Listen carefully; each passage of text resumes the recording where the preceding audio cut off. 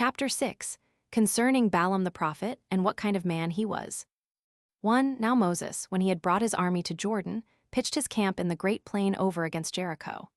This city is a very happy situation, and very fit for producing palm trees and balsam. And now the Israelites began to be very proud of themselves, and were very eager for fighting. Moses then, after he had offered for a few days sacrifices of thanksgiving to God, and feasted the people, sent a party of armed men to lay waste the country of the Midianites, and to take their cities. Now the occasion which he took for making war upon them was this that follows. 2. When Balak, the king of the Moabites, who had from his ancestors a friendship and league with the Midianites, saw how great the Israelites were grown, he was much affrighted on account of his own and his kingdom's danger. For he was not acquainted with this, that the Hebrews would not meddle with any other country, but were to be contented with the possession of the land of Canaan. God having forbidden them to go any farther 7, so he, with more haste than wisdom, resolved to make an attempt upon them by words. But he did not judge it prudent to fight against them, after they had such prosperous successes, and even became out of ill successes more happy than before, but he thought to hinder them, if he could, from growing greater, and so he resolved to send ambassadors to the Midianites about them. Now these Midianites, knowing there was one Balaam, who lived by Euphrates, and was the greatest of the prophets at that time, and one that was in friendship with them, sent some of their honorable princes along with the ambassadors of Balak to entreat the prophet to come to them, that he might imprecate curses to the destruction of the Israelites. So Balaam received the ambassadors and treated them very kindly. And when he had supped, he inquired what was God's will, and what this matter was for which the Midianites entreated him to come to them. But when God opposed his going, he came to the ambassadors, and told them that he was himself very willing and desirous to comply with their request, but informed them that God was opposite to his intentions, even that God who had raised him to great reputation on account of the truth of his predictions. For that this army, which they entreated him to come and curse, was in the favor of God, on which account he advised them to go home again, and not to persist in their enmity against the Israelites. And when he had given them that answer, he dismissed the ambassadors. 3. Now the Midianites, at the earnest request and fervent entreaties of Balak, sent other ambassadors to Balaam, who, desiring to gratify the men, inquired again of God. But he was displeased at trial 8 and bid him by no means to contradict the ambassadors. Now Balaam did not imagine that God gave this injunction in order to deceive him, so he went along with the ambassadors. But when the divine angel met him in the way, when he was in a narrow passage, and hedged in with a wall on both sides, the ass on which Balaam rode understood that it was a divine spirit that met him, and thrust Balaam to one of the walls, without regard to the stripes which Balaam, when he was hurt by the wall, gave her. But when the ass, upon the angels continuing to distress her, and upon the stripes which were given her, fell down, by the will of God, she made use of the voice of a man, and complained of Balaam as acting unjustly to her. That whereas he had no fault to find with her in her former service to him, he now inflicted stripes upon her, as not understanding that she was hindered from serving him in what he was now going about, by the providence of God. And when he was disturbed by reason of the voice of the ass, which was that of a man, the angel plainly appeared to him, and blamed him for the stripes he had given his ass, and informed him that the brute creature was not in fault, but that he was himself come to obstruct his journey, as being contrary to the will of God. Upon which Balaam was afraid, and was preparing to return back again. Yet did God excite him to go on his intended journey, but added this injunction, that he should declare nothing but what he himself should suggest to his mind. 4. When God had given him this charge, he came to Balak, and when the king had entertained him in a magnificent manner, he desired him to go to one of the mountains to take a view of the state of the camp of the Hebrews. Balak himself also came to the mountain, and brought the prophet along with him, with a royal attendance. This mountain lay over their heads, and was distant 60 furlongs from the camp.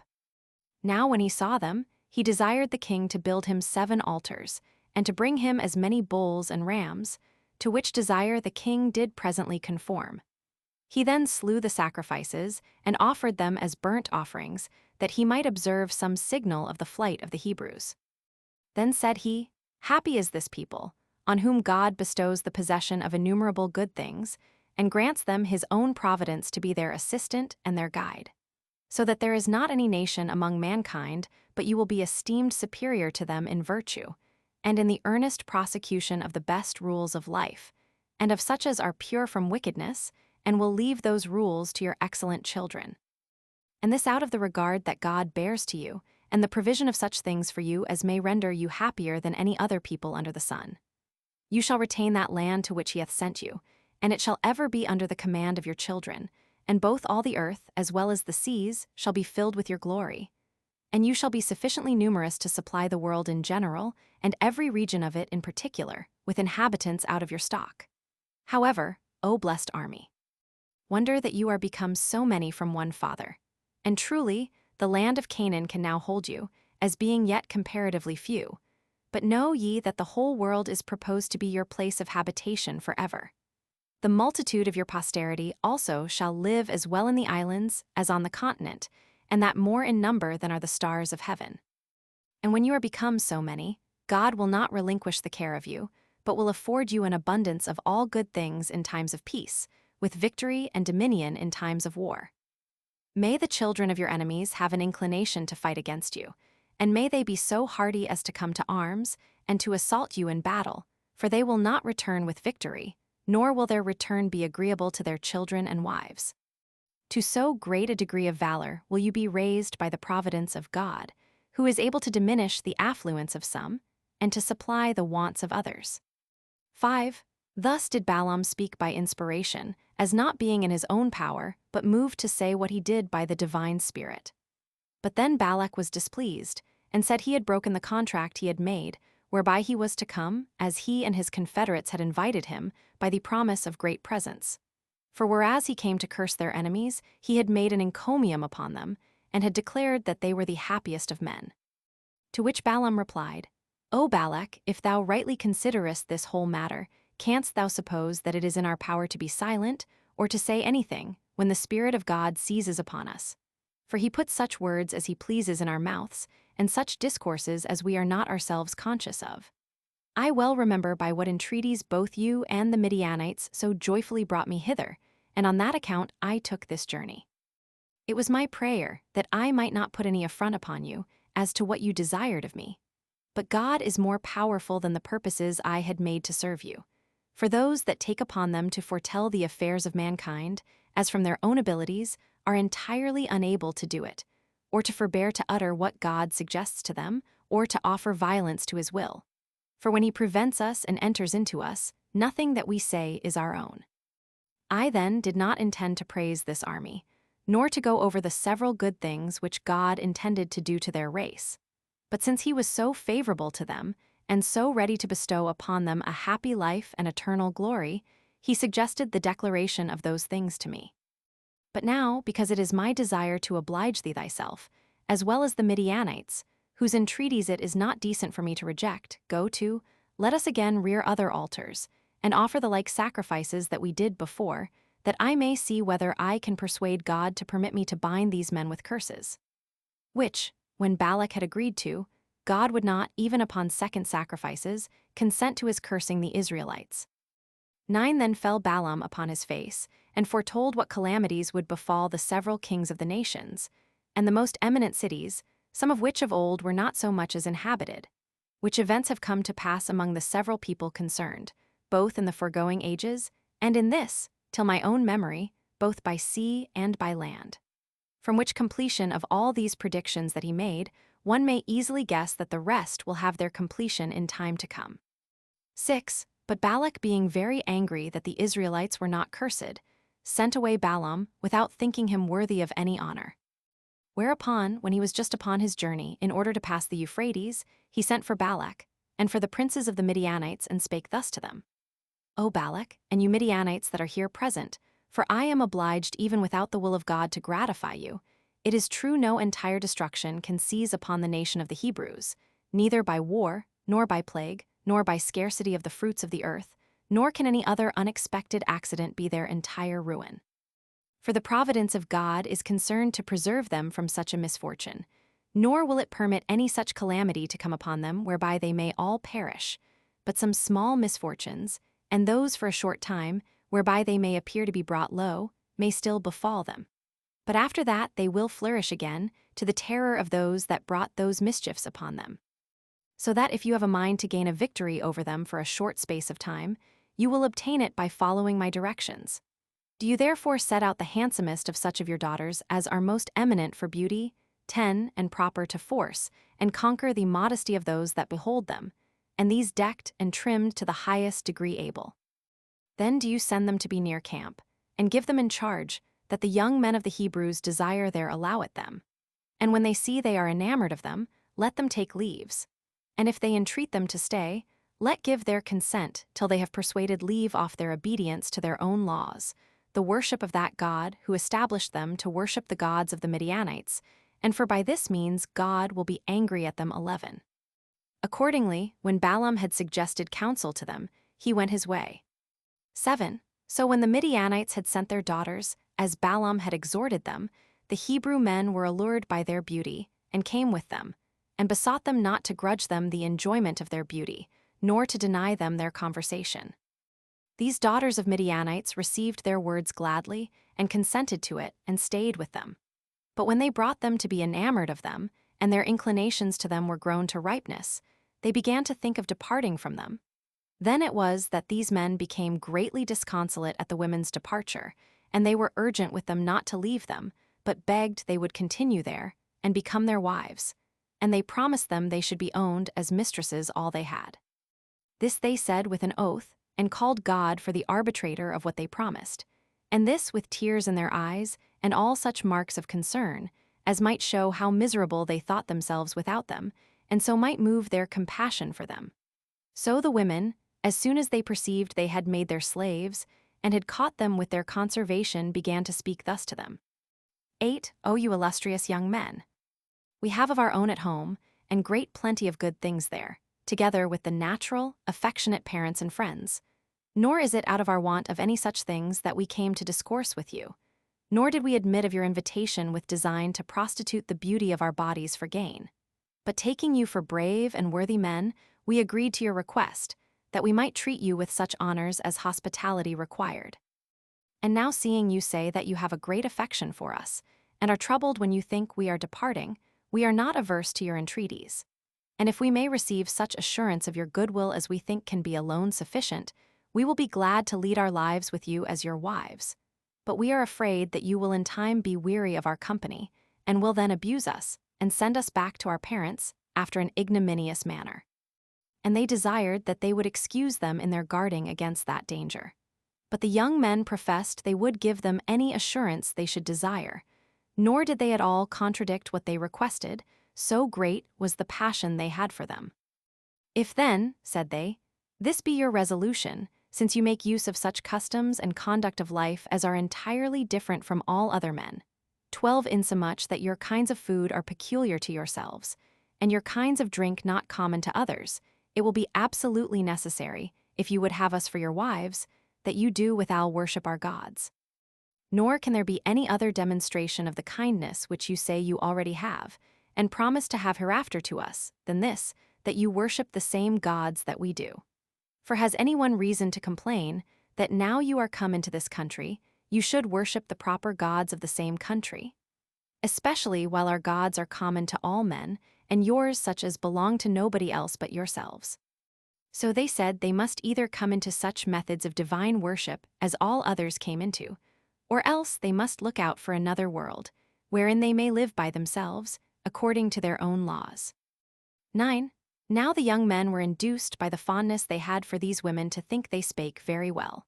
So they gave themselves up to what they persuaded them, and transgressed their own laws, and supposing there were many gods, and resolving that they would sacrifice to them according to the laws of that country which ordained them, they both were delighted with their strange food, and went on to do everything that the women would have them do, though in contradiction to their own laws. So far indeed that this transgression was already gone through the whole army of the young men, and they fell into a sedition that was much worse than the former, and into danger of the entire abolition of their own institutions. For when once the youth had tasted of these strange customs, they went with insatiable inclinations into them. And even where some of the principal men were illustrious on account of the virtues of their fathers, they also were corrupted together with the rest. 10. Even Zimri, the head of the tribe of Simeon, accompanied with Cosbi a Midianitish woman, who was the daughter of Sur, a man of authority in that country, and being desired by his wife to disregard the laws of Moses, and to follow those she was used to, he complied with her, and this both by sacrificing after a manner different from his own, and by taking a stranger to wife. When things were thus, Moses was afraid that matters should grow worse, and called the people to a congregation, but then accused nobody by name, as unwilling to drive those into despair who, by lying concealed, might come to repentance. But he said that they did not do what was either worthy of themselves or of their fathers by preferring pleasure to God and to the living according to his will. That it was fit they should change their courses while their affairs were still in a good state, and think that to be true fortitude which offers not violence to their laws, but that which resists their lusts. And besides that, he said it was not a reasonable thing, when they had lived soberly in the wilderness, to act madly now when they were in prosperity, and that they ought not to lose, now they have abundance, what they had gained when they had little. And so did he endeavor, by saying this, to correct the young inert, and to bring them to repentance for what they had done. 11. But Zimri arose up after him and said, Yes, indeed, Moses, thou art at liberty to make use of such laws as thou art so fond of, and haste, by accustoming thyself to them, made them firm. Otherwise, if things had not been thus, thou hadst often been punished before now, and hadst known that the Hebrews are not easily put upon. But thou shalt not have me one of thy followers in thy tyrannical commands, for thou dost nothing else hitherto, but, under pretense of laws and of God, wickedly impose on us slavery, and gain dominion to thyself, while thou deprivest us of the sweetness of life, which consists in acting according to our own wills, and is the right of free men, and of those that have no lord over them. Nay, indeed, this man is harder upon the Hebrews than were the Egyptians themselves, as pretending to punish, according to his laws, everyone's acting what is most agreeable to himself. But thou thyself better deservest to suffer punishment, who presumest to abolish what everyone acknowledges to be what is good for him, and aimest to make thy single opinion to have more force than that of all the rest. And what I now do, and think to be right, I shall not hereafter deny to be according to my own sentiments. I have married, as thou sayest rightly, a strange woman, and thou hearest what I do from myself as from one that is free, for truly I did not intend to conceal myself. I also own that I sacrifice to those gods to whom you do not think it fit to sacrifice, and I think it right to come at truth by inquiring of many people, and not like one that lives under tyranny, to suffer the whole hope of my life to depend upon one man, nor shall anyone find cause to rejoice who declares himself to have more authority over my actions than myself. 12. Now when Zimri had said these things, about what he and some others had wickedly done, the people held their peace, both out of fear of what might come upon them, and because they saw that their legislator was not willing to bring his insolence before the public any further, or openly to contend with him. For he avoided that, lest many should imitate the impudence of his language, and thereby disturb the multitude. Upon this the assembly was dissolved. However, the mischievous attempt had proceeded further, if Zimri had not been first slain, which came to pass on the following occasion.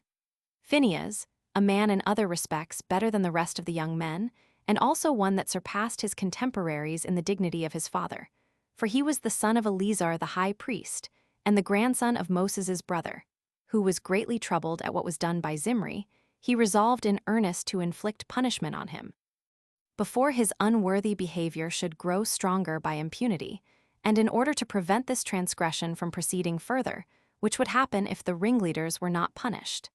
He was of so great magnanimity, both in strength of mind and body, that when he undertook any very dangerous attempt, he did not leave it off till he overcame it, and got an entire victory. So he came into Zimri's tent, and slew him with his javelin, and with it he slew Cosbi also, upon which all those young men that had a regard to virtue, and aimed to do a glorious action, imitated Phinehas's boldness, and slew those that were found to be guilty of the same crime with Zimri. Accordingly, many of those that had transgressed perished by the magnanimous valor of these young men, and the rest all perished by a plague, which distemper God himself inflicted upon them, so that all those their kindred, who, instead of hindering them from such wicked actions, as they ought to have done, had persuaded them to go on, were esteemed by God as partners in their wickedness, and died. Accordingly, there perished out of the army no fewer than 13,000 at this time. 13. This was the cause why Moses was provoked to send an army to destroy the Midianites, concerning which expedition we shall speak presently, when we have first related what we have omitted. For it is but just not to pass over our legislators due encomium, on account of his conduct here, because, although this Balaam, who was sent for by the Midianites to curse the Hebrews, and when he was hindered from doing it by divine providence, did still suggest that advice to them, by making use of which our enemies had well nigh corrupted the whole multitude of the Hebrews with their wiles, till some of them were deeply infected with their opinions. Yet did he do him great honor, by setting down his prophecies in writing. And while it was in his power to claim this glory to himself, and make men believe they were his own predictions, there being no one that could be a witness against him, and accuse him for so doing, he still gave his attestation to him, and did him the honor to make mention of him on this account. But let every one think of these matters as he pleases.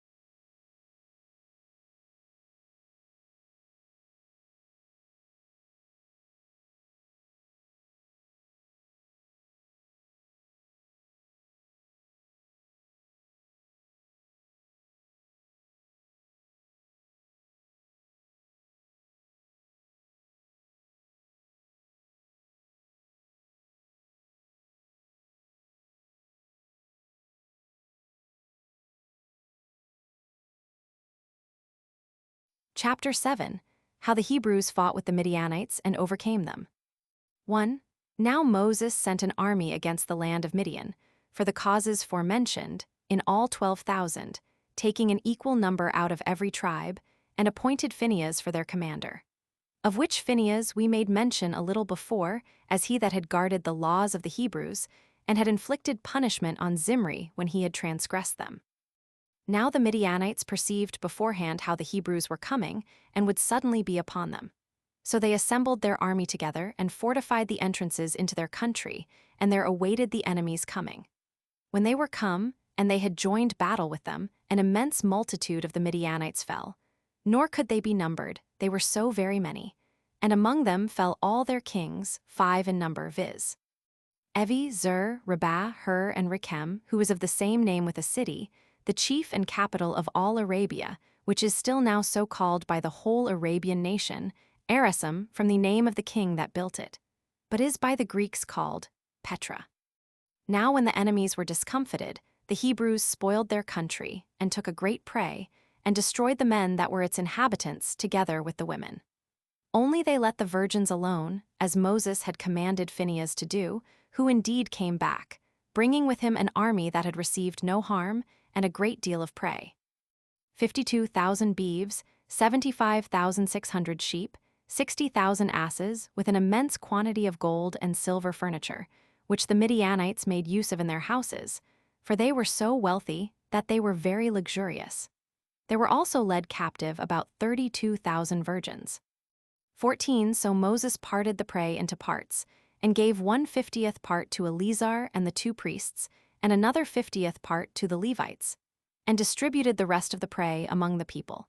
After which they lived happily, as having obtained an abundance of good things by their valor, and there being no misfortune that attended them, or hindered their enjoyment of that happiness.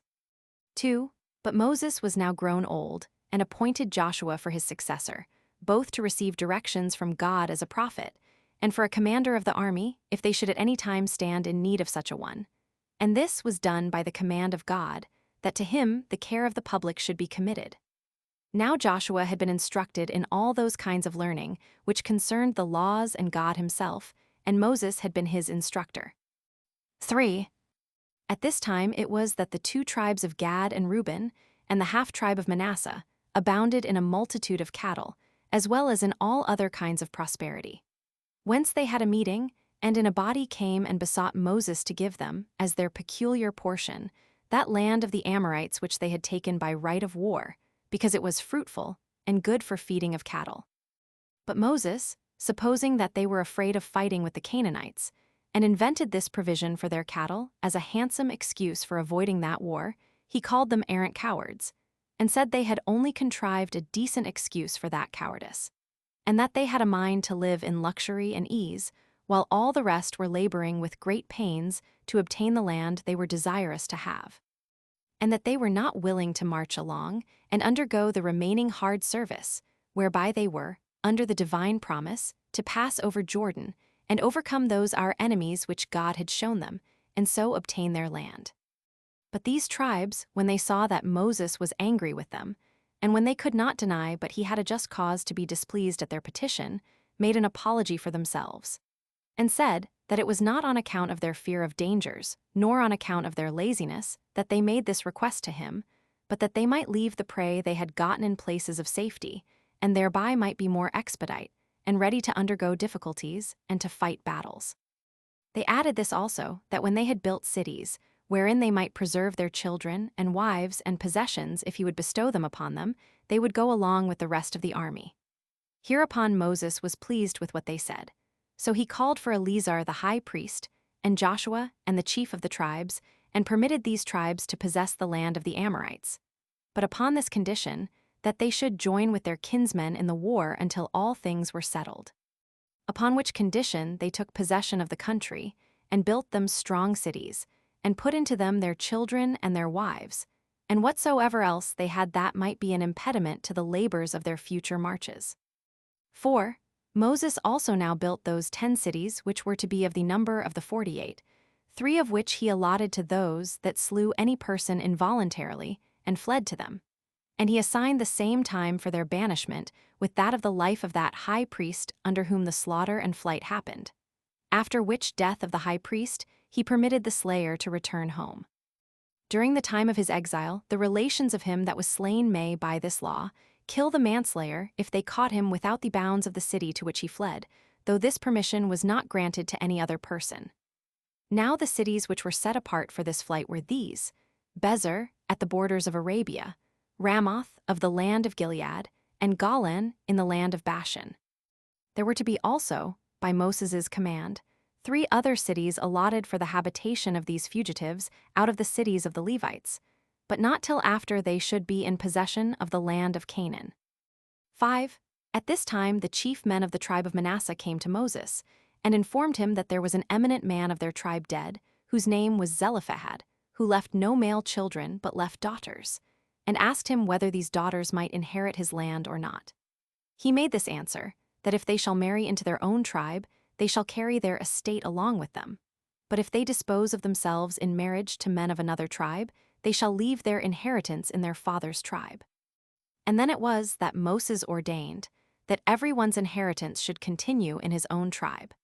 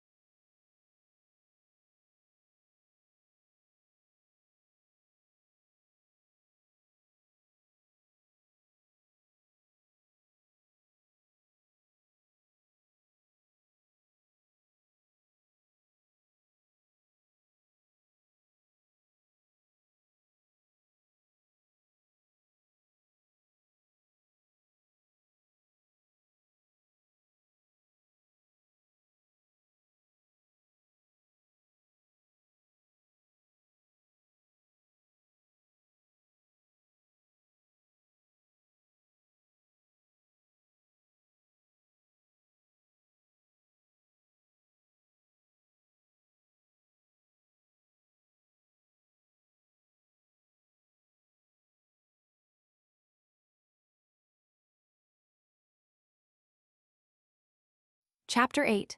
The polity settled by Moses, and how he disappeared from among mankind. 1. When 40 years were completed, within 30 days, Moses gathered the congregation together near Jordan, where the city Abila now stands, a place full of palm trees. And all the people being come together, he spake thus to them. 2. O you Israelites and fellow soldiers, who have been partners with me in this long and uneasy journey, since it is now the will of God, and the course of old age, at 120, requires it that I should depart out of this life.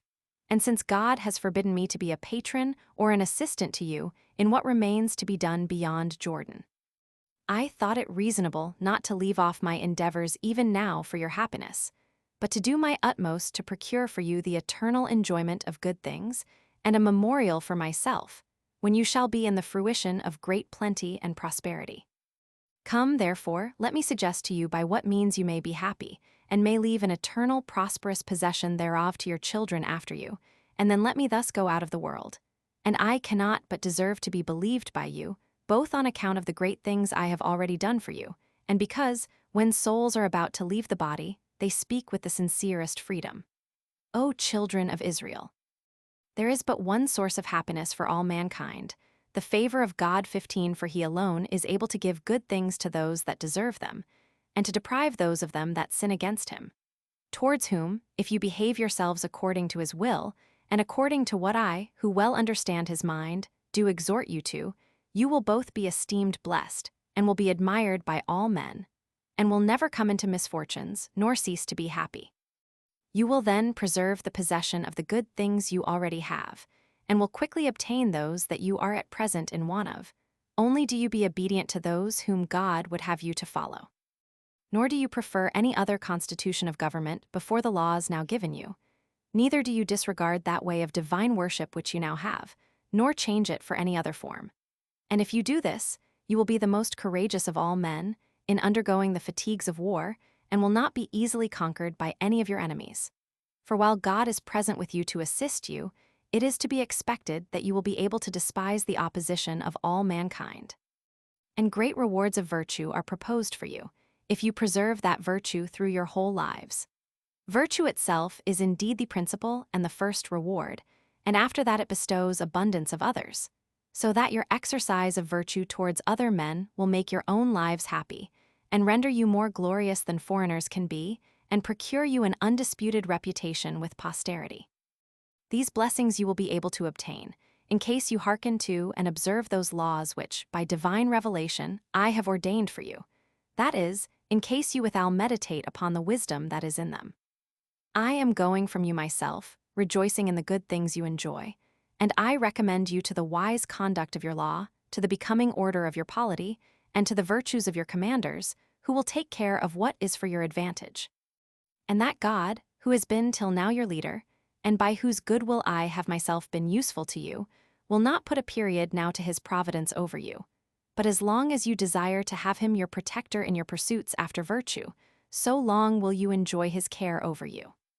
Your high priest also Eleazar, as well as Joshua, with the senate and chief of your tribes, will go before you, and suggest the best advices to you, by following which advices you will continue to be happy. To whom do you give ear without reluctance, as sensible that all such as know well how to be governed will also know how to govern if they be promoted to that authority themselves. And do not you esteem liberty to consist in opposing such directions as your governors think fit to give you for your practice, as at present indeed you place your liberty in nothing else but abusing your benefactors, which error if you can avoid for the time to come, your affairs will be in a better condition than they have hitherto been. Nor do you ever indulge such a degree of passion in these matters, as you have oftentimes done when you have been very angry at me. For you know that I have been oftener in danger of death from you than from our enemies. What I now put you in mind of is not done in order to reproach you. For I do not think it proper, now I am going out of the world, to bring this to your remembrance, in order to leave you offended at me, since, at the time when I underwent those hardships from you, I was not angry at you. But I do it in order to make you wiser hereafter, and to teach you that this will be for your security. I mean that you never be injurious to those that preside over you, even when you are become rich, as you will be to a great degree when you have passed over Jordan, and are in possession of the land of Canaan. Since, when you shall have once proceeded so far by your wealth, as to a contempt and disregard of virtue, you will also forfeit the favor of God. And when you have made him your enemy, you will be beaten in war, and will have the land which you possess taken away again from you by your enemies, and this with great reproaches upon your conduct. You will be scattered over the whole world, and will, as slaves, entirely fill both sea and land. And when once you have had the experience of what I now say, you will repent, and remember the laws you have broken when it is too late. Whence I would advise you, if you intend to preserve these laws, to leave none of your enemies alive when you have conquered them, but to look upon it as for your advantage to destroy them all, lest, if you permit them to live, you taste of their manners and thereby corrupt your own proper institutions. I also do further exhort you to overthrow their altars and their groves and whatsoever temples they have among them, and to burn all such, their nation, and their very memory with fire. For by this means alone the safety of your own happy constitution can be firmly secured to you. And in order to prevent your ignorance of virtue and the degeneracy of your nature into vice, I have also ordained you laws by divine suggestion, and a form of government which are so good that if you regularly observe them, you will be esteemed of all men the most happy. 3. When he had spoken thus, he gave them the laws and the constitution of government written in a book. Upon which the people fell into tears, and appeared already touched with the sense that they should have a great want of their conductor, because they remembered what a number of dangers he had passed through, and what care he had taken of their preservation. They desponded about what would come upon them after he was dead, and thought they should never have another governor like him, and feared that God would then take less care of them when Moses was gone, who used to intercede for them. They also repented of what they had said to him in the wilderness when they were angry, and were in grief on those accounts, insomuch that the whole body of the people fell into tears with such bitterness, that it was past the power of words to comfort them in their affliction. However, Moses gave them some consolation, and by calling them off the thought how worthy he was of their weeping for him, he exhorted them to keep to that form of government he had given them. And then the congregation was dissolved at that time. 4. Accordingly, I shall now first describe this form of government which was agreeable to the dignity and virtue of Moses, and shall thereby inform those that read these Antiquities what our original settlements were, and shall then proceed to the remaining histories. Now those settlements are all still in writing, as he left them, and we shall add nothing by way of ornament, nor anything besides what Moses left us. Only we shall so far innovate as to digest the several kinds of laws into a regular system, for they were by him left in writing as they were accidentally scattered in their delivery, and as he upon inquiry had learned them of God.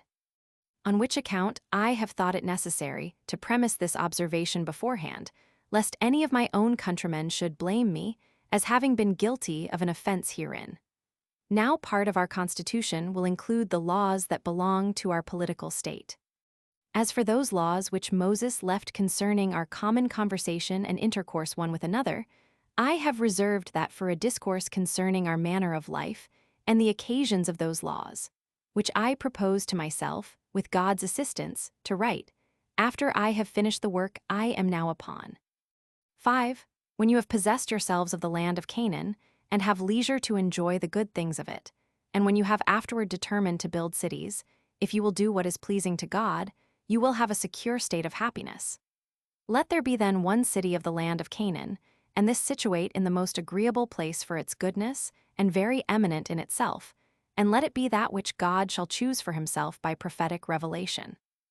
Let there also be one temple therein, and one altar, not reared of hewn stones, but of such as you gather together at random, which stones, when they are whited over with mortar, will have a handsome appearance, and be beautiful to the sight. Let the ascent to it be not by steps 16, but by an acclivity of raised earth. And let there be neither an altar nor a temple in any other city, for God is but one, and the nation of the Hebrews is but one. 6. He that blasphemeth God, let him be stoned, and let him hang upon a tree all that day, and then let him be buried in an ignominious and obscure manner. 7. Let those that live as remote as the bounds of the land which the Hebrews shall possess come to that city where the temple shall be, and this 3 times in a year, that they may give thanks to God for his former benefits, and may entreat him for those they shall want hereafter. And let them, by this means, maintain a friendly correspondence with one another by such meetings and feastings together. For it is a good thing for those that are of the same stock, and under the same institution of laws, not to be unacquainted with each other, which acquaintance will be maintained by thus conversing together, and by seeing and talking with one another, and so renewing the memorials of this union. For if they do not thus converse together continually, they will appear like mere strangers to one another. 8. Let there be taken out of your fruits a tenth, besides that which you have allotted to give to the priests and Levites. This you may indeed sell in the country, but it is to be used in those feasts and sacrifices that are to be celebrated in the holy city. For it is fit that you should enjoy those fruits of the earth which God gives you to possess, so as may be to the honor of the donor. 9. You are not to offer sacrifices out of the hire of a woman who is a harlot 17, for the deity is not pleased with anything that arises from such abuses of nature, of which sort none can be worse than this prostitution of the body. In like manner, no one may take the price of the covering of a bitch, either of one that is used in hunting or in keeping of sheep, and thence sacrifice to God. 10. Let no one blaspheme those gods which other cities esteem such. 18. Nor may anyone steal what belongs to strange temples, nor take away the gifts that are dedicated to any god. 11. Let not any one of you wear a garment made of woolen and linen, for that is appointed to be for the priests alone. 12.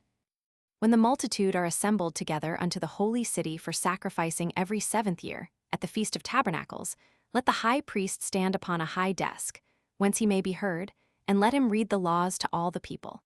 And let neither the women nor the children be hindered from hearing, no, nor the servants neither. For it is a good thing that those laws should be engraven in their souls, and preserved in their memories, that so it may not be possible to blot them out. For by this means they will not be guilty of sin, when they cannot plead ignorance of what the laws have enjoined them. The laws also will have a greater authority among them, as foretelling what they will suffer if they break them, and imprinting in their souls by this hearing what they command them to do, that so there may always be within their minds that intention of the laws which they have despised and broken, and have thereby been the causes of their own mischief. Let the children also learn the laws, as the first thing they are taught, which will be the best thing they can be taught, and will be the cause of their future felicity. 13. Let every one commemorate before God the benefits which he bestowed upon them at their deliverance out of the land of Egypt, and this twice every day, both when the day begins and when the hour of sleep comes on, gratitude being in its own nature a just thing, and serving not only by way of return for past, but also by way of invitation of future favors. They are also to inscribe the principal blessings they have received from God upon their doors, and show the same remembrance of them upon their arms, as also they are to bear on their forehead and their arm those wonders which declare the power of God and his goodwill towards them, that God's readiness to bless them may appear everywhere conspicuous about them. 19. 14. Let there be 7 men to judge in every city, 20, and these such as have been before most zealous in the exercise of virtue and righteousness. Let every judge have 2 officers allotted him out of the tribe of Levi. Let those that are chosen to judge in the several cities be had in great honor, and let none be permitted to revile any others when these are present, nor to carry themselves in an insolent manner to them, it being natural that reverence towards those in high offices among men should procure men's fear and reverence towards God. Let those that judge be permitted to determine according as they think to be right, unless anyone can show that they have taken bribes to the perversion of justice, or can allege any other accusation against them, whereby it may appear that they have passed an unjust sentence. For it is not fit that causes should be openly determined out of regard to gain or to the dignity of the suitors, but that the judges should esteem what is right before all other things, otherwise God will by that means be despised, and esteemed inferior to those, the dread of whose power has occasioned the unjust sentence. For justice is the power of God. He therefore that gratifies those in great dignity supposes them more potent than God himself. But if these judges be unable to give a just sentence about the causes that come before them, which case is not unfrequent in human affairs, Let them send the cause undetermined to the holy city, and there let the high priest, the prophet, and the Sanhedrim determine as it shall seem good to them. 15. But let not a single witness be credited, but 3 or 2 at the least, and those such whose testimony is confirmed by their good lives. But let not the testimony of women be admitted, on account of the levity and boldness of their sex. 21. Nor let servants be admitted to give testimony, on account of the ignobility of their soul, since it is probable that they may not speak truth, either out of hope of gain or fear of punishment. But if anyone be believed to have borne false witness, let him, when he is convicted, suffer all the very same punishments which he against whom he bore witness was to have suffered. 16.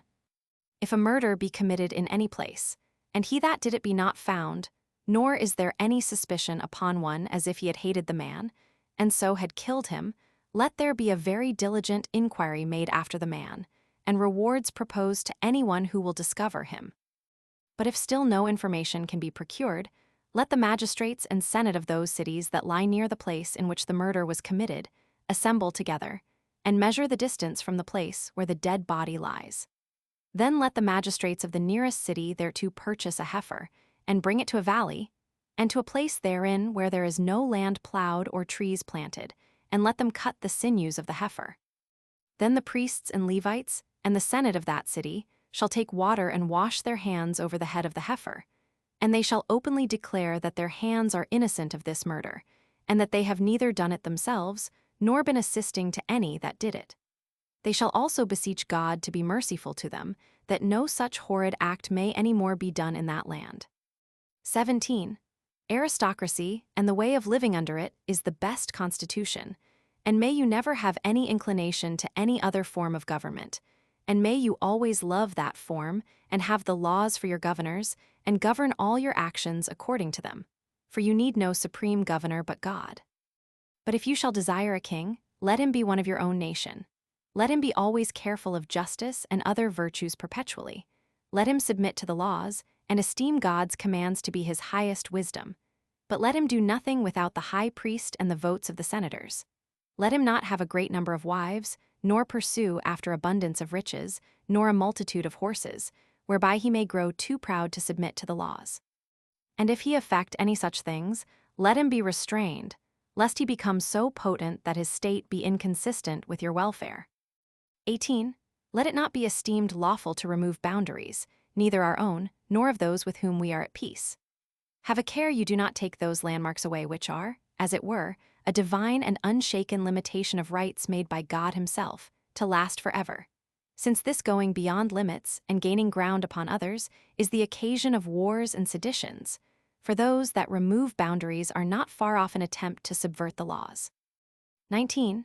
He that plants a piece of land, the trees of which produce fruits before the 4th year, is not to bring thence any first fruits to God, nor is he to make use of that fruit himself, for it is not produced in its proper season.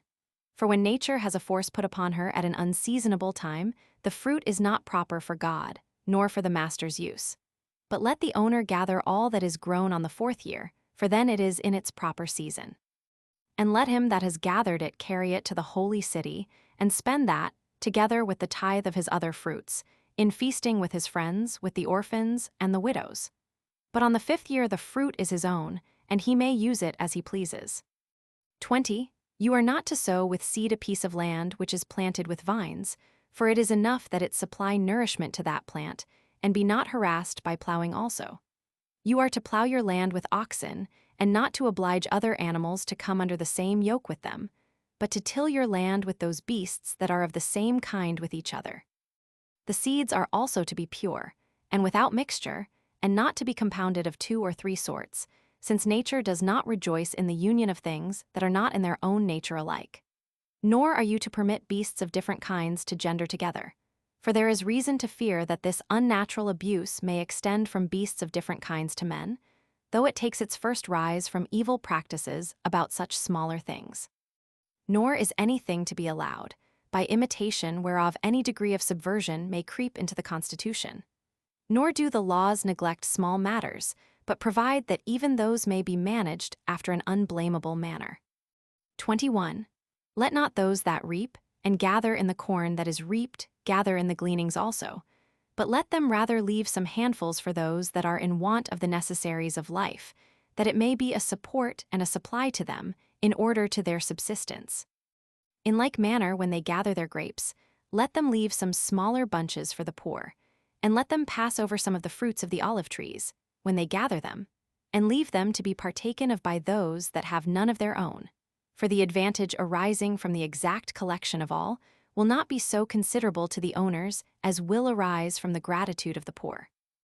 And God will provide that the land shall more willingly produce what shall be for the nourishment of its fruits, in case you do not merely take care of your own advantage, but have regard to the support of others also. Nor are you to muzzle the mouths of the oxen when they tread the ears of corn in the thrashing floor, for it is not just to restrain our fellow laboring animals, and those that work in order to its production, of this fruit of their labors. Nor are you to prohibit those that pass by at the time when your fruits are ripe to touch them, but to give them leave to fill themselves full of what you have.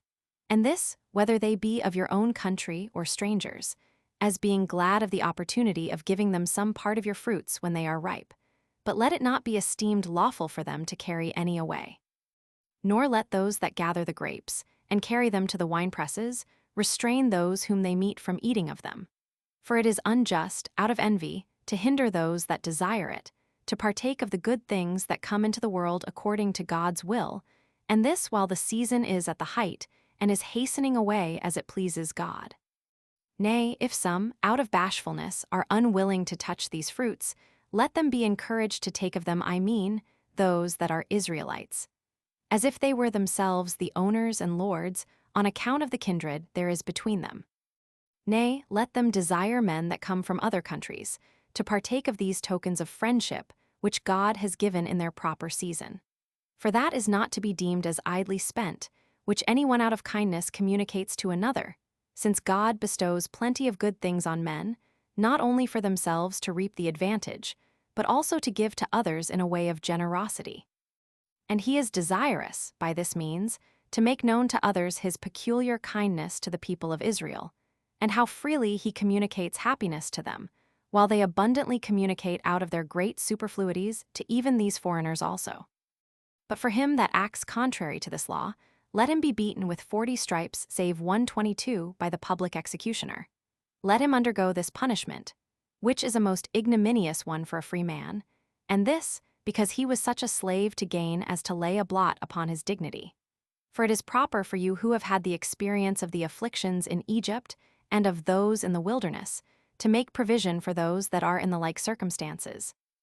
And while you have now obtained plenty yourselves, through the mercy and providence of God, to distribute of the same plenty, by the like sympathy, to such as stand in need of it. 22.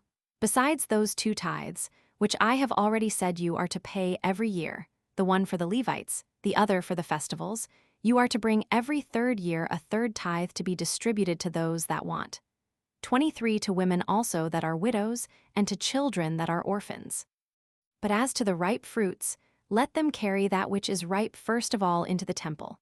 And when they have blessed God for that land which bare them, and which he had given them for a possession, when they have also offered those sacrifices which the law has commanded them to bring, let them give the first fruits to the priests. But when anyone hath done this, and hath brought the tithe of all that he hath together with those first fruits that are for the Levites, and for the festivals, and when he is about to go home, let him stand before the holy house, and return thanks to God, that he hath delivered them from the injurious treatment they had in Egypt, and hath given them a good land, and a large, and lets them enjoy the fruits thereof. And when he hath openly testified that he hath fully paid the tithes and other dues, according to the laws of Moses, let him entreat God that he will be ever merciful and gracious to him, and continue so to be to all the Hebrews, both by preserving the good things which he hath already given them, and by adding what it is still in his power to bestow upon them. 23. Let the Hebrews marry at the age fit for it, virgins that are free and born of good parents. And he that does not marry a virgin, let him not corrupt another man's wife and marry her, nor grieve her former husband. Nor let free men marry slaves, although their affections should strongly bias any of them so to do, for it is decent, and for the dignity of the persons themselves, to govern those their affections. And further, no one ought to marry a harlot, whose matrimonial oblations, arising from the prostitution of her body, God will not receive. For by these means the dispositions of the children will be liberal and virtuous. I mean, when they are not born of base parents, and of the lustful conjunction of such as marry women that are not free. If anyone has been espoused to a woman as to a virgin, and does not afterward find her so to be, let him bring his action and accuse her, and let him make use of such indications 24 to prove his accusation as he is furnished withal. And let the father or the brother of the damsel, or some one that is after them nearest of kin to her, defend her if the damsel obtain a sentence in her favor, that she had not been guilty, let her live with her husband that accused her. And let him not have any further power at all to put her away, unless she give him very great occasions of suspicion, and such as can be no way contradicted. But for him that brings an accusation and calumny against his wife in an impudent and rash manner, let him be punished by receiving 40 stripes save one, and let him pay 50 shekels to her father. But if the damsel be convicted, as having been corrupted, and is one of the common people, let her be stoned, because she did not preserve her virginity till she were lawfully married. But if she were the daughter of a priest, let her be burnt alive. If anyone has 2 wives, and if he greatly respect and be kind to one of them, either out of his affection to her, or for her beauty, or for some other reason, while the other is of less esteem with him. And if the son of her that is beloved be the younger by birth than another born of the other wife, but endeavors to obtain the right of primogeniture from his father's kindness to his mother, and would thereby obtain a double portion of his father's substance. For that double portion is what I have allotted him in the laws. Let not this be permitted. For it is unjust that he who is the elder by birth should be deprived of what is due to him, on the father's disposition of his estate, because his mother was not equally regarded by him. He that hath corrupted a damsel espoused to another man, in case he had her consent, let both him and her be put to death, for they are both equally guilty. The man, because he persuaded the woman willingly to submit to a most impure action, and to prefer it to lawful wedlock. The woman, because she was persuaded to yield herself to be corrupted, either for pleasure or for gain. However, if a man light on a woman when she is alone, and forces her, where nobody was present to come to her assistance, let him only be put to death. Let him that hath corrupted a virgin not yet espoused marry her. But if the father of the damsel be not willing that she should be his wife, let him pay 50 shekels as the price of her prostitution. He that desires to be divorced from his wife for any cause 25 whatsoever, let him in writing give assurance that he will never use her as his wife any more. For by this means she may be at liberty to marry another husband. Although before this bill of divorce be given, she is not to be permitted so to do. But if she be misused by him also, or if, when he is dead, her first husband would marry her again, it shall not be lawful for her to return to him. If a woman's husband die, and leave her without children, let his brother marry her, and let him call the son that is born to him by his brother's name, and educate him as the heir of his inheritance. For this procedure will be for the benefit of the public, because thereby families will not fail, and the estate will continue among the kindred. And this will be for the solace of wives under their affliction, that they are to be married to the next relation of their former husbands. But if the brother will not marry her, let the woman come before the Senate, and protest openly that this brother will not admit her for his wife, but will injure the memory of his deceased brother, while she is willing to continue in the family, and to bear him children. And when the Senate have inquired of him for what reason it is that he is averse to this marriage, whether he gives a bad or a good reason, the matter must come to this issue, that the woman shall loose the sandals of the brother, and shall spit in his face, and say, he deserves this reproachful treatment from her, as having injured the memory of the deceased. And then let him go away out of the Senate, and bear this reproach upon him all his life long, and let her marry to whom she pleases, of such as seek her in marriage. But now, if any man take captive, either a virgin, or one that hath been married, 26, and has a mind to marry her, let him not be allowed to bring her to bed to him, or to live with her as his wife, before she hath her head shaven, and hath put on her mourning habit, and lamented her relations and friends that were slain in the battle, that by this means she may give vent to her sorrow for them, and after that may betake herself to feasting and matrimony. For it is good for him that takes a woman, in order to have children by her, to be complacent to her inclinations, and not merely to pursue his own pleasure, while he hath no regard to what is agreeable to her. But when 30 days are past, as the time of mourning, for so many are sufficient to prudent persons for lamenting the dearest friends, then let them proceed to the marriage. But in case when he hath satisfied his lust, he be too proud to retain her for his wife, let him not have it in his power to make her a slave, but let her go away whither she pleases, and have that privilege of a free woman. 24. As to those young men that despise their parents, and do not pay them honor, but offer them affronts, either because they are ashamed of them or think themselves wiser than they, in the first place, let their parents admonish them in words, for they are by nature of authority sufficient for becoming their judges. And let them say thus to them, that they cohabited together, not for the sake of pleasure, nor for the augmentation of their riches, by joining both their stocks together, but that they might have children to take care of them in their old age, and might by them have what they then should want. And say further to him, that when thou wast born, we took thee up with gladness, and gave God the greatest thanks for thee, and brought time up with great care, and spared for nothing that appeared useful for thy preservation, and for thy instruction in what was most excellent. And now, since it is reasonable to forgive the sins of those that are young, let it suffice thee to have given so many indications of thy contempt of us. Reform thyself, and act more wisely for the time to come, considering that God is displeased with those that are insolent towards their parents, because he is himself the father of the whole race of mankind, and seems to bear part of that dishonor which falls upon those that have the same name, when they do not meet with dire returns from their children. And on such the law inflicts inexorable punishment, of which punishment mayst thou never have the experience. Now if the insolence of young men be thus cured, let them escape the reproach which their former errors deserved. For by this means the lawgiver will appear to be good, and parents happy, while they never behold either a son or a daughter brought to punishment. But if it happen that these words and instructions, conveyed by them in order to reclaim the man, appear to be useless, then the offender renders the law's implacable enemies to the insolence he has offered his parents. Let him therefore be brought forth 27 by these very parents out of the city, with a multitude following him, and there let him be stoned. And when he has continued there for one whole day, that all the people may see him, let him be buried in the night. And thus it is that we bury all whom the laws condemn to die, upon any account whatsoever. Let our enemies that fall in battle be also buried, nor let any one dead body lie above the ground, or suffer a punishment beyond what justice requires. 25. Let no one lend to any one of the Hebrews upon usury, neither usury of what is eaten or what is drunken, for it is not just to make advantage of the misfortunes of one of thy own countrymen. But when thou hast been assistant to his necessities, think it thy gain if thou obtainest their gratitude to thee, and withal that reward which will come to thee from God for thy humanity towards him. 26. Those who have borrowed either silver or any sort of fruits, whether dry or wet, I mean this, when the Jewish affairs shall, by the blessing of God, be to their own mind.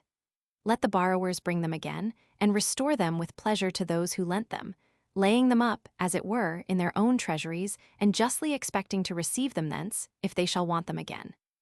But if they be without shame, and do not restore it, let not the lender go to the borrower's house, and take a pledge himself, before judgment be given concerning it. But let him require the pledge, and let the debtor bring it of himself, without the least opposition to him that comes upon him under the protection of the law.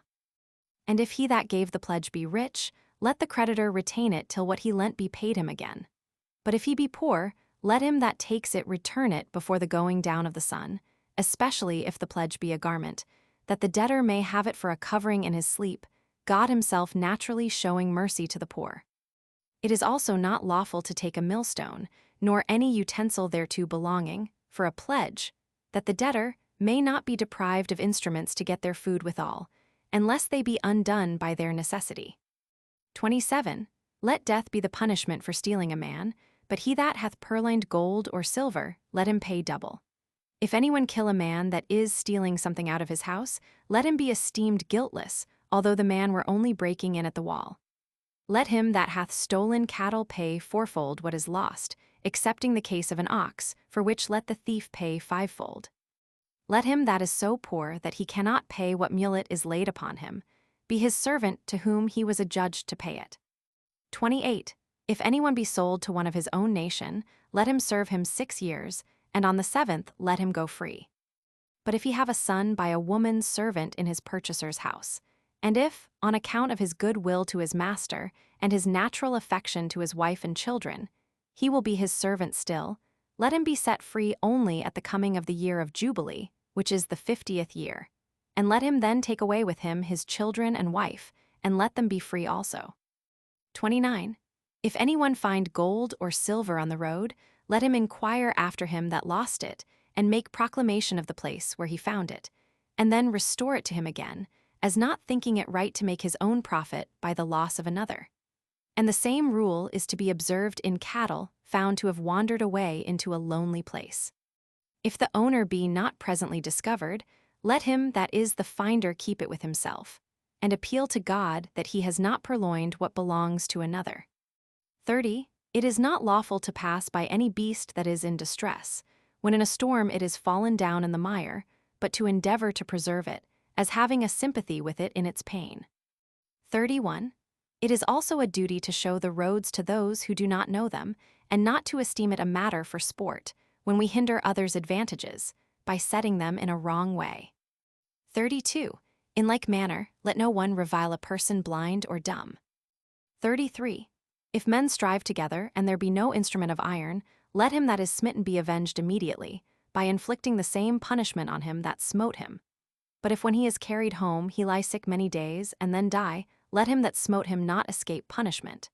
But if he that is smit escape death, and yet be at great expense for his cure, the smiter shall pay for all that has been expended during the time of his sickness, and for all that he has paid the physician.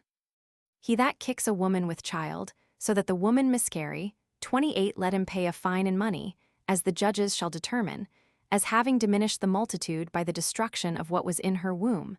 And let money also be given the woman's husband by him that kicked her. But if she die of the stroke, let him also be put to death, the law judging it equitable that life should go for life. 34. Let no one of the Israelites keep any poison 29 that may cause death, or any other harm. But if he be caught with it, let him be put to death, and suffer the very same mischief that he would have brought upon them for whom the poison was prepared. 35. He that maimeth anyone, let him undergo the like himself, and be deprived of the same member of which he hath deprived the other. Unless he that is maimed will accept of money, instead of it 30, for the law makes the sufferer the judge of the value of what he hath suffered, and permits him to estimate it, unless he will be more severe. 36. Let him that is the owner of an ox which pusheth with his horn, kill him. But if he pushes and gores anyone in the thrashing floor, let him be put to death by stoning, and let him not be thought fit for food. But if his owner be convicted as having known what his nature was, and hath not kept him up, let him also be put to death, as being the occasion of the ox's having killed a man. But if the ox have killed a manservant, or a maidservant, let him be stoned. And let the owner of the ox pay 30 shekels 31 to the master of him that was slain. But if it be an ox that is thus smitten and killed, let both the oxen, that which smote the other and that which was killed, be sold, and let the owners of them divide their price between them. 37. Let those that dig a well or a pit be careful to lay planks over them, and so keep them shut up, not in order to hinder any persons from drawing water, but that there may be no danger of falling into them. But if anyone's beast fall into such a well or pit thus digged, and not shut up, and perish, let the owner pay its price to the owner of the beast. Let there be a battlement round the tops of your houses, instead of a wall, that may prevent any persons from rolling down and perishing. 38. Let him that has received anything in trust for another take care to keep it as a sacred and divine thing, and let no one invent any contrivance whereby to deprive him that hath entrusted it with him of the same, and this whether he be a man or a woman. No, not although he or she were to gain an immense sum of gold, and this where he cannot be convicted of it by any body. For it is fit that a man's own conscience, which knows what he hath, should in all cases oblige him to do well. Let this conscience be his witness, and make him always act so as may procure him commendation from others. But let him chiefly have regard to God, from whom no wicked man can lie concealed. But if he in whom the trust was reposed, without any deceit of his own, lose what he was entrusted withal, let him come before the 7 judges, and swear by God that nothing hath been lost willingly, or with a wicked intention, and that he hath not made use of any part thereof, and so let him depart without blame. But if he hath made use of the least part of what was committed to him, and it be lost, let him be condemned to repay all that he had received. After the same manner as in these trusts it is to be, if anyone defraud those that undergo bodily labor for him. And let it be always remembered, that we are not to defraud a poor man of his wages, as being sensible that God has allotted these wages to him instead of land and other possessions. Nay, this payment is not at all to be delayed, but to be made that very day, since God is not willing to deprive the laborer of the immediate use of what he hath labored for. 39. You are not to punish children for the faults of their parents, but on account of their own virtue rather to vouchsafe them commiseration, because they were born of wicked parents, than hatred, because they were born of bad ones. Nor indeed ought we to impute the sin of children to their fathers, while young persons indulge themselves in many practices different from what they have been instructed in, and this by their proud refusal of such instruction. 40. Let those that have made themselves eunuchs be had in detestation, and do you avoid any conversation with them who have deprived themselves of their manhood, and of that fruit of generation which God has given to men for the increase of their kind. Let such be driven away, as if they had killed their children, since they beforehand have lost what should procure them. For evident it is, that while their soul is become effeminate, they have withal transfused that effeminacy to their body also. In like manner do you treat all that is of a monstrous nature when it is looked on, nor is it lawful to geld men or any other animals. 32. 41. Let this be the constitution of your political laws in time of peace, and God will be so merciful as to preserve this excellent settlement free from disturbance. And may that time never come which may innovate anything, and change it for the contrary. But since it must needs happen that mankind fall into troubles and dangers, either undesignedly or intentionally, come let us make a few constitutions concerning them, that so being apprised beforehand what ought to be done, you may have salutary counsels ready when you want them, and may not then be obliged to go to seek what is to be done, and so be unprovided, and fall into dangerous circumstances. May you be a laborious people, and exercise your souls in virtuous actions, and thereby possess and inherit the land without wars, while neither any foreigners make war upon it, and so afflict you, nor any internal sedition seize upon it, whereby you may do things that are contrary to your fathers, and so lose the laws which they have established. And may you continue in the observation of those laws which God hath approved of, and hath delivered to you. Let all sort of warlike operations, whether they befall you now in your own time, or hereafter in the times of your posterity, be done out of your own borders. But when you are about to go to war, send embassages and heralds to those who are your voluntary enemies, for it is a right thing to make use of words to them before you come to your weapons of war.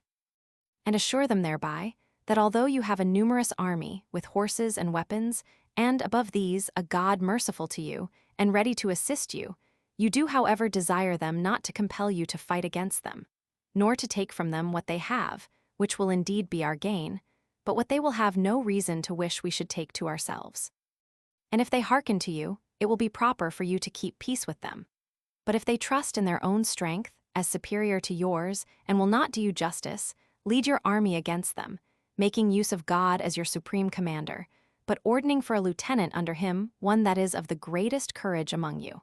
For these different commanders, besides their being an obstacle to actions that are to be done on the sudden, are a disadvantage to those that make use of them. Lead an army pure, and of chosen men, composed of all such as have extraordinary strength of body and hardiness of soul. But do you send away the timorous part, lest they run away in the time of action, and so afford an advantage to your enemies? Do you also give leave to those that have lately built them houses, and have not yet lived in them a year's time, and to those that have planted them vineyards, and have not yet been partakers of their fruits, to continue in their own country, as well as those also who have betrothed or lately married them wives, lest they have such an affection for these things that they be too sparing of their lives, and by reserving themselves for these enjoyments, they become voluntary cowards, on account of their wives. 42. When you have pitched your camp, take care that you do nothing that is cruel. And when you are engaged in a siege, and want timber for the making of warlike engines, do not you render the land naked by cutting down trees that bear fruit, but spare them, as considering that they were made for the benefit of men. And that if they could speak, they would have a just plea against you, because, though they are not occasions of the war, they are unjustly treated and suffer in it, and would, if they were able, remove themselves into another land. When you have beaten your enemies in battle, slay those that have fought against you, but preserve the others alive, that they may pay you tribute, excepting the nation of the Canaanites, for as to that people, you must entirely destroy them. 43. Take care, especially in your battles, that no woman use the habit of a man, nor man the garment of a woman. 44. This was the form of political government which was left us by Moses. Moreover, he had already delivered laws in writing 33 in the 40th year, concerning which we will discourse in another book. But now on the following days, for he called them to assemble continually, he delivered blessings to them, and curses upon those that should not live according to the laws, but should transgress the duties that were determined for them to observe. After this, he read to them a poetic song, which was composed in hexameter verse, and left it to them in the holy book. It contained a prediction of what was to come to pass afterward, agreeably whereto all things have happened all along, and do still happen to us, and wherein he has not at all deviated from the truth. Accordingly, he delivered these books to the priest, 34 with the ark, into which he also put the 10 commandments, written on 2 tables. He delivered to them the tabernacle also, and exhorted the people, that when they had conquered the land, and were settled in it, they should not forget the injuries of the Amalekites, but make war against them, and inflict punishment upon them for what mischief they did them when they were in the wilderness. And that when they had got possession of the land of the Canaanites, and when they had destroyed the whole multitude of its inhabitants, as they ought to do, they should erect an altar that should face the rising sun, not far from the city of Shechem, between the 2 mountains, that of Gerizim, situate on the right hand, and that called Ebal on the left. And that the army should be so divided, that 6 tribes should stand upon each of the 2 mountains, and with them the Levites and the priests. And that first, those that were upon Mount Gerizim should pray for the best blessings upon those who were diligent about the worship of God and the observation of his laws, and who did not reject what Moses had said to them, while the other wished them all manner of happiness also. And when these last put up the like prayers, the former praised them. After this, curses were denounced upon those that should transgress those laws, they answering one another alternately by way of confirmation of what had been said. Moses also wrote their blessings and their curses, that they might learn them so thoroughly that they might never be forgotten by length of time. And when he was ready to die, he wrote these blessings and curses upon the altar on each side of it, where he says also the people stood, and then sacrificed and offered burnt offerings, though after that day they never offered upon it any other sacrifice, for it was not lawful so to do. These are the constitutions of Moses, and the Hebrew nation still live according to them. 45. On the next day, Moses called the people together, with the women and children, to a congregation, so as the very slaves were present also, that they might engage themselves to the observation of these laws by oath. And that, duly considering the meaning of God in them, they might not, either for favor of their kindred, or out of fear of anyone, or indeed for any motive whatsoever, think anything ought to be preferred to these laws, and so might transgress them. That in case anyone of their own blood, or any city, should attempt to confound or dissolve their constitution of government, they should take vengeance upon them, both all in general and each person in particular. And when they had conquered them, should overturn their city to the very foundations, and, if possible, should not leave the least footsteps of such madness. But that if they were not able to take such vengeance, they should still demonstrate that what was done was contrary to their wills. So the multitude bound themselves by oath so to do. 46. Moses taught them also by what means their sacrifices might be the most acceptable to God, and how they should go forth to war, making use of the stones for their direction, 35 as I have before signified. Joshua also prophesied while Moses was present. And when Moses had recapitulated whatsoever he had done for the preservation of the people, both in their wars and in peace, and had composed them a body of laws, and procured them an excellent form of government, he foretold, as God had declared to him, that if they transgressed that institution for the worship of God, they should experience the following miseries. Their land should be full of weapons of war from their enemies, and their cities should be overthrown. And their temple should be burnt, that they should be sold for slaves to such men as would have no pity on them in their afflictions, that they would then repent, when that repentance would no way profit them under their sufferings. Yet, said he, will that God who founded your nation restore your cities to your citizens with their temple also, and you shall lose these advantages not once only, but often. 47.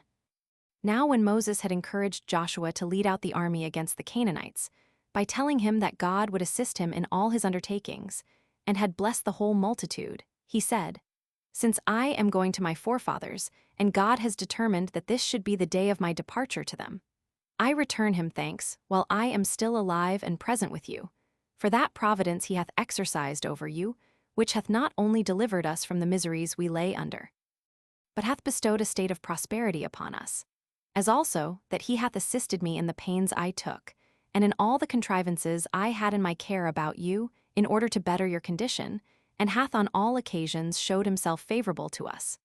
Or rather, he it was who first conducted our affairs, and brought them to a happy conclusion, by making use of me as a vicarious general under him, and as a minister in those matters wherein he was willing to do you good. On which account I think it proper to bless that divine power which will take care of you for the time to come, and this in order to repay that debt which I owe him, and to leave behind me a memorial that we are obliged to worship and honor him, and to keep those laws which are the most excellent gift of all those he hath already bestowed upon us, or which, if he continue favorable to us, he will bestow upon us hereafter. Certainly a human legislator is a terrible enemy when his laws are affronted, and are made to no purpose. And may you never experience that displeasure of God which will be the consequence of the neglect of these his laws, which he, who is your Creator, hath given you. 48. When Moses had spoken thus at the end of his life, and had foretold what would befall to every one of their tribes 36 afterward, with the addition of a blessing to them, the multitude fell into tears, insomuch that even the women, by beating their breasts, made manifest the deep concern they had when he was about to die.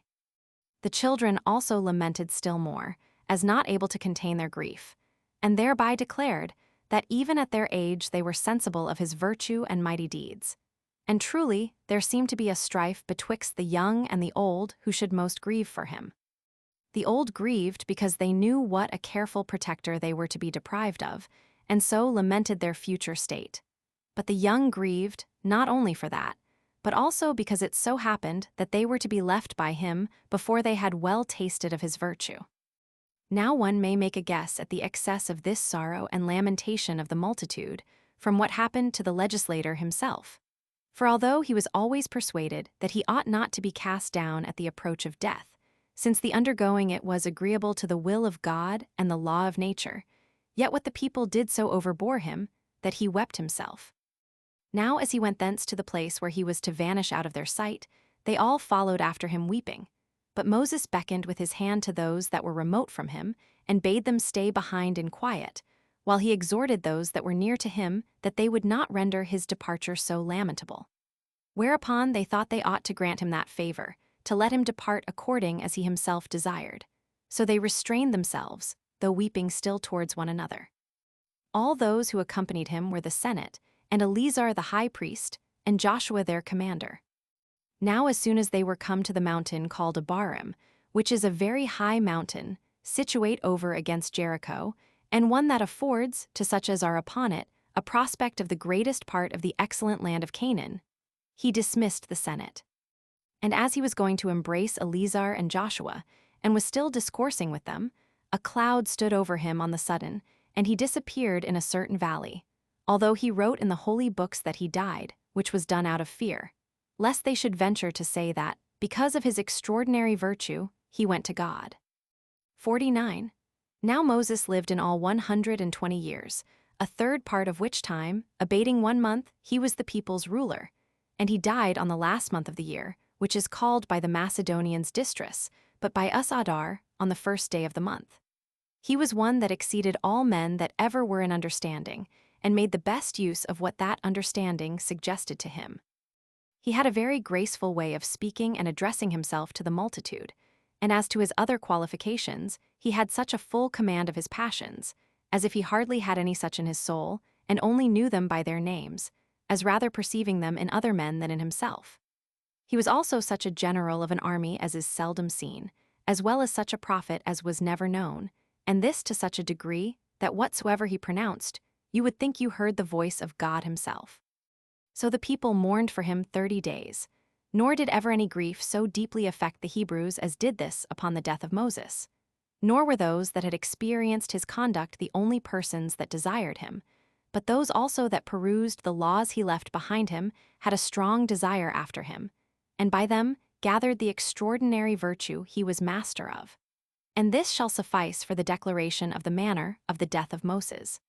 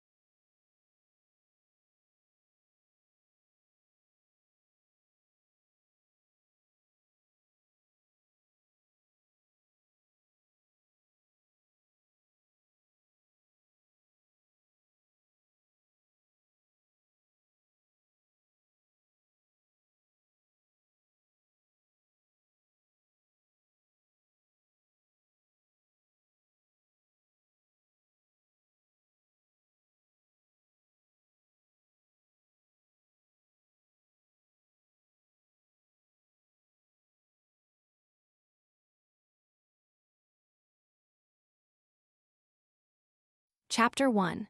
How Joshua, the commander of the Hebrews, made war with the Canaanites and overcame them and destroyed them, and divided their land by lot to the tribes of Israel. 1. When Moses was taken away from among men, in the manner already described, and when all the solemnities belonging to the mourning for him were finished, and the sorrow for him was over, Joshua commanded the multitude to get themselves ready for an expedition. He also sent spies to Jericho to discover what forces they had and what were their intentions, but he put his camp in order, as intending soon to pass over Jordan at a proper season. And calling to him the rulers of the tribe of Reuben, and the governors of the tribe of Gad, and Manasseh, for half of this tribe had been permitted to have their habitation in the country of the Amorites, which was the 7th part of the land of Canaan, when he put them in mind what they had promised Moses. And he exhorted them that, for the sake of the care that Moses had taken of them, who had never been weary of taking pains for them, no, not when he was dying, and for the sake of the public welfare, they would prepare themselves, and readily perform what they had promised. So he took 50,000 of them who followed him, and he marched from Abilah to Jordan, 60 furlongs. 2. Now when he had pitched his camp, the spies came to him immediately, well acquainted with the whole state of the Canaanites. For at first, before they were at all discovered, they took a full view of the city of Jericho without disturbance, and saw which parts of the walls were strong, and which parts were otherwise, and indeed insecure, and which of the gates were so weak as might afford an entrance to their army. Now those that met them took no notice of them when they saw them, and supposed they were only strangers, who used to be very curious in observing everything in the city, and did not take them for enemies. But at even they retired to a certain inn that was near to the wall, whither they went to eat their supper. Which supper when they had done, and were considering how to get away, information was given to the king as he was at supper, that there were some persons come from the Hebrews' camp to view the city as spies, and that they were in the inn kept by Rahab, and were very solicitous that they might not be discovered. So he sent immediately some to them, and commanded to catch them and bring them to him, that he might examine them by torture, and learn what their business was there. As soon as Rahab understood that these messengers were coming, she hid the spies under stalks of flax, which were laid to dry on the top of her house, and said to the messengers that were sent by the king that certain unknown strangers had supped with her a little before sunsetting, and were gone away, who might easily be taken, if they were any terror to the city, or likely to bring any danger to the king. So these messengers being thus deluded by the woman, too, and suspecting no imposition, went their ways, without so much as searching the inn. But they immediately pursued them along those roads which they most probably supposed them to have gone, and those particularly which led to the river, but could hear no tidings of them. So they left off the pains of any further pursuit. But when the tumult was over, Rahab brought the men down, and desired them as soon as they should have obtained possession of the land of Canaan, when it would be in their power to make her amends for her preservation of them, to remember what danger she had undergone for their sakes. For that if she had been caught concealing them, she could not have escaped a terrible destruction, she and all her family with her, and so bid them go home. And desired them to swear to her to preserve her and her family when they should take the city, and destroy all its inhabitants, as they had decreed to do. For so far, she said, she had been assured by those divine miracles of which she had been informed. So these spies acknowledged that they owed her thanks for what she had done already, and withal swore to requite her kindness, not only in words, but in deeds. But they gave her this advice, that when she should perceive that the city was about to be taken, she should put her goods, and all her family, by way of security in her inn, and to hang out scarlet threads before her doors, that the commander of the Hebrews might know her house, and take care to do her no harm. For, said they, we will inform him of this matter, because of the concern thou hast had to preserve us. But if any one of thy family fall in the battle, do not thou blame us. And we beseech that God, by whom we have sworn, not then to be displeased with us, as though we had broken our oaths. So these men, when they had made this agreement, went away, letting themselves down by a rope from the wall, and escaped, and came and told their own people whatsoever they had done in their journey to this city. Joshua also told Eleazar the high priest, and the Senate, what the spies had sworn to Rahab, who continued what had been sworn. 3. Now while Joshua the commander was in fear about their passing over Jordan, for the river ran with a strong current, and could not be passed over with bridges, for there never had been bridges laid over it hitherto. And while he suspected that if he should attempt to make a bridge, that their enemies would not afford him time to perfect it, and for ferry boats they had none God promised so to dispose of the river, that they might pass over it, and that by taking away the main part of its waters. So Joshua, after 2 days, caused the army and the whole multitude to pass over in the manner following. The priests went first of all, having the ark with them. Then went the Levites bearing the tabernacle and the vessels which belonged to the sacrifices. After which the entire multitude followed, according to their tribes, having their children and their wives in the midst of them, as being afraid for them, lest they should be borne away by the stream. But as soon as the priests had entered the river first, it appeared fordable, the depth of the water being restrained, and the sand appearing at the bottom, because the current was neither so strong nor so swift as to carry it away by its force. So they all passed over the river without fear, finding it to be in the very same state as God had foretold he would put it in. But the priests stood still in the midst of the river till the multitude should be passed over, and should get to the shore in safety. And when all were gone over, the priests came out also, and permitted the current to run freely as it used to do before.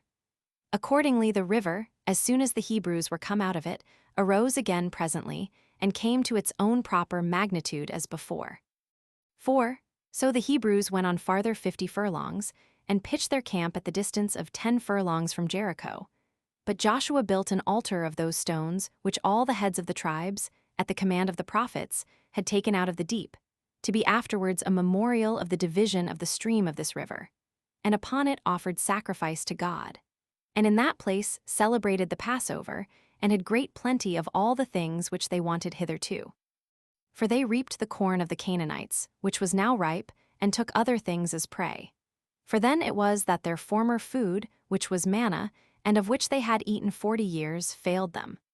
5. Now while the Israelites did this, and the Canaanites did not attack them, but kept themselves quiet within their own walls, Joshua resolved to besiege them. So, on the first day of the feast, the priests carried the ark round about, with some part of the armed men to be a guard to it. These priests went forward, blowing with their 7 trumpets, and exhorted the army to be of good courage, and went round about the city, with the Senate following them. And when the priests had only blown with the trumpets, for they did nothing more at all, they returned to the camp. And when they had done this for 6 days, on the 7th Joshua gathered the armed men and all the people together, and told them these good tidings, that the city should now be taken, since God would on that day give it them, by the falling down of the walls, and this of their own accord and without their labor. However, he charged them to kill everyone they should take, and not to abstain from the slaughter of their enemies, either for weariness or for pity, and not to fall on the spoil, and be thereby diverted from pursuing their enemies as they ran away, but to destroy all the animals, and to take nothing for their own peculiar advantage. He commanded them also to bring together all the silver and gold, that it might be set apart as firstfruits unto God out of this glorious exploit, as having gotten them from the city they first took, only that they should save Rahab and her kindred alive, because of the oath which the spies had sworn to her. 6. When he had said this and had set his army in order, he brought it against the city. So they went round the city again, the ark going before them, and the priests encouraging the people to be zealous in the work. And when they had gone round it 7 times and had stood still a little, the wall fell down, while no instruments of war nor any other force was applied to it by the Hebrews. 7. So they entered into Jericho and slew all the men that were therein, while they were affrighted at the surprising overthrow of the walls, and their courage was become useless, and they were not able to defend themselves. So they were slain, and their throats cut, some in the ways and others as caught in their houses. Nothing afforded them assistance, but they all perished, even to the women and the children. And the city was filled with dead bodies, and not one person escaped. They also burnt the whole city and the country about it, but they saved alive Rahab, with her family, who had fled to her inn. And when she was brought to him, Joshua owned to her that they owed her thanks for her preservation of the spies. So he said he would not appear to be behind her in his benefaction to her. Whereupon he gave her certain lands immediately, and had her in great esteem ever afterwards. 8. And if any part of the city escaped the fire, he overthrew it from the foundation. And he denounced a curse 3 against its inhabitants, if any should desire to rebuild it. How, upon his laying the foundation of the walls, he should be deprived of his eldest son, and upon finishing it, he should lose his youngest son. But what happened hereupon we shall speak of hereafter.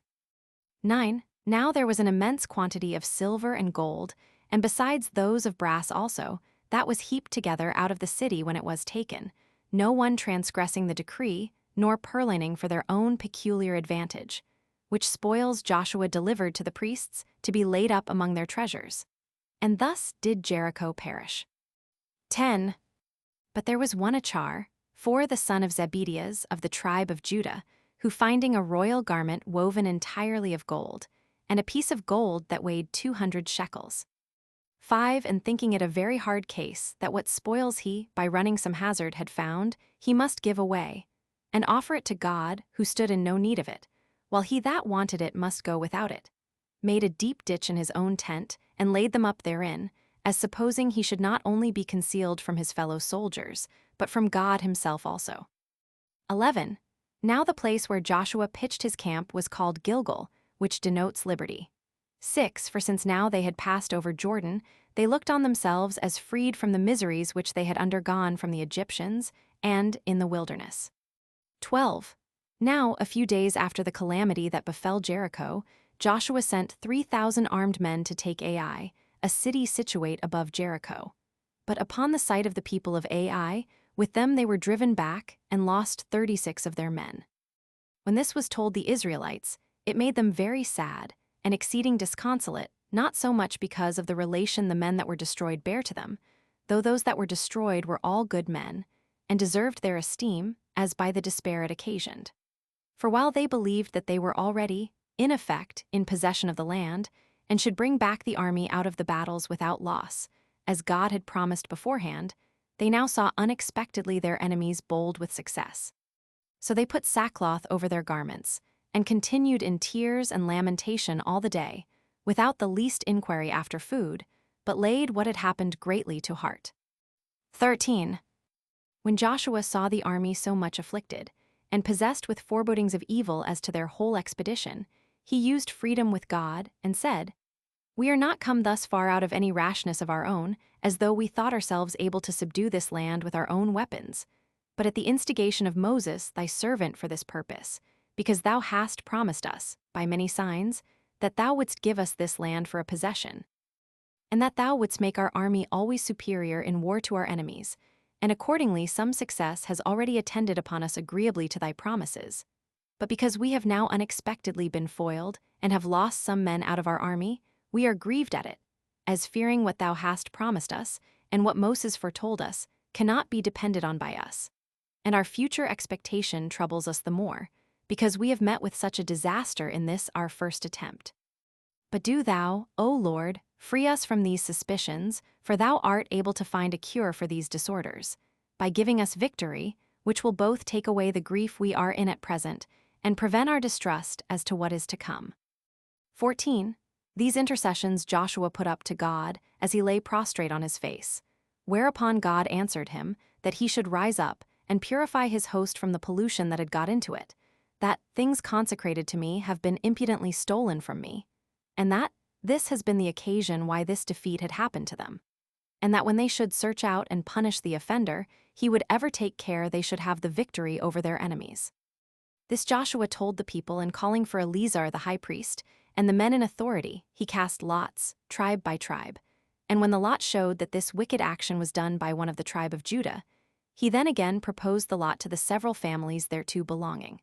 So the truth of this wicked action was found to belong to the family of Zachar. And when the inquiry was made man by man, they took Achar, who, upon God's reducing him to a terrible extremity, could not deny the fact. So he confessed the theft, and produced what he had taken in the midst of them, whereupon he was immediately put to death, and attained no more than to be buried in the night in a disgraceful manner, and such as was suitable to a condemned malefactor. 15. When Joshua had thus purified the host, he led them against Ai. And having by night laid an ambush round about the city, he attacked the enemies as soon as it was day. But as they advanced boldly against the Israelites, because of their former victory, he made them believe he retired, and by that means drew them a great way from the city, they still supposing that they were pursuing their enemies, and despised them, as though the case had been the same with that in the former battle.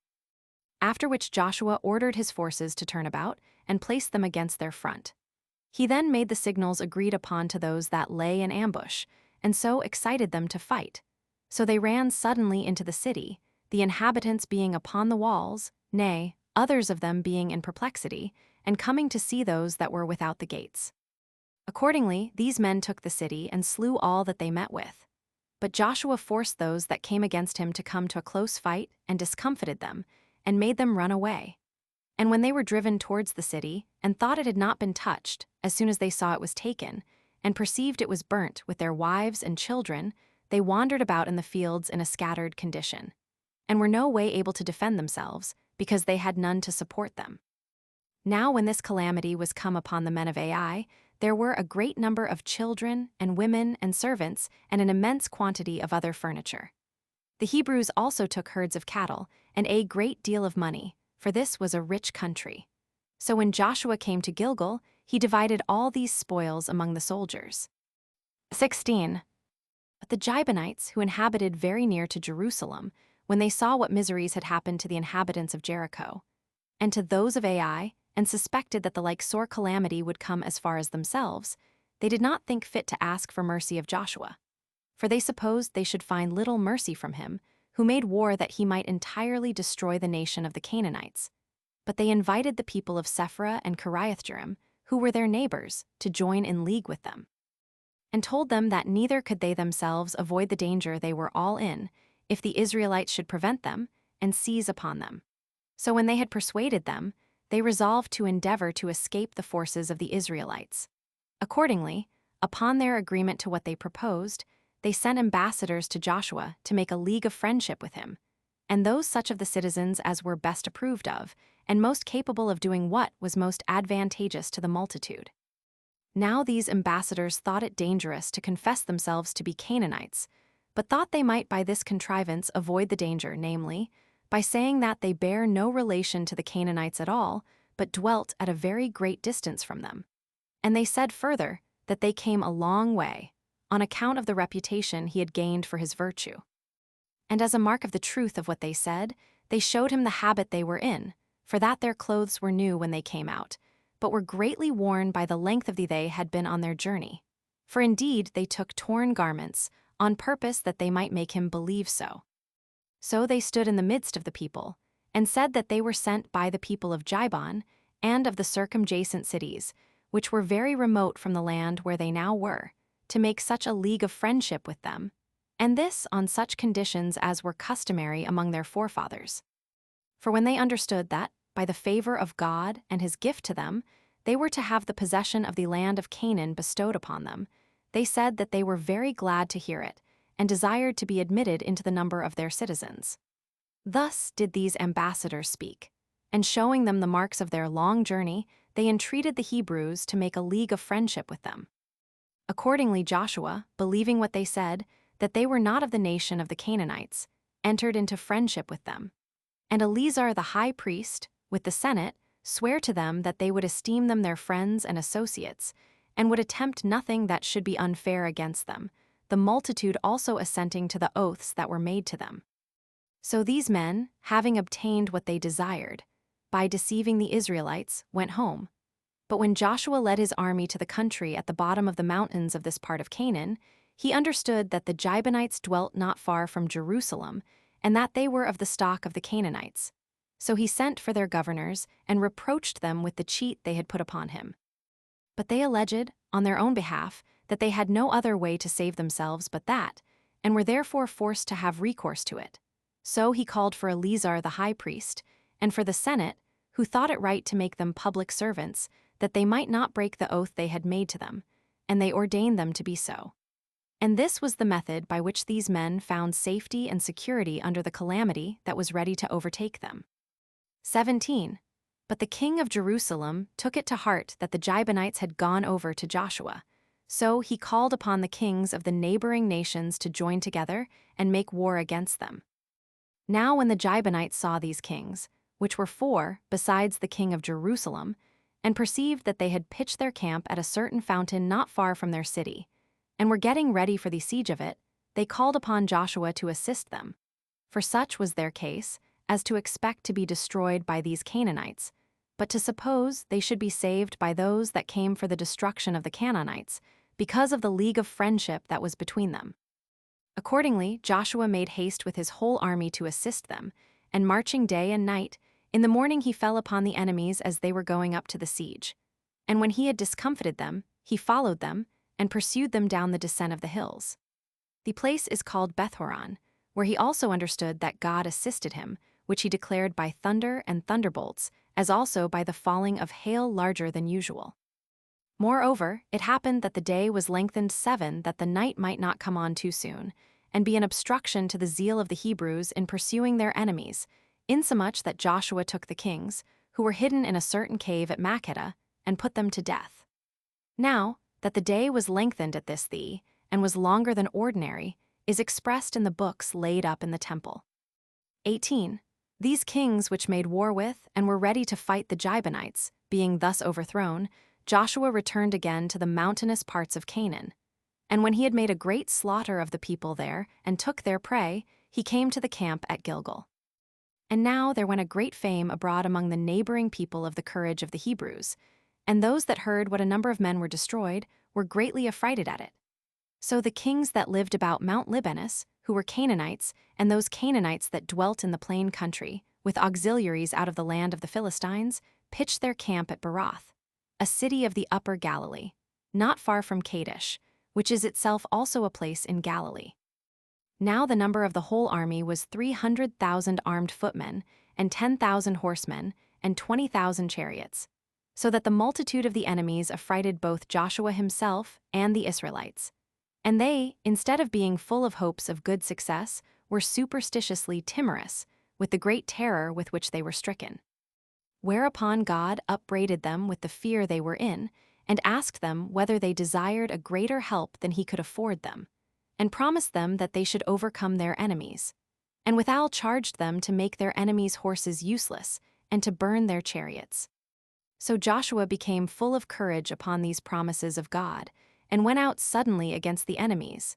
And after 5 days' march he came upon them, and joined battle with them, and there was a terrible fight, and such a number were slain as could not be believed by those that heard it. He also went on in the pursuit a great way, and destroyed the entire army of the enemies, few only excepted, and all the kings fell in the battle. Insomuch that when there wanted men to be killed, Joshua slew their horses and burnt their chariots and passed all over their country without opposition, no one daring to meet him in battle. But he still went on, taking their cities by siege and again killing whatever he took. 19. The 5th year was now past, and there was not one of the Canaanites remained any longer, excepting some that had retired to places of great strength. So Joshua removed his camp to the mountainous country and placed the tabernacle in the city of Shiloh, for that seemed a fit place for it, because of the beauty of its situation, until such as their affairs would permit them to build a temple.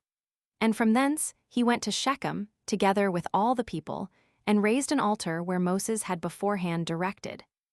Then did he divide the army, and placed one half of them on Mount Gerizim, and the other half on Mount Ebal, on which mountain the altar was. He also placed there the tribe of Levi and the priests. And when they had sacrificed and denounced the curses and had left them engraven upon the altar, they returned to Shiloh. 20. And now Joshua was old, and saw that the cities of the Canaanites were not easily to be taken, not only because they were situate in such strong places, but because of the strength of the walls themselves, which, being built round about, the natural strength of the places on which the cities stood seemed capable of repelling their enemies from besieging them, and of making those enemies despair of taking them. For when the Canaanites had learned that the Israelites came out of Egypt in order to destroy them, they were busy all that time in making their cities strong. So he gathered the people together to a congregation at Shiloh. And when they, with great zeal and haste, were come thither, he observed to them what prosperous successes they had already had, and what glorious things had been done, and those such as were worthy of that God who enabled them to do those things, and worthy of the virtue of those laws which they followed. He took notice also that 31 of those kings that ventured to give them battle were overcome, and every army, how great soever it were, that confided in their own power, and fought with them, was utterly destroyed, so that not so much as any of their posterity remained. And as for the cities, since some of them were taken, but the others must be taken in length of time, by long sieges, both on account of the strength of their walls and of the confidence the inhabitants had in them thereby, he thought it reasonable that those tribes that came along with them from beyond Jordan and had partaken of the dangers they had undergone, being their own kindred, should now be dismissed and sent home, and should have thanks for the pains they had taken together with them. As also, he thought it reasonable that they should send one man out of every tribe, and he such as had the testimony of extraordinary virtue, who should measure the land faithfully, and without any fallacy or deceit should inform them of its real magnitude. 21. Now Joshua, when he had thus spoken to them, found that the multitude approved of his proposal. So he sent men to measure their country, and sent with them some geometricians, who could not easily fail of knowing the truth, on account of their skill in that art. He also gave them a charge to estimate the measure of that part of the land that was most fruitful, and what was not so good. For such is the nature of the land of Canaan, that one may see large plains, and such as are exceeding fit to produce fruit, which yet, if they were compared to other parts of the country, might be reckoned exceedingly fruitful. Yet, if it be compared with the fields about Jericho, and to those that belong to Jerusalem, will appear to be of no account at all. And although it so falls out that these people have but a very little of this sort of land, and that it is, for the main, mountainous also, yet does it not come behind other parts, on account of its exceeding goodness and beauty. For which reason Joshua thought the land for the tribes should be divided by estimation of its goodness, rather than the largeness of its measure, it often happening that 1 acre of some sort of land was equivalent to 1,000 other acres. Now the men that were sent, which were in number 10, traveled all about and made an estimation of the land, and in the 7th month came to him to the city of Shiloh, where they had set up the tabernacle. 22. So Joshua took both Eleazar and the Senate, and with them the heads of the tribes, and distributed the land to the 9 tribes, and to the half-tribe of Manasseh, appointing the dimensions to be according to the largeness of each tribe. So when he had cast lots, Judah had assigned him by lot the upper part of Judea, reaching as far as Jerusalem, and its breadth extended to the lake of Sodom. Now in the lot of this tribe there were the cities of Askelon and Gaza. The lot of Simeon, which was the second, included that part of Idumea which bordered upon Egypt and Arabia. As to the Benjamites, their lot fell so that its length reached from the river Jordan to the sea, but in breadth it was bounded by Jerusalem and Bethel. And this lot was the narrowest of all by reason of the goodness of the land, for it included Jericho and the city of Jerusalem.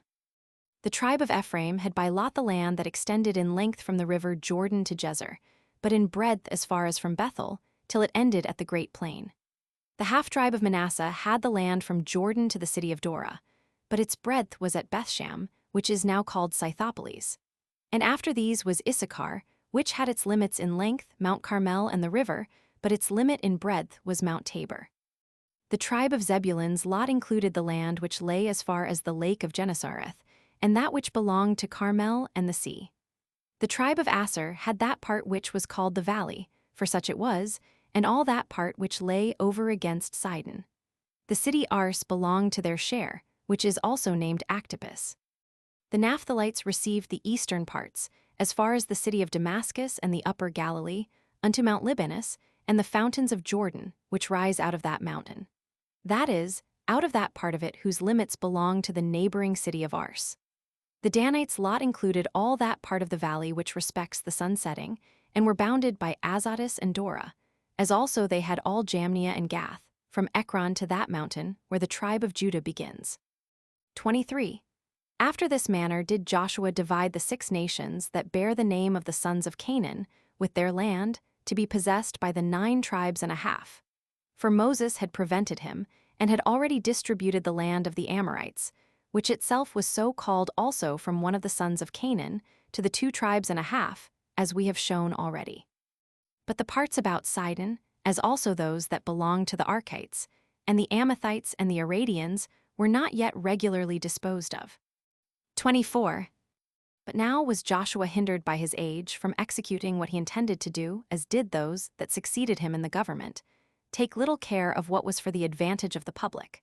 So he gave it in charge to every tribe to leave no remainder of the race of the Canaanites in the land that had been divided to them by lot. That Moses had assured them beforehand, and they might rest fully satisfied about it, that their own security and their observation of their own laws depended wholly upon it. Moreover, he enjoined them to give 38 cities to the Levites, for they had already received 10 in the country of the Amorites, and 3 of these he assigned to those that fled from the manslayers who were to inhabit there, for he was very solicitous that nothing should be neglected which Moses had ordained. These cities were, of the tribe of Judah, Hebron, of that of Ephraim, Shechem, and of that of Naphtali, Kadesh, which is a place of the upper Galilee. He also distributed among them the rest of the prey not yet distributed, which was very great, whereby they had an affluence of great riches, both all in general and every one in particular, and this of gold and of vestments, and of other furniture, besides a multitude of cattle, whose number could not be told. 25. After this was over, he gathered the army together to a congregation, and spake thus to those tribes that had their settlement in the land of the Amorites beyond Jordan, for 50,000 of them had armed themselves, and had gone to the war along with them. Since that God, who is the Father and Lord of the Hebrew nation, has now given us this land for a possession, and promised to preserve us in the enjoyment of it as our own forever. And since you have with alacrity offered yourselves to assist us when we wanted that assistance on all occasions, according to his command, it is but just, now all our difficulties are over, that you should be permitted to enjoy rest, and that we should trespass on your alacrity to help us no longer. That so? If we should again stand in need of it, we may readily have it on any future emergency, and not tire you out so much now as may make you slower in assisting us another time. We, therefore, return you our thanks for the dangers you have undergone with us, and we do it not at this time only, but we shall always be thus disposed, and be so good as to remember our friends, and to preserve in mind what advantages we have had from them, and how you have put off the enjoyments of your own happiness for our sakes, and have labored for what we have now, by the goodwill of God, obtained, and resolved not to enjoy your own prosperity till you had afforded us that assistance. However, you have, by joining your labor with ours, gotten great plenty of riches, and will carry home with you much prey, with gold and silver, and, what is more than all these, our goodwill towards you, and a mind willingly disposed to make a requital of your kindness to us, in what case soever you shall desire it, For you have not omitted anything which Moses beforehand required of you, nor have you despised him because he was dead and gone from you. So that there is nothing to diminish that gratitude which we owe to you. We therefore dismiss you joyful to your own inheritances, and we entreat you to suppose that there is no limit to be set to the intimate relation that is between us, and that you will not imagine, because this river is interposed between us, that you are of a different race from us and not Hebrews. For we are all the posterity of Abraham, both we that inhabit here and you that inhabit there. And it is the same God that brought our forefathers and yours into the world, whose worship and form of government we are to take care of, which he has ordained, and are most carefully to observe. Because while you continue in those laws, God will also show himself merciful and assisting to you. But if you imitate the other nations and forsake those laws, he will reject your nation.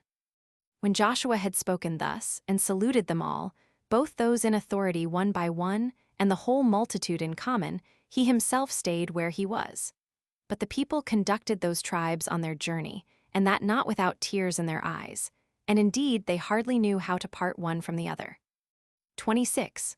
Now when the tribe of Reuben and that of Gad, and as many of the Manassites as followed them, were passed over the river, they built an altar on the banks of Jordan as a monument to posterity, and a sign of their relation to those that should inhabit on the other side. But when those on the other side heard that those who had been dismissed had built an altar, but did not hear with what intention they built it, but supposed it to be by way of innovation, and for the introduction of strange gods, they did not incline to disbelieve it. But thinking this defamatory report, as if it were built for divine worship, was credible, they appeared in arms, as though they would avenge themselves on those that built the altar. And they were about to pass over the river, and to punish them for their subversion of the laws of their country. For they did not think it fit to regard them on account of their kindred or the dignity of those that had given the occasion, but to regard the will of God and the manner wherein he desired to be worshipped. So these men put themselves in array for war. But Joshua and Eleazar the high priest and the senate restrained them, and persuaded them first to make trial by words of their intention, and afterwards, if they found that their intention was evil, then only to proceed to make war upon them. Accordingly, they sent as ambassadors to them Phinehas the son of Eleazar, and 10 more persons that were in esteem among the Hebrews, to learn of them what was in their mind, when, upon passing over the river, they had built an altar upon its banks. And as soon as these ambassadors were passed over, and were come to them, and a congregation was assembled, Phinehas stood up and said that the offense they had been guilty of was of too heinous a nature to be punished by words alone, or by them only to be amended for the future. Yet that they did not so look at the heinousness of their transgression as to have recourse to arms, and to a battle for their punishment immediately, but that, on account of their kindred, and the probability there was that they might be reclaimed, they took this method of sending an ambassage to them. That when we have learned the true reasons by which you have been moved to build this altar, we may neither seem to have been too rash in assaulting you by our weapons of war, if it prove that you made the altar for justifiable reasons, and may then justly punish you if the accusation prove true. For we can hardly suppose that you have been acquainted with the will of God and have been hearers of those laws which he himself hath given us. Now you are separated from us, and gone to that patrimony of yours, which you, through the grace of God and that providence which he exercises over you, have obtained by lot, can forget him, and can leave that ark and that altar which is peculiar to us, and can introduce strange gods and imitate the wicked practices of the Canaanites. Now this will appear to have been a small crime if you repent now, and proceed no further in your madness, but pay a due reverence to, and keep in mind the laws of your country. But if you persist in your sins, we will not grudge our pains to preserve our laws, but we will pass over Jordan and defend them, and defend God also, and shall esteem of you as of men no way differing from the Canaanites, but shall destroy you in the like manner as we destroyed them.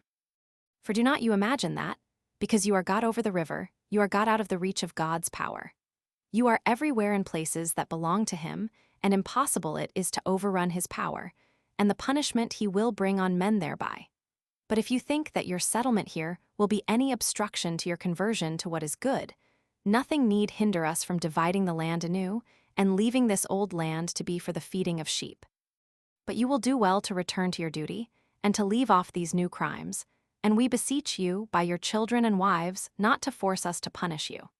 Take therefore such measures in this assembly, as supposing that your own safety, and the safety of those that are dearest to you, is therein concerned, and believe that it is better for you to be conquered by words than to continue in your purpose, and to experience deeds and war therefore. 27. When Phinehas had discoursed thus, the governors of the assembly and the whole multitude began to make an apology for themselves, concerning what they were accused of. And they said that they neither would depart from the relation they bare to them, nor had they built the altar by way of innovation. That they owned one and the same common God with all the Hebrews, and that brazen altar which was before the tabernacle, on which they would offer their sacrifices.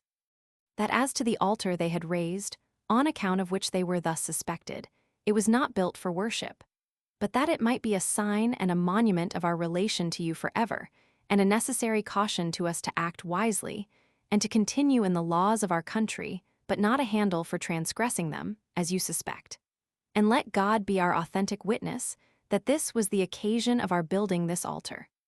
Whence we beg you will have a better opinion of us, and do not impute such a thing to us as would render any of the posterity of Abraham well worthy of perdition, in case they attempt to bring in new rites, and such as are different from our usual practices. 28. When they had made this answer, and Phinehas had commended them for it, he came to Joshua, and explained before the people what answer they had received. Now Joshua was glad that he was under no necessity of setting them in array, or of leading them to shed blood and make war against men of their own kindred, and accordingly he offered sacrifices of thanksgiving to God for the same. So Joshua after that dissolved this great assembly of the people, and sent them to their own inheritances, while he himself lived in Shechem.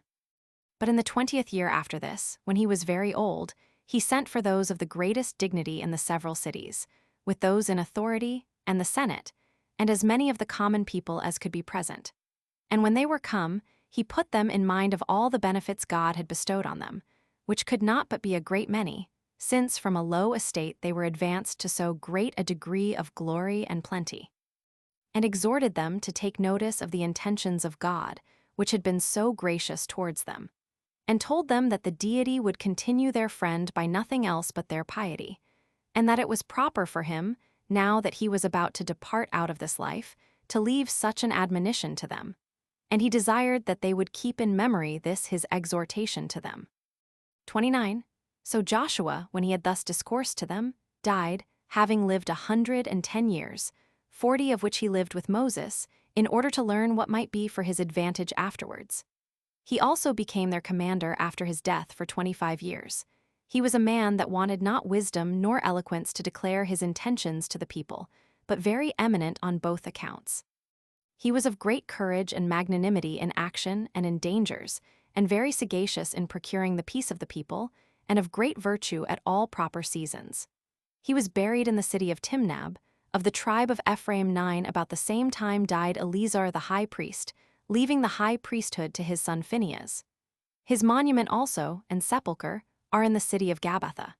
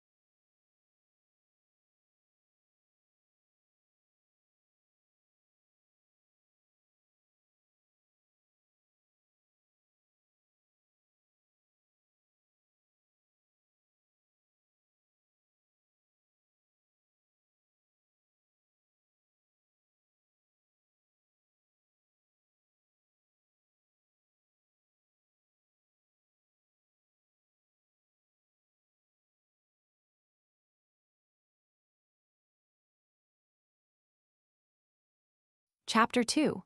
How, after the death of Joshua their commander, the Israelites transgressed the laws of their country and experienced great afflictions.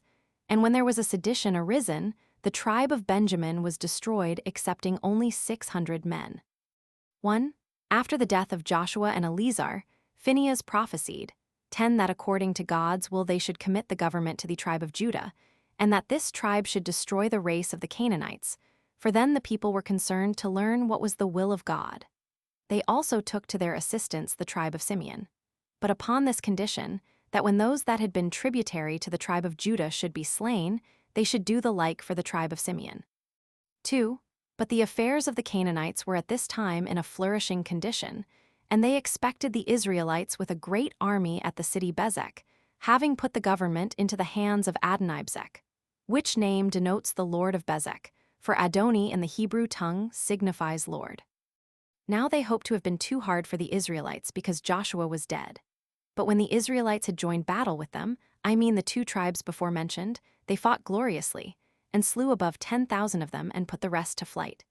And in the pursuit they took Adonibezek, who, when his fingers and toes were cut off by them, said, Nay, indeed, I was not always to lie concealed from God, as I find by what I now endure, while I have not been ashamed to do the same to 72 kings. 11. So they carried him alive as far as Jerusalem, and when he was dead, they buried him in the earth, and went on still in taking the cities. And when they had taken the greatest part of them, they besieged Jerusalem. And when they had taken the lower city, which was not under a considerable time, they slew all the inhabitants. But the upper city was not to be taken without great difficulty, through the strength of its walls and the nature of the place. 3. For which reason they removed their camp to Hebron, and when they had taken it, they slew all the inhabitants.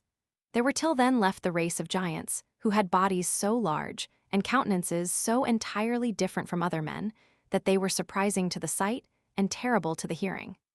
The bones of these men are still shown to this very day, unlike to any credible relations of other men. Now they gave this city to the Levites as an extraordinary reward, with the suburbs of 2,000 cities. But the land thereto belonging they gave as a free gift to Caleb, according to the injunctions of Moses. This Caleb was one of the spies which Moses sent into the land of Canaan. They also gave land for habitation to the posterity of Jethro, the Midianite, who was the father-in-law to Moses, for they had left their own country, and followed them, and accompanied them in the wilderness. 4. Now the tribes of Judah and Simeon took the cities which were in the mountainous part of Canaan, as also Askelon and Ashdod, of those that lay near the sea. But Gaza and Ekron escaped them, for they, lying in a flat country, and having a great number of chariots, sorely galled those that attacked them. So these tribes, when they were grown very rich by this war, retired to their own cities, and laid aside their weapons of war. 5. But the Benjamites, to whom belonged Jerusalem, permitted its inhabitants to pay tribute. So they all left off, the one to kill and the other to expose themselves to danger, and had time to cultivate the ground. The rest of the tribes imitated that of Benjamin, and did the same, and, contenting themselves with the tributes that were paid them, permitted the Canaanites to live in peace. 6. However, the tribe of Ephraim, when they besieged Bethel, made no advance, nor performed anything worthy of the time they spent, and of the pains they took about that siege.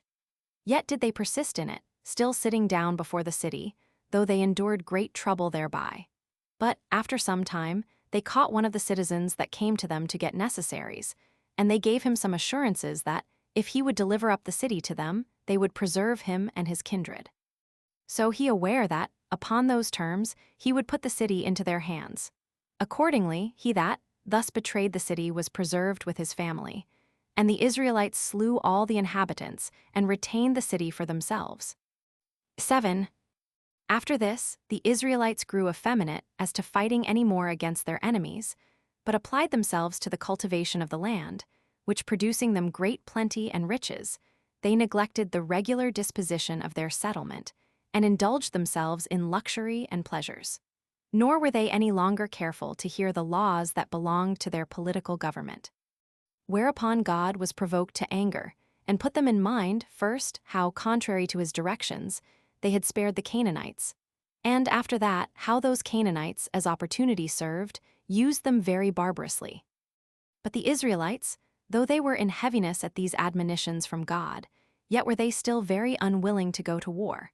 And since they got large tributes from the Canaanites and were indisposed for taking pains by their luxury, they suffered their aristocracy to be corrupted also, and did not ordain themselves a senate, nor any other such magistrates as their laws had formerly required, but they were very much given to cultivating their fields in order to get wealth. Which great indolence of theirs brought a terrible sedition upon them, and they proceeded so far as to fight one against another, from the following occasion. 8. There was a Levite 12, a man of a vulgar family, that belonged to the tribe of Ephraim and dwelt therein. This man married a wife from Bethlehem, which is a place belonging to the tribe of Judah. Now he was very fond of his wife and overcome with her beauty, but he was unhappy in this, that he did not meet with the like return of affection from her, for she was averse to him, which did more inflame his passion for her, so that they quarreled one with another perpetually. And at last the woman was so disgusted at these quarrels that she left her husband, and went to her parents in the 4th month. The husband being very uneasy at this her departure, and that out of his fondness for her, came to his father and mother-in-law, and made up their quarrels, and was reconciled to her, and lived with them there 4 days, as being kindly treated by her parents. On the 5th day he resolved to go home, and went away in the evening, for his wife's parents were loath to part with their daughter, and delayed the time till the day was gone. Now they had one servant that followed them, and an ass on which the woman rode. And when they were near Jerusalem, having gone already 30 furlongs, the servant advised them to take up their lodgings somewhere, lest some misfortune should befall them if they traveled in the night, especially since they were not far off enemies, that season often giving reason for suspicion of dangers from even such as our friends. But the husband was not pleased with this advice, nor was he willing to take up his lodging among strangers, for the city belonged to the Canaanites, but desired rather to go 20 furlongs farther, and so to take their lodgings in some Israelite city. Accordingly, he obtained his purpose, and came to Jibah, a city of the tribe of Benjamin, when it was just dark. And while no one that lived in the marketplace invited him to lodge with him, there came an old man out of the field, one that was indeed of the tribe of Ephraim, but resided in Jibah, and met him, and asked him who he was, and for what reason he came thither so late, and why he was looking out for provisions for supper when it was dark. To which he replied that he was a Levite, and was bringing his wife from her parents, and was going home. But he told him his habitation was in the tribe of Ephraim. So the old man, as well because of their kindred as because they lived in the same tribe, and also because they had thus accidentally met together, took him in to lodge with him. Now certain young men of the inhabitants of Jibah, having seen the woman in the marketplace, and admiring her beauty, when they understood that she lodged with the old man, came to the doors, as contemning the weakness and fewness of the old man's family. And when the old man desired them to go away, and not to offer any violence or abuse there, they desired him to yield them up the strange woman, and then he should have no harm done to him. And when the old man alleged that the Levite was of his kindred, and that they would be guilty of horrid wickedness if they suffered themselves to be overcome by their pleasures, and so offend against their laws, they despised his righteous admonition, and laughed him to scorn. They also threatened to kill him if he became an obstacle to their inclinations. Whereupon, when he found himself in great distress, and yet was not willing to overlook his guests, and see them abused, he produced his own daughter to them, and told them that it was a smaller breach of the law to satisfy their lust upon her, than to abuse his guests, supposing that he himself should by this means prevent any injury to be done to those guests. When they no way abated of their earnestness for the strange woman, but insisted absolutely on their desires to have her, he entreated them not to perpetrate any such act of injustice. But they proceeded to take her away by force, and indulging still more the violence of their inclinations, they took the woman away to their house, and when they had satisfied their lust upon her the whole night, they let her go about daybreak. So she came to the place where she had been entertained, under great affliction at what had happened, and was very sorrowful upon occasion of what she had suffered, and durst not look her husband in the face for shame, for she concluded that he would never forgive her for what she had done. So she fell down, and gave up the ghost. But her husband supposed that his wife was only fast asleep, and, thinking nothing of a more melancholy nature had happened, endeavored to raise her up, resolving to speak comfortably to her, since she did not voluntarily expose herself to these men's lust. but was forced away to their house. But as soon as he perceived she was dead, he acted as prudently as the greatness of his misfortunes would admit, and laid his dead wife upon the beast, and carried her home. And cutting her, limb by limb, into 12 pieces, he sent them to every tribe, and gave it in charge to those that carried them, to inform the tribes of those that were the causes of his wife's death, and of the violence they had offered to her. 9. Upon this the people were greatly disturbed at what they saw, and at what they heard, as never having had the experience of such a thing before. So they gathered themselves to Shiloh, out of a prodigious and a just anger, and assembling in a great congregation before the tabernacle, they immediately resolved to take arms, and to treat the inhabitants of Jibah as enemies.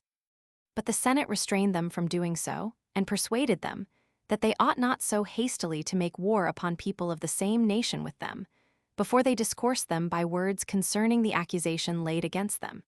It being part of their law, that they should not bring an army against foreigners themselves, when they appear to have been injurious, without sending an ambassage first, and trying thereby whether they will repent or not.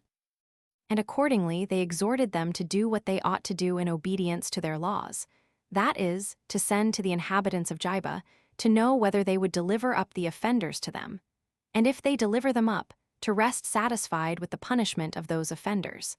But if they despise the message that was sent them, to punish them by taking up arms against them. Accordingly they sent to the inhabitants of Jibah, and accused the young men of the crimes committed in the affair of the Levite's wife, and required of them those that had done what was contrary to the law, that they might be punished, as having justly deserved to die for what they had done. But the inhabitants of Jibah would not deliver up the young men, and thought it too reproachful to them, out of fear of war, to submit to other men's demands upon them. Vaunting themselves to be no way inferior to any in war, neither in their number nor in courage. The rest of their tribe were also making great preparation for war, for they were so insolently mad as also to resolve to repel force by force. 10. When it was related to the Israelites what the inhabitants of Jibah had resolved upon, they took their oath that no one of them would give his daughter in marriage to a Benjamite, but make war with greater fury against them than we have learned our forefathers made war against the Canaanites, and sent out presently an army of 400,000 against them, while the Benjamites' army was 25,600. 500 of whom were excellent at slinging stones with their left hands, insomuch that when the battle was joined at Jibah the Benjamites beat the Israelites, and of them there fell 2,000 men, and probably more had been destroyed had not the night came on and prevented it, and broken off the fight. So the Benjamites returned to the city with joy, and the Israelites returned to their camp in a great fright at what had happened. On the next day, when they fought again, the Benjamites beat them, and 18,000 of the Israelites were slain, and the rest deserted their camp out of fear of a greater slaughter. So they came to Bethel, 13 a city that was near their camp, and fasted on the next day, and besought God, by Phinehas the high priest, that his wrath against them might cease, and that he would be satisfied with these 2 defeats, and give them the victory and power over their enemies. Accordingly God promised them so to do, by the prophesying of Phinehas. 11. When therefore they had divided the army into 2 parts, they laid the one half of them in ambush about the city Jibah by night, while the other half attacked the Benjamites, who retiring upon the assault, the Benjamites pursued them, while the Hebrews retired by slow degrees, as very desirous to draw them entirely from the city. And the other followed them as they retired, till both the old men and the young men that were left in the city, as too weak to fight, came running out together with them, as willing to bring their enemies under. However, when they were a great way from the city, the Hebrews ran away no longer, but turned back to fight them, and lifted up the signal they had agreed on to those that lay in ambush, who rose up, and with a great noise fell upon the enemy. Now as soon as ever they perceived themselves to be deceived, they knew not what to do, and when they were driven into a certain hollow place which was in a valley, they were shot at by those that encompassed them, till they were all destroyed, excepting 600 which formed themselves into a close body of men, and forced their passage through the midst of their enemies, and fled to the neighboring mountains, and, seizing upon them, remained there. But the rest of them, being about 25,000, were slain. Then did the Israelites burn Jibah, and slew the women and the males that were under age, and did the same also to the other cities of the Benjamites, And indeed, they were enraged to that degree that they sent 12,000 men out of the army and gave them orders to destroy Jabesh-Gilead, because it did not join with them in fighting against the Benjamites. Accordingly, those that were sent slew the men of war, with their children and wives, excepting 400 virgins. To such a degree had they proceeded in their anger, because they not only had the suffering of the Levite's wife to avenge, but the slaughter of their own soldiers. 12. However, they afterward were sorry for the calamity they had brought upon the Benjamites, and appointed a fast on that account, although they supposed those men had suffered justly for their offense against the laws, so they recalled by their ambassadors those 600 which had escaped. These had seated themselves on a certain rock called Rimmon, which was in the wilderness. So the ambassadors lamented not only the disaster that had befallen the Benjamites, but themselves also, by this destruction of their kindred, and persuaded them to take it patiently, and to come and unite with them, and not, so far as in them lay, to give their suffrage to the utter destruction of the tribe of Benjamin. And said to them, We give you leave to take the whole land of Benjamin to yourselves, and as much prey as you are able to carry away with you. So these men with sorrow confessed that what had been done was according to the decree of God, and had happened for their own wickedness, and assented to those that invited them, and came down to their own tribe. The Israelites also gave them the 400 virgins of Jabesh-Gilead for wives. But as to the remaining 200, they deliberated about it how they might compass wives enough for them, and that they might have children by them. And whereas they had, before the war began, taken an oath that no one would give his daughter to wife to a Benjamite, some advised them to have no regard to what they had sworn, because the oath had not been taken advisedly and judiciously, but in a passion, and thought that they should do nothing against God if they were able to save a whole tribe which was in danger of perishing. And that perjury was then a sad and dangerous thing, not when it is done out of necessity, but when it is done with a wicked intention. But when the Senate were affrighted at the very name of perjury, a certain person told them that he could show them a way whereby they might procure the Benjamites wives enough, and yet keep their oath. They asked him what his proposal was. He said that 3 times in a year, when we meet in Shiloh, our wives and our daughters accompany us. Let then the Benjamites be allowed to steal away, and marry such women as they can catch, while we will neither incite them nor forbid them. And when their parents take it ill, and desire us to inflict punishment upon them, we will tell them that they were themselves the cause of what had happened, by neglecting to guard their daughters, and that they ought not to be over angry at the Benjamites, since that anger was permitted to rise too high already. So the Israelites were persuaded to follow this advice, and decreed that the Benjamites should be allowed thus to steal themselves wives. So when the festival was coming on, these 200 Benjamites lay in ambush before the city, by 2 and 3 together, and waited for the coming of the virgins, in the vineyards and other places where they could lie concealed. Accordingly the virgins came along playing, and suspected nothing of what was coming upon them, and walked after an unguarded manner, so those that laid scattered in the road rose up and caught hold of them. By this means these Benjamites got them wives, and fell to agriculture, and took good care to recover their former happy state. And thus was this tribe of the Benjamites, after they had been in danger of entirely perishing, saved in the manner forementioned by the wisdom of the Israelites. And accordingly it presently flourished, and soon increased to be a multitude, and came to enjoy all other degrees of happiness. And such was the conclusion of this war.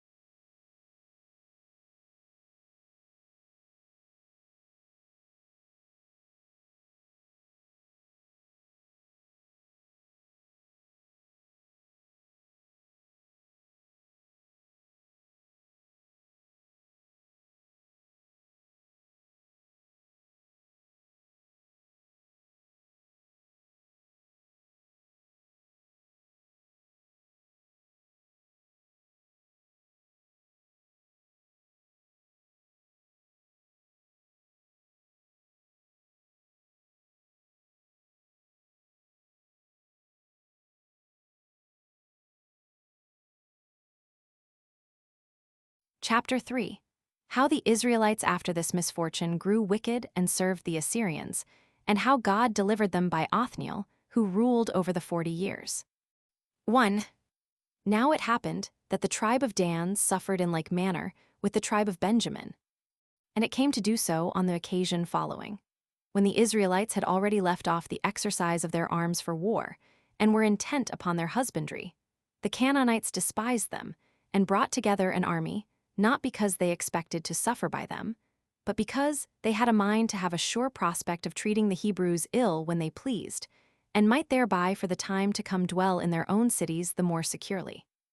They prepared therefore their chariots, and gathered their soldiery together, their cities also combined together, and drew over to them Askelon and Ekron, which were within the tribe of Judah, and many more of those that lay in the plain.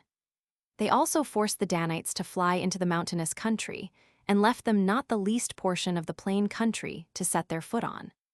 Since then these Danites were not able to fight them, and had not land enough to sustain them, they sent 5 of their men into the midland country, to seek for a land to which they might remove their habitation.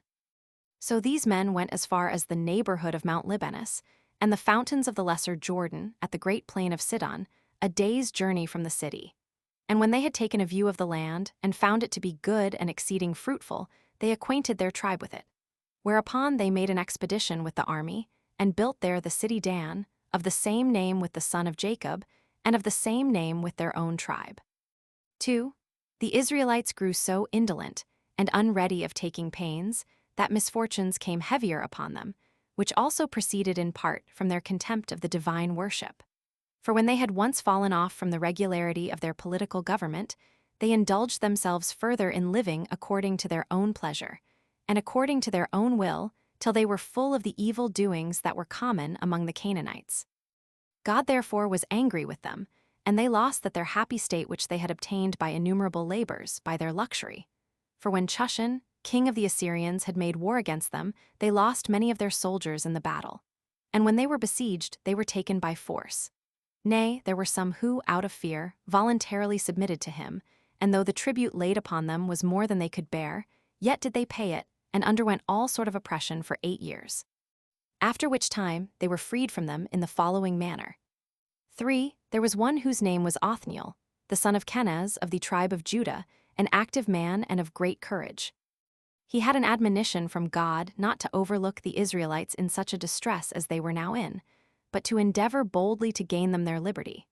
So when he had procured some to assist him in this dangerous undertaking, and few they were, who, either out of shame at their present circumstances, or out of a desire of changing them, could be prevailed on to assist him, he first of all destroyed that garrison which Chushan had set over them.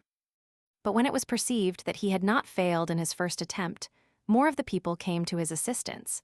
So they joined battle with the Assyrians and drove them entirely before them, and compelled them to pass over Euphrates. Hereupon Othniel, who had given such proofs of his valor, received from the multitude authority to judge the people, and when he had ruled over them 40 years, he died.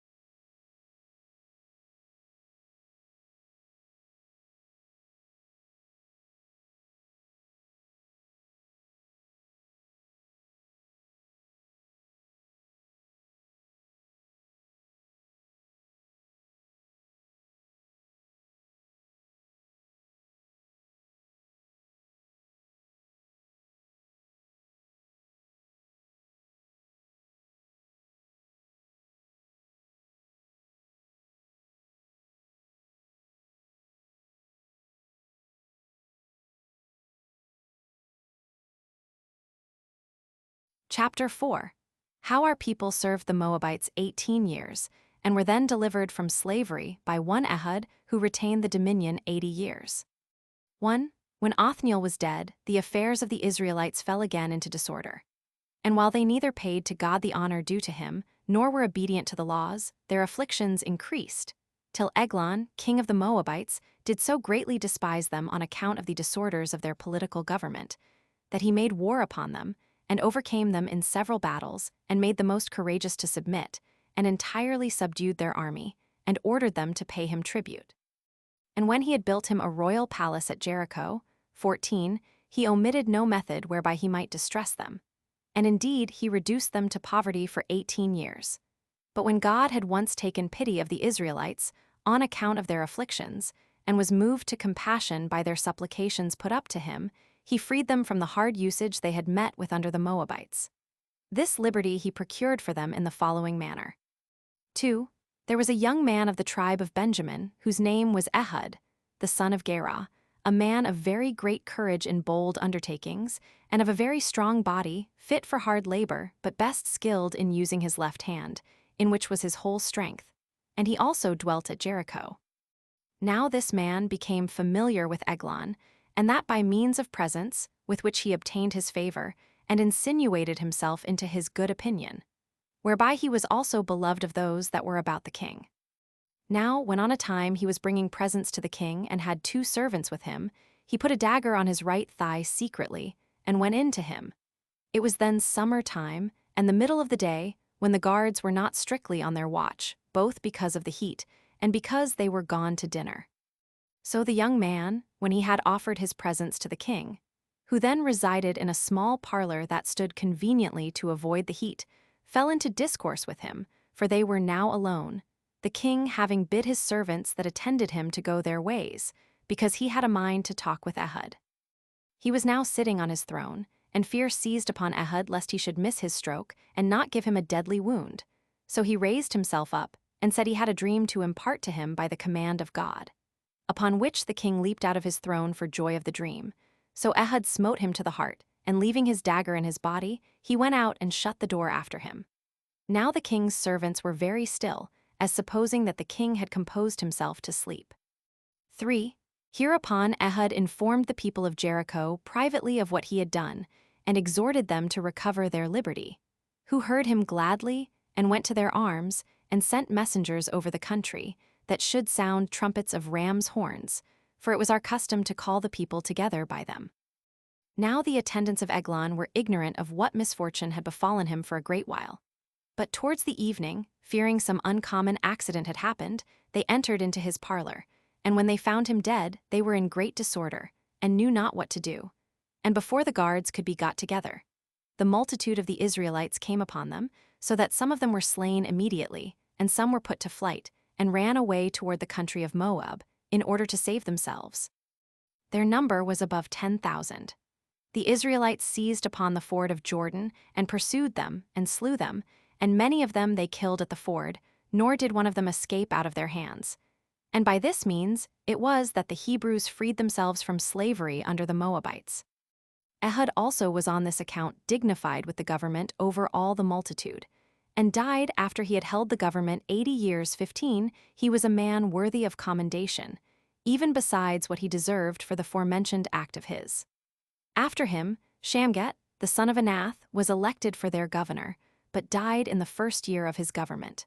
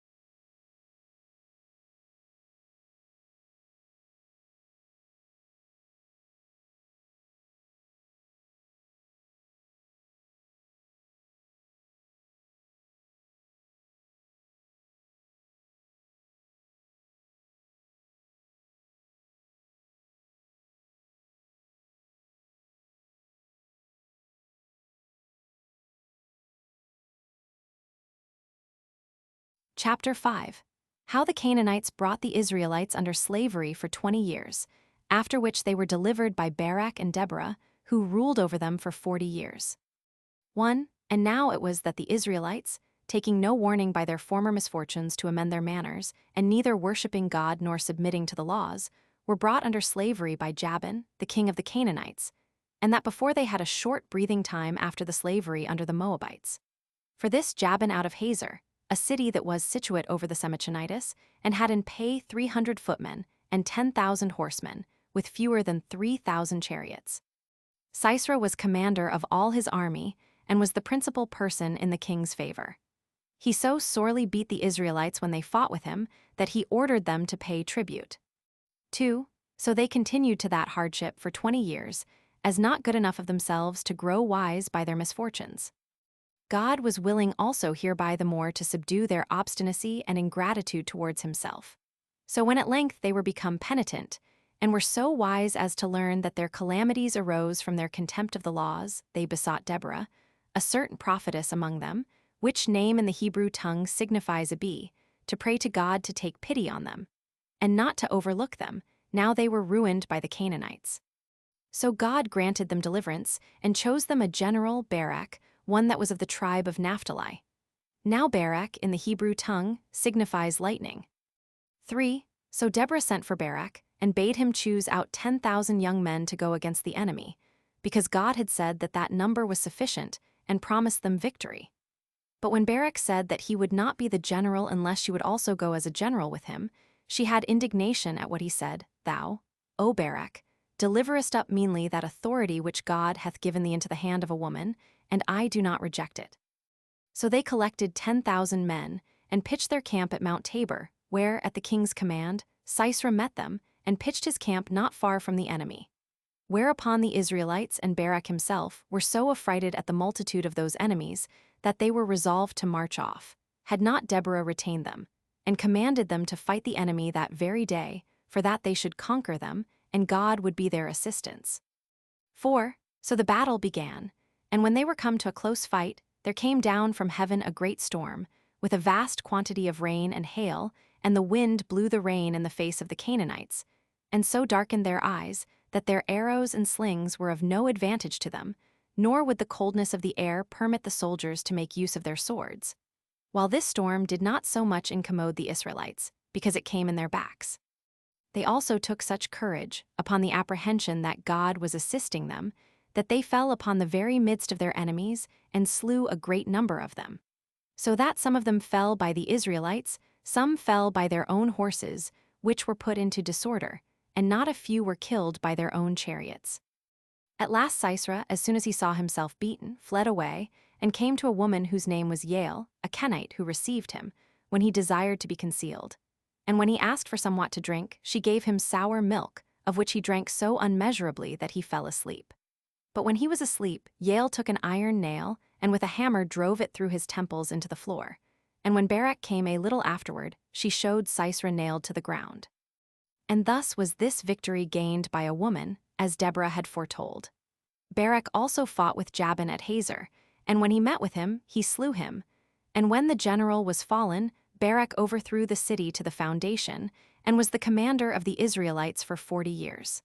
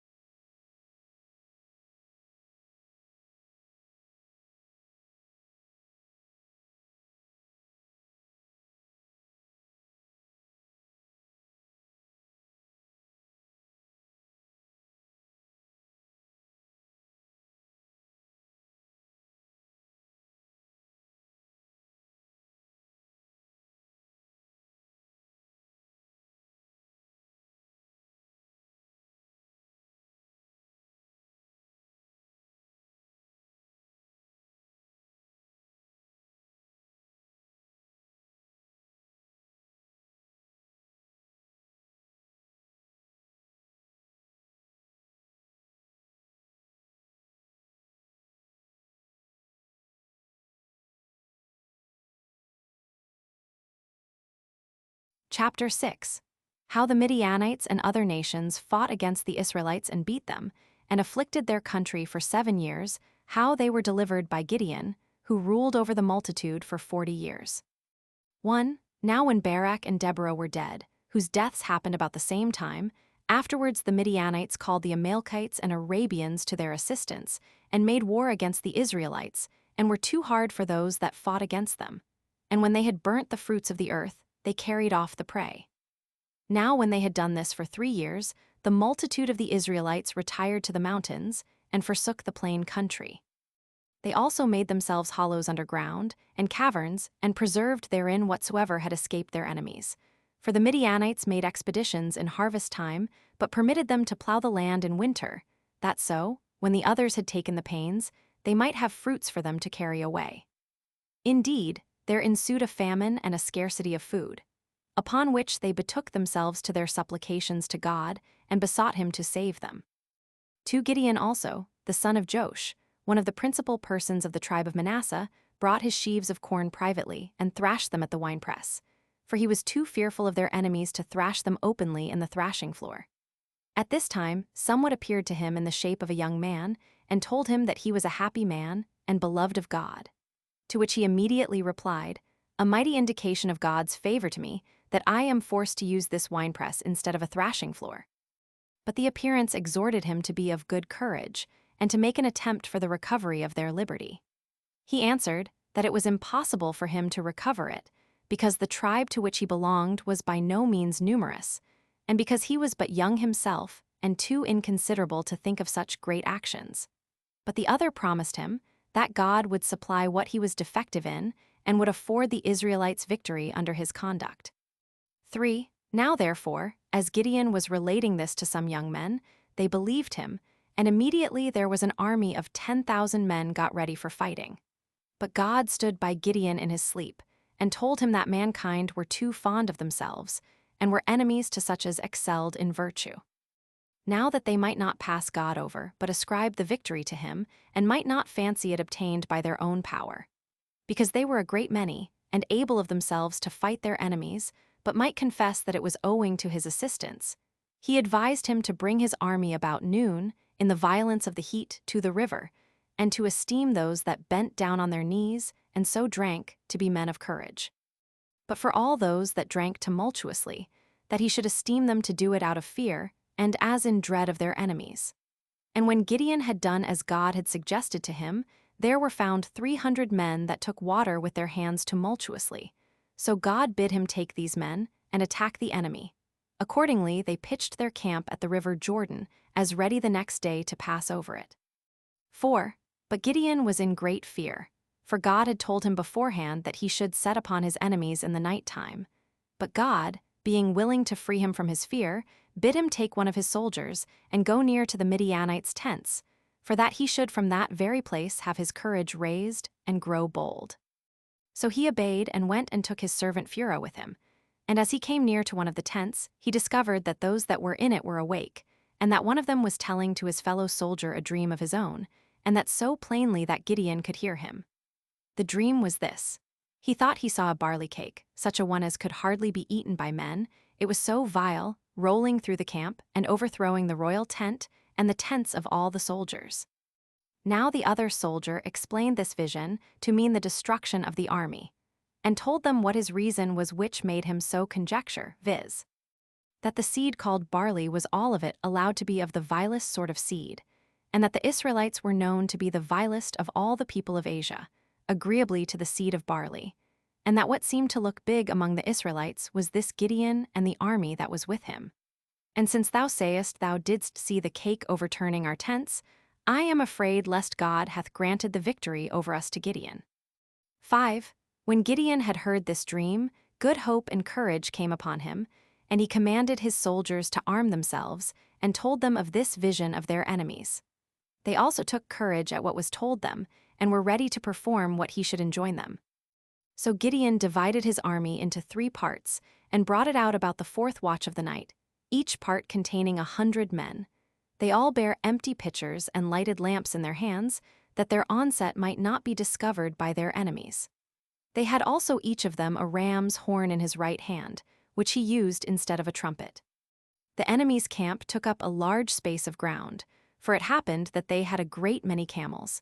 And as they were divided into different nations, so they were all contained in one circle. Now when the Hebrews did as they were ordered beforehand, upon their approach to their enemies, and on the signal given, sounded with their rams' horns and brake their pitchers, and set upon their enemies with their lamps, and a great shout, and cried, "Victory to Gideon by God's assistance!" A disorder and a fright seized upon the other men while they were half asleep, for it was night time, as God would have it. So that a few of them were slain by their enemies, but the greatest part by their own soldiers, on account of the diversity of their language. And when they were once put into disorder, they killed all that they met with, as thinking them to be enemies also. Thus there was a great slaughter made. And as the report of Gideon's victory came to the Israelites, they took their weapons and pursued their enemies, and overtook them in a certain valley encompassed with torrents, a place which these could not get over. So they encompassed them, and slew them all with their kings, Oreb and Zeb.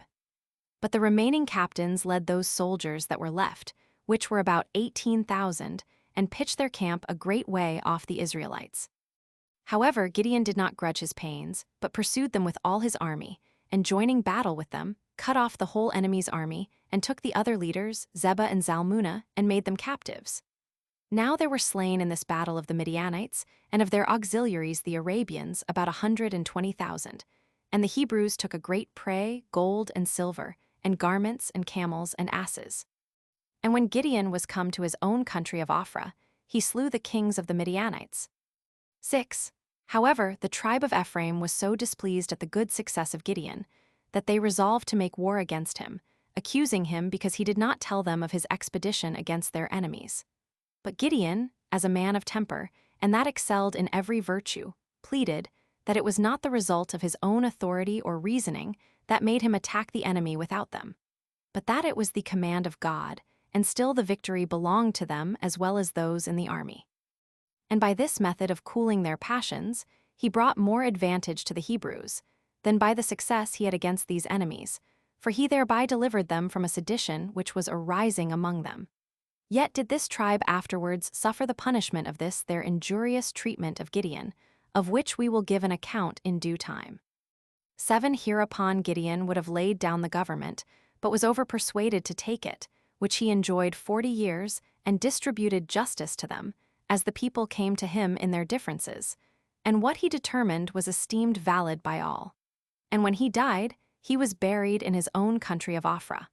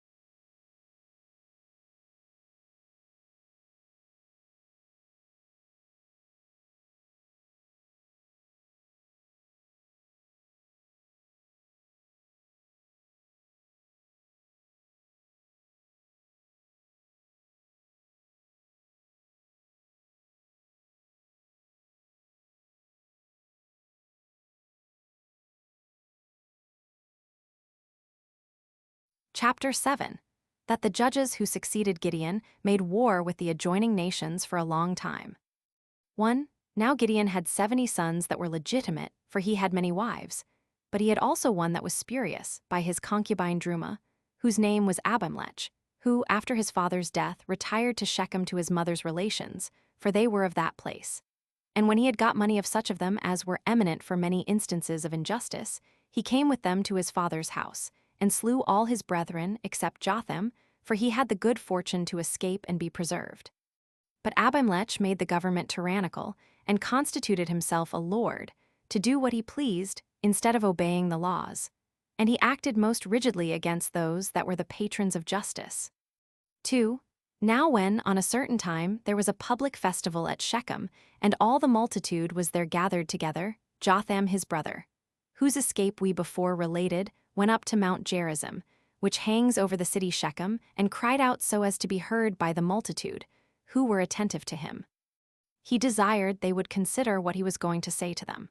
So when silence was made, he said that when the trees had a human voice, and there was an assembly of them gathered together, they desired that the fig tree would rule over them. But when that tree refused so to do, because it was contented to enjoy that honor which belonged peculiarly to the fruit it bare, and not that which should be derived to it from abroad, the trees did not leave off their intentions to have a ruler, so they thought proper to make the offer of that honor to the vine. But when the vine was chosen, it made use of the same words which the fig tree had used before, and excused itself from accepting the government. And when the olive tree had done the same, the briar, whom the trees had desired to take the kingdom, it is a sort of wood good for firing. It promised to take the government, and to be zealous in the exercise of it. But that then they must sit down under its shadow, and if they should plot against it to destroy it, the principle of fire that was in it should destroy them. He told them that what he had said was no laughing matter, for that when they had experienced many blessings from Gideon, they overlooked Abimelech when he overruled all, and had joined with him in slaying his brethren, and that he was no better than a fire himself. So when he had said this, he went away, and lived privately in the mountains for 3 years, out of fear of Abimelech. A little while after this festival, the Shechemites, who had now repented themselves of having slain the sons of Gideon, drove Abimelech away, both from their city and their tribe, whereupon he contrived how he might distress their city. Now, at the season of vintage, the people were afraid to go out and gather their fruits, for fear Abimelech should do them some mischief. Now it happened that there had come to them a man of authority, one Gaul, that sojourned with them, having his armed men and his kinsmen with him. So the Shechemites desired that he would allow them a guard during their vintage, whereupon he accepted of their desires, and so the people went out, and Gaul with them at the head of his soldiery. So they gathered their fruit with safety, and when they were at supper in several companies, they then ventured to curse Abimelech openly. And the magistrates laid ambushes in places about the city, and caught many of Abimelech's followers, and destroyed them. 4. Now there was one Zebul, a magistrate of the Shechemites that had entertained Abimelech. He sent messengers, and informed him how much Gaul had irritated the people against him, and excited him to lay ambushes before the city, for that he would persuade Gaul to go out against him, which would leave it in his power to be revenged on him, and when that was once done, he would bring him to be reconciled to the city. So Abimelech laid ambushes, and himself lay with them. Now Gaul abode in the suburbs, taking little care of himself, and Zebul was with him. Now as Gaul saw the armed men coming on, he said to Zebul that some armed men were coming, but the other replied they were only shadows of huge stones, and when they were come nearer, Gaul perceived what was the reality, and said they were not shadows, but men lying in ambush. Then said Zebul, Didst not thou reproach Abimelech for cowardice? Why dost thou not then show how very courageous thou art thyself, and go and fight him? So Gaul, being in disorder, joined battle with Abimelech, and some of his men fell. Whereupon he fled into the city, and took his men with him. But Zebul managed his matters so in the city, that he procured them to expel Gaul out of the city, and this by accusing him of cowardice in this action with the soldiers of Ahimelech.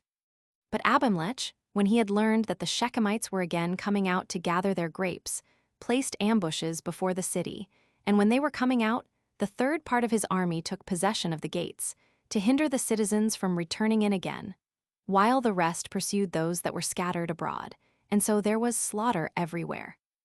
And when he had overthrown the city to the very foundations, for it was not able to bear a siege, and had sown its ruins with salt, he proceeded on with his army till all the Shechemites were slain. As for those that were scattered about the country, and so escaped the danger, they were gathered together unto a certain strong rock, and settled themselves upon it, and prepared to build a wall about it. And when Abimelech knew their intentions, he prevented them, and came upon them with his forces, and laid faggots of dry wood round the place, he himself bringing some of them, and by his example encouraging the soldiers to do the same. And when the rock was encompassed round about with these faggots, They set them on fire, and threw in whatsoever by nature caught fire the most easily. So a mighty flame was raised, and nobody could fly away from the rock, but every man perished, with their wives and children, in all about 1,500 men, and the rest were a great number also. And such was the calamity which fell upon the Shechemites. And men's grief on their account had been greater than it was, had they not brought so much mischief on a person who had so well deserved of them, and had they not themselves esteemed this as a punishment for the same.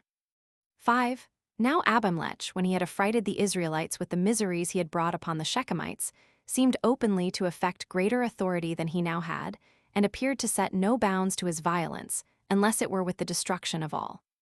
Accordingly he marched to Thebes, and took the city on the sudden, and there being a great tower therein, whereunto the whole multitude fled, he made preparation to besiege it.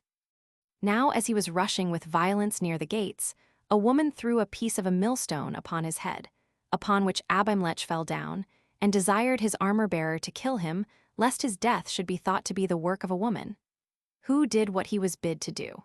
So he underwent this death as a punishment for the wickedness he had perpetrated against his brethren, and his insolent barbarity to the Shechemites. Now the calamity that happened to those Shechemites was according to the prediction of Jotham. However, the army that was with Abimelech, upon his fall, was scattered abroad, and went to their own homes. 6. Now it was that Jair the Gileadite, 16 of the tribe of Manasseh, took the government. He was a man happy in other respects also, but particularly in his children, who were of a good character. They were 30 in number, and very skillful in riding on horses, and were entrusted with the government of the cities of Gilead. He kept the government 22 years, and died an old man, and he was buried in Cammon, a city of Gilead. 7. And now all the affairs of the Hebrews were managed uncertainly, and tended to disorder, and to the contempt of God and of the laws. So the Ammonites and Philistines had them in contempt, and laid waste the country with a great army. And when they had taken all Perea, they were so insolent as to attempt to gain the possession of all the rest. But the Hebrews, being now amended by the calamities they had undergone, betook themselves to supplications to God, and brought sacrifices to him, beseeching him not to be too severe upon them, but to be moved by their prayers to leave off his anger against them. So God became more merciful to them, and was ready to assist them. 8. When the Ammonites had made an expedition into the land of Gilead, the inhabitants of the country met them at a certain mountain, but wanted a commander. Now there was one whose name was Jephthah, who, both on account of his father's virtue, and on account of that army which he maintained at his own expenses, was a potent man. The Israelites therefore sent to him, and entreated him to come to their assistance, and promised him the dominion over them all his lifetime. But he did not admit of their entreaty, and accused them that they did not come to his assistance when he was unjustly treated, and this in an open manner by his brethren. For they cast him off, as not having the same mother with the rest, but born of a strange mother, that was introduced among them by his father's fondness. And this they did out of a contempt of his inability.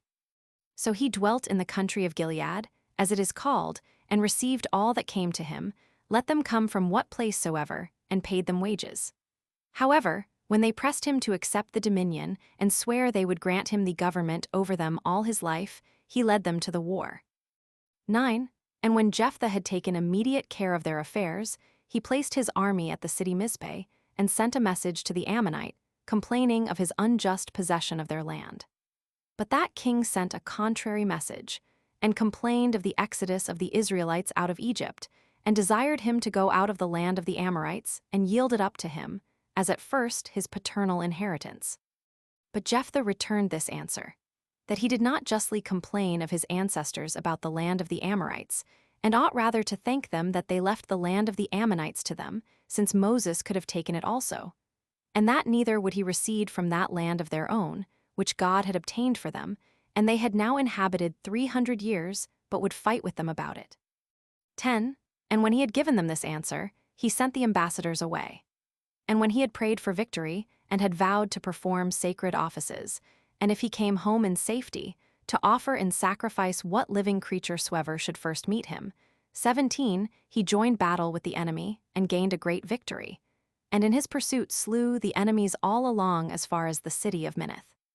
He then passed over to the land of the Ammonites, and overthrew many of their cities, and took their prey, and freed his own people from that slavery which they had undergone for 18 years.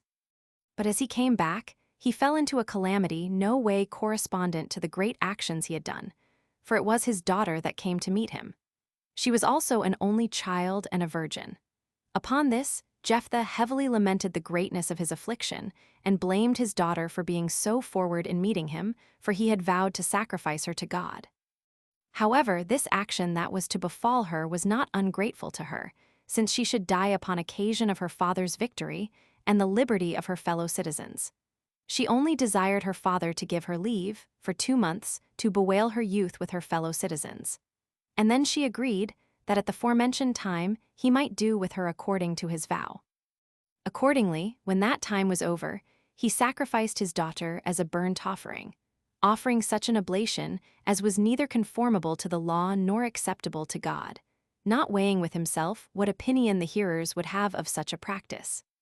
11. Now the tribe of Ephraim fought against him, because he did not take them along with him in his expedition against the Ammonites, but because he alone had the prey and the glory of what was done to himself. As to which he said, first, that they were not ignorant how his kindred had fought against him, and that when they were invited, they did not come to his assistance, whereas they ought to have come quickly, even before they were invited. And in the next place, that they were going to act unjustly, for while they had not courage enough to fight their enemies, they came hastily against their own kindred. And he threatened them that, with God's assistance, he would inflict a punishment upon them, unless they would grow wiser. But when he could not persuade them, he fought with them with those forces which he sent for out of Gilead, and he made a great slaughter among them. And when they were beaten, he pursued them, and seized on the passages of Jordan by a part of his army which he had sent before, and slew about 42,000 of them. 12. So when Jephthah had ruled 6 years, he died, and was buried in his own country, Sebi, which is a place in the land of Gilead. 13. Now when Jephthah was dead, Ibzan took the government, being of the tribe of Judah and of the city of Bethlehem. He had 60 children, 30 of them sons, and the rest daughters, all whom he left alive behind him, giving the daughters in marriage to husbands, and taking wives for his sons. He did nothing in the 7 years of his administration that was worth recording or deserved a memorial. So he died an old man, and was buried in his own country. 14. When Ibzan was dead after this manner, neither did Helen, who succeeded him in the government and kept it 10 years, do anything remarkable. He was of the tribe of Zebulun. 15. Abdon also, the son of Hillel of the tribe of Ephraim and born at the city Pirathon, was ordained their supreme governor after Helen. He is only recorded to have been happy in his children, for the public affairs were then so peaceable, and in such security that neither did he perform any glorious action. He had 40 sons, and by them left 30 grandchildren, and he marched in state with these 70, who were all very skillful in riding horses, and he left them all alive after him. He died an old man, and obtained a magnificent burial in Pirathon.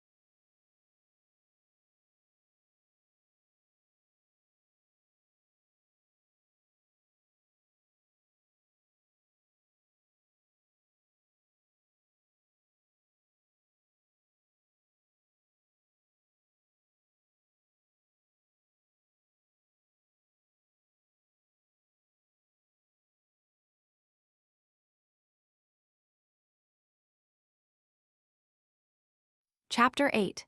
Concerning the fortitude of Samson, and what mischiefs he brought upon the Philistines.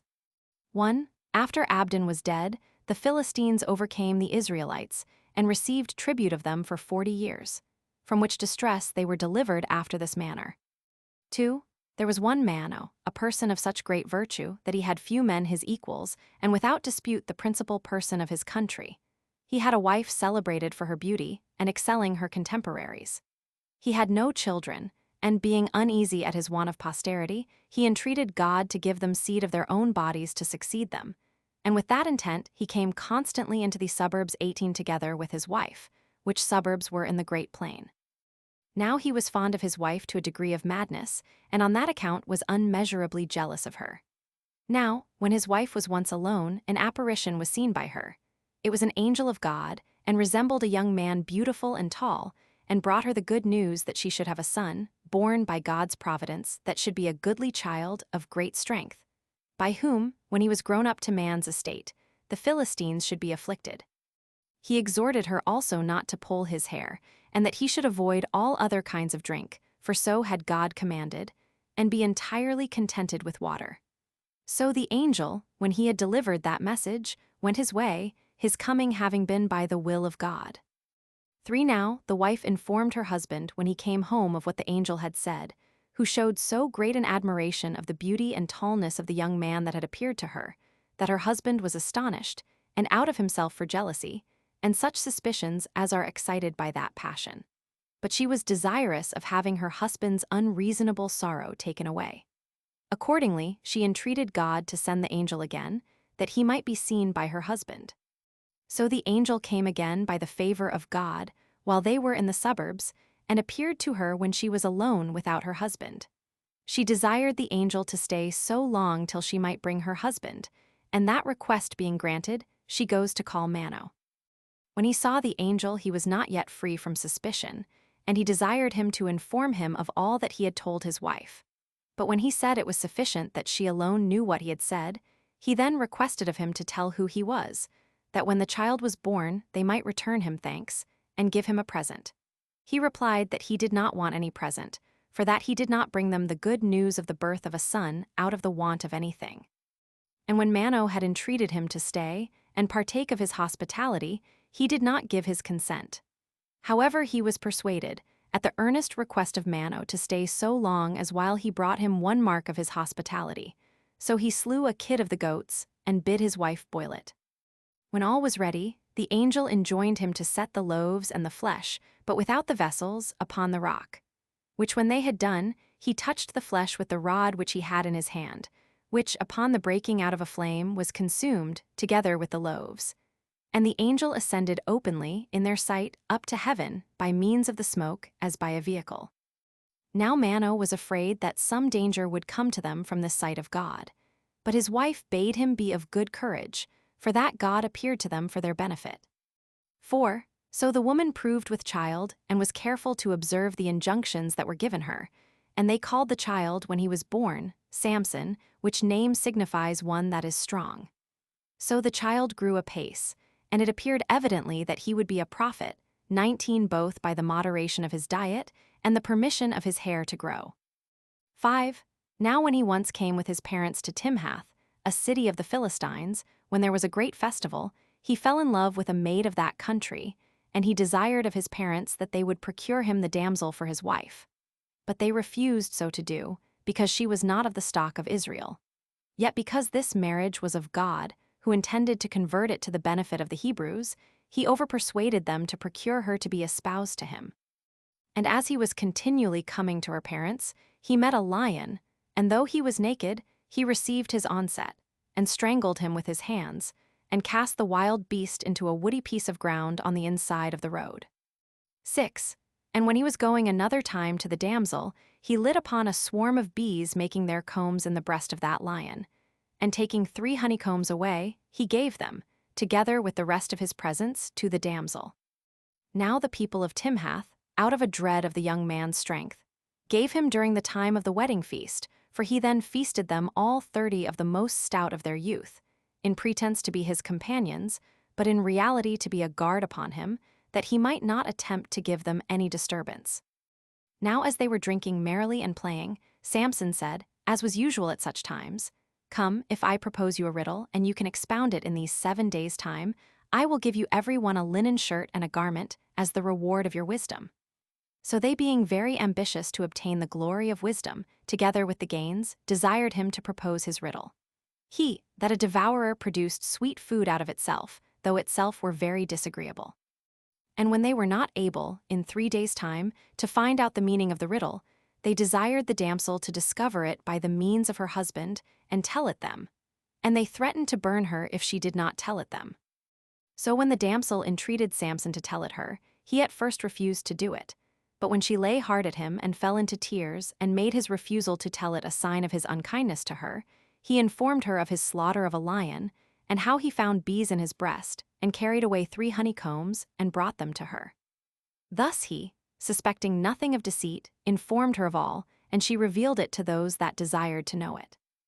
Then on the 7th day, whereon they were to expound the riddle proposed to them, they met together before sunsetting, and said, Nothing is more disagreeable than a lion to those that light on it, and nothing is sweeter than honey to those that make use of it.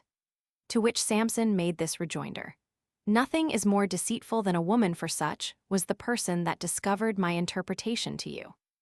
Accordingly, he gave them the presents he had promised them, making such Ascalonites as met him upon the road his prey, who were themselves Philistines also.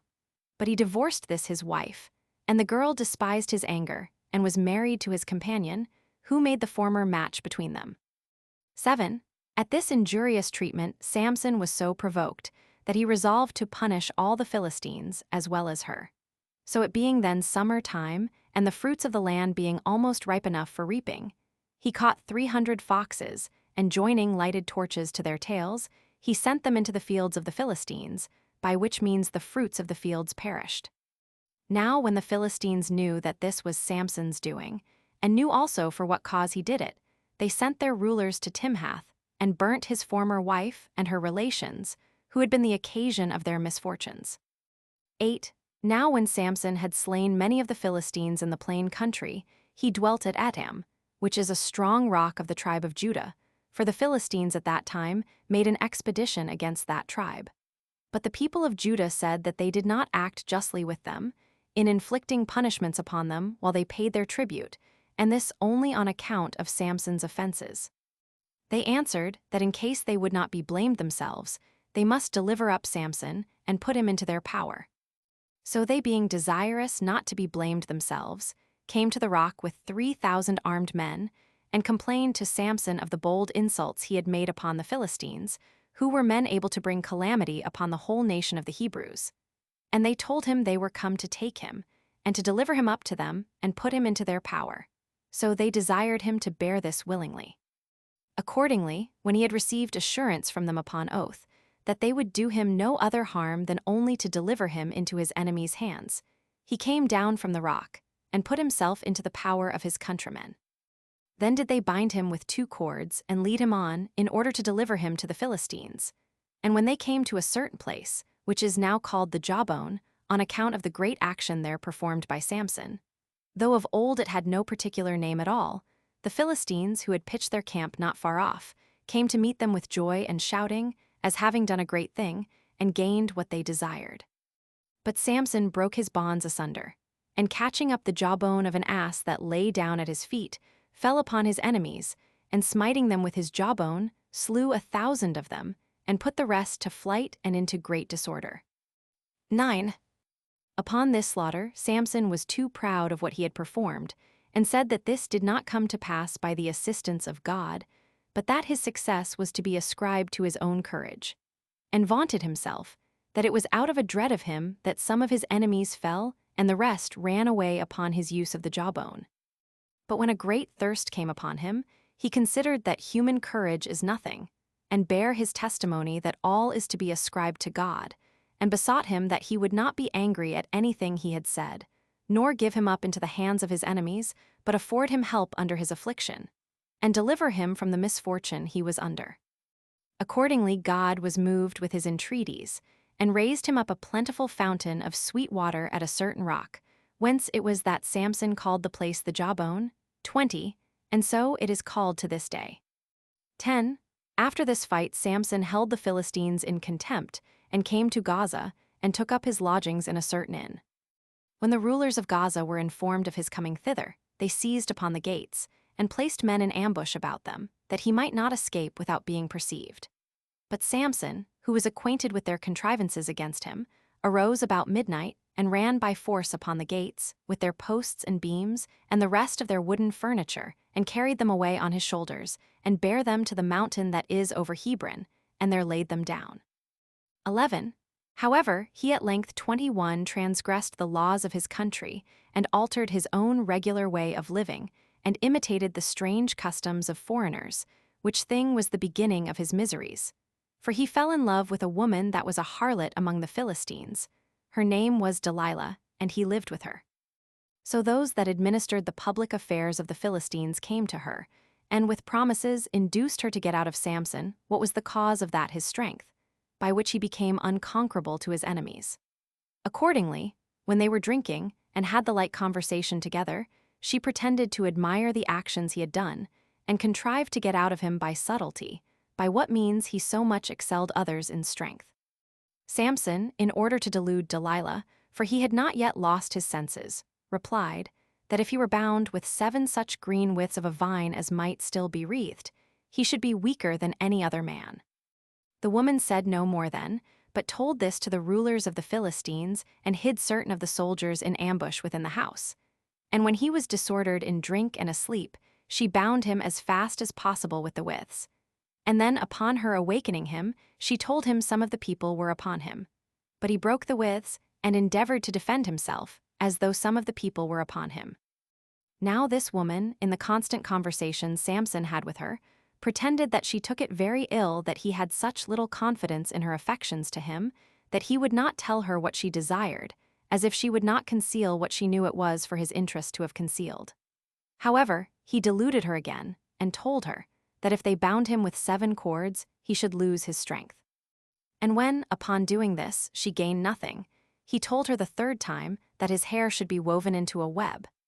But when, upon doing this, the truth was not yet discovered, at length Samson, upon Delilah's prayer, for he was doomed to fall into some affliction, was desirous to please her, and told her that God took care of him, and that he was born by his providence, and that thence it is that I suffer my hair to grow, God having charged me never to poll my head, and thence my strength is according to the increase and continuance of my hair.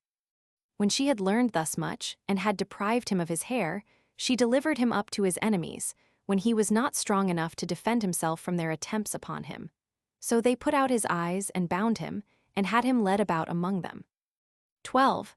But in process of time Samson's hair grew again, and there was a public festival among the Philistines, when the rulers and those of the most eminent character were feasting together. Now the room wherein they were had its roof supported by 2 pillars. So they sent for Samson, and he was brought to their feast, that they might insult him in their cups.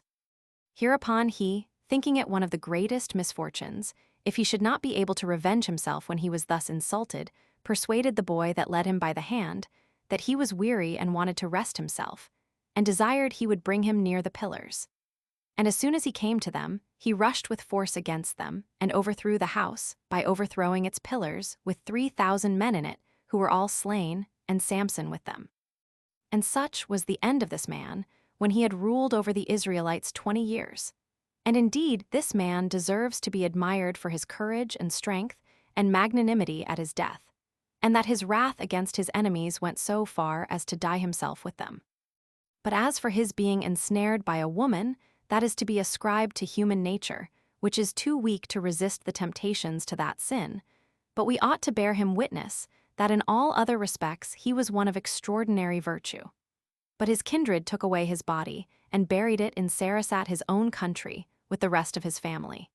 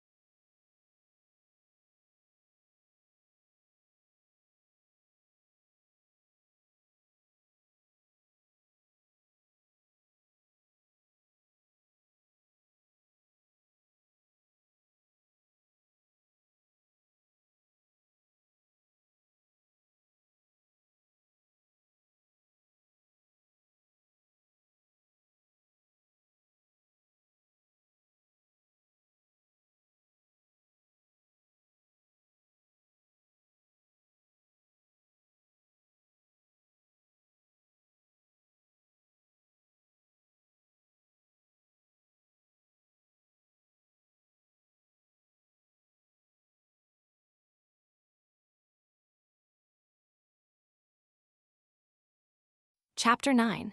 How under Eli's government of the Israelites Booz married Ruth, from whom came Obed the grandfather of David. 1. Now after the death of Samson, Eli the high priest was governor of the Israelites.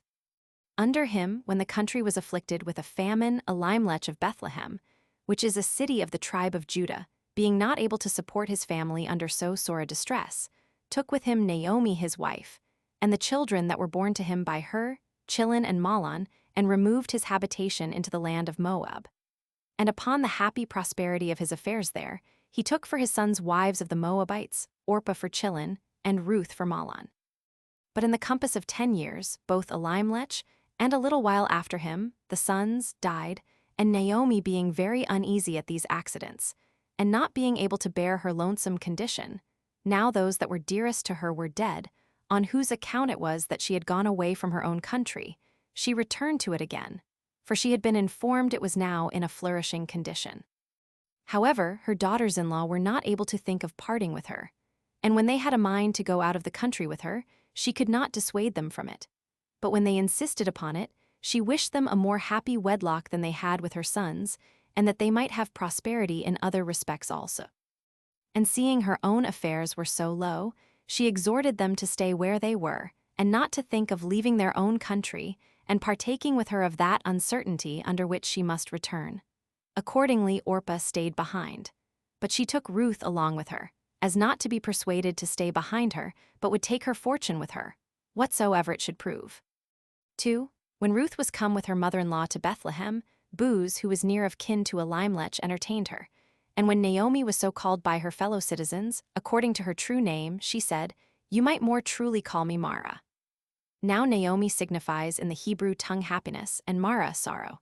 It was now reaping time, and Ruth, by the leave of her mother-in-law, went out to glean, that they might get a stock of corn for their food.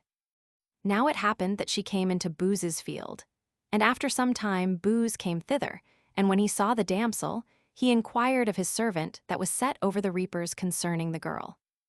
The servant had a little before inquired about all her circumstances, and told them to his master, who kindly embraced her, both on account of her affection to her mother-in-law and her remembrance of that son of hers to whom she had been married, and wished that she might experience a prosperous condition. So he desired her not to glean, but to reap what she was able, and gave her leave to carry it home. He also gave it in charge to that servant who was over the reapers, not to hinder her when she took it away, and bade him give her dinner, and make her drink when he did the like to the reapers. Now what corn Ruth received of him she kept for her mother-in-law, and came to her in the evening, and brought the ears of corn with her. And Naomi had kept for her a part of such food as her neighbors had plentifully bestowed upon her. Ruth also told her mother-in-law what Booz had said to her. And when the other had informed her that he was near of kin to them, and perhaps was so pious a man as to make some provision for them, she went out again on the days following, to gather the gleanings with Booz's maidservants. 3. It was not many days before Booz, after the barley was winnowed, slept in his thrashing floor.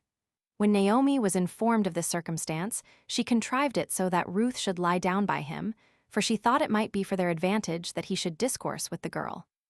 Accordingly, she sent the damsel to sleep at his feet, who went as she bade her, for she did not think it consistent with her duty to contradict any command of her mother-in-law. And at first she lay concealed from Booz, as he was fast asleep. But when he awaked about midnight, and perceived a woman lying by him, he asked who she was. And when she told him her name, and desired that he whom she owned for her lord would excuse her, he then said no more.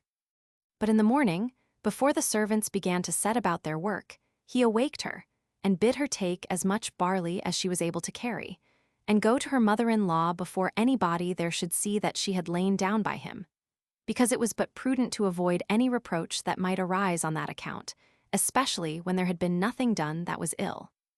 But as to the main point she aimed at, the matter should rest here. He that is nearer of kin than I am shall be asked whether he wants to take thee to wife. If he says he does, thou shalt follow him, but if he refuse it, I will marry thee according to the law. 4. When she had informed her mother-in-law of this, they were very glad of it, out of the hope they had that Booz would make provision for them. Now about noon Booz went down into the city, and gathered the senate together, and when he had sent for Ruth, he called for her kinsman also. And when he was come, he said, dost not thou retain the inheritance of Elimelech and his sons?" He confessed that he did retain it, and that he did as he was permitted to do by the laws, because he was their nearest kinsman. Then said Booz, "Thou must not remember the laws by halves, but do everything according to them. For the wife of Mahlon is come hither, whom thou must marry, according to the law, in case thou wilt retain their fields."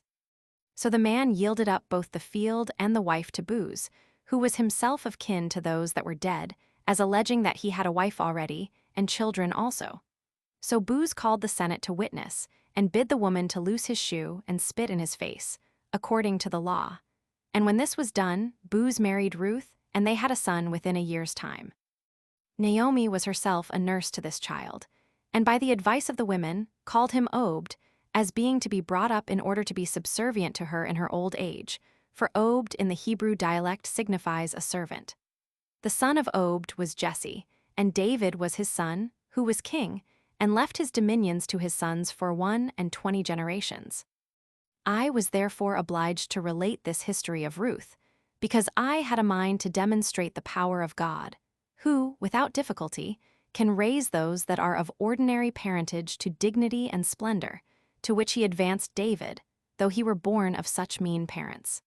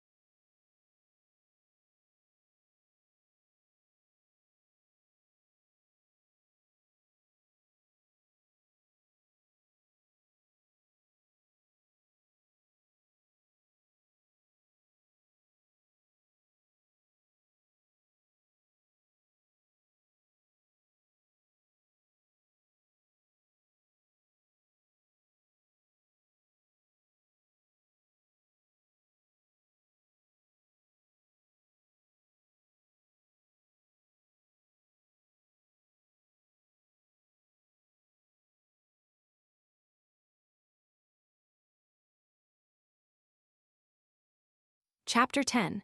Concerning the birth of Samuel, and how he foretold the calamity that befell the sons of Eli. 1. And now upon the ill state of the affairs of the Hebrews, they made war again upon the Philistines. The occasion was this: Eli, the high priest, had 2 sons, Hophni and Phinehas. These sons of Eli were guilty of injustice towards men, and of impiety towards God, and abstained from no sort of wickedness. Some of their gifts they carried off, as belonging to the honorable employment they had. Others of them they took away by violence. They also were guilty of impurity with the women that came to worship God at the tabernacle, obliging some to submit to their lust by force, and enticing others by bribes. Nay, the whole course of their lives was no better than tyranny. Their father, therefore, was angry at them for such their wickedness, and expected that God would suddenly inflict his punishments upon them for what they had done. The multitude took it heinously also. And as soon as God had foretold what calamity would befall Eli's sons, which he did both to Eli himself and to Samuel the prophet, who was yet but a child, he openly showed his sorrow for his son's destruction. I will first dispatch what I have to say about the prophet Samuel, and after that will proceed to speak of the sons of Eli, and the miseries they brought on the whole people of the Hebrews. Elkanah, a Levite, one of a middle condition among his fellow citizens, and one that dwelt at Ramathaim, a city of the tribe of Ephraim, married 2 wives, Hannah and Peninnah. He had children by the latter, but he loved the other best, although she was barren. Now Elkanah came with his wives to the city Shiloh to sacrifice, for there it was that the tabernacle of God was fixed, as we have formerly said. Now when, after he had sacrificed, he distributed at that festival portions of the flesh to his wives and children, and when Hannah saw the other wife's children sitting round about their mother, she fell into tears, and lamented herself on account of her barrenness and lonesomeness. And suffering her grief to prevail over her husband's consolations to her, she went to the tabernacle to beseech God to give her seed, and to make her a mother. and to vow to consecrate the first son she should bear to the service of God, and this in such a way that his manner of living should not be like that of ordinary men. And as she continued at her prayers a long time, Eli, the high priest, for he sat there before the tabernacle, bid her go away, thinking she had been disordered with wine. But when she said she had drank water, but was in sorrow for want of children, and was beseeching God for them, he bid her be of good cheer, and told her that God would send her children. 3. So she came to her husband full of hope, and ate her meal with gladness. And when they had returned to their own country, she found herself with child, and they had a son born to them, to whom they gave the name of Samuel, which may be styled one that was asked of God.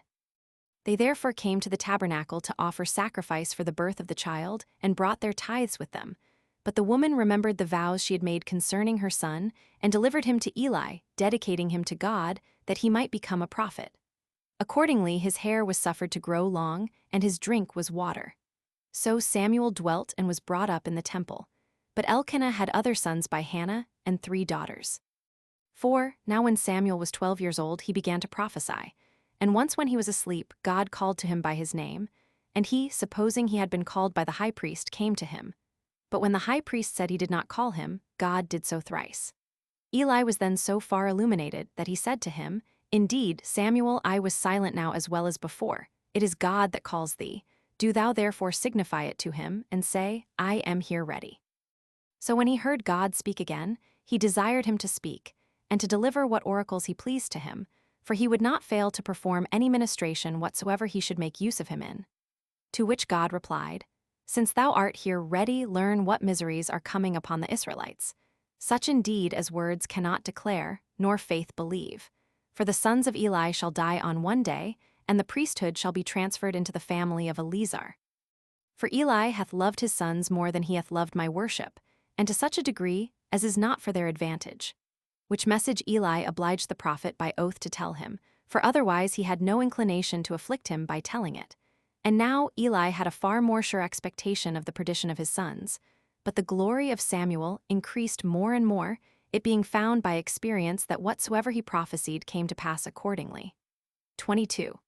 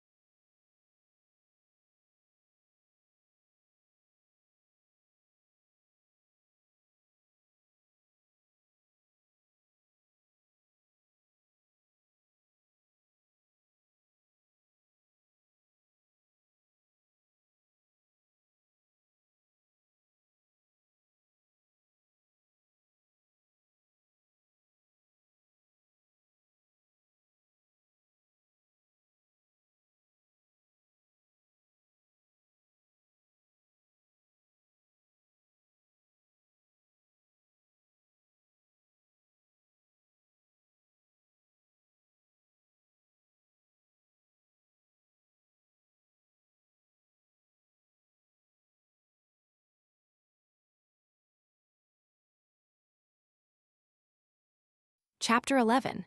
Herein is declared what befell the sons of Eli, the ark, and the people, and how Eli himself died miserably.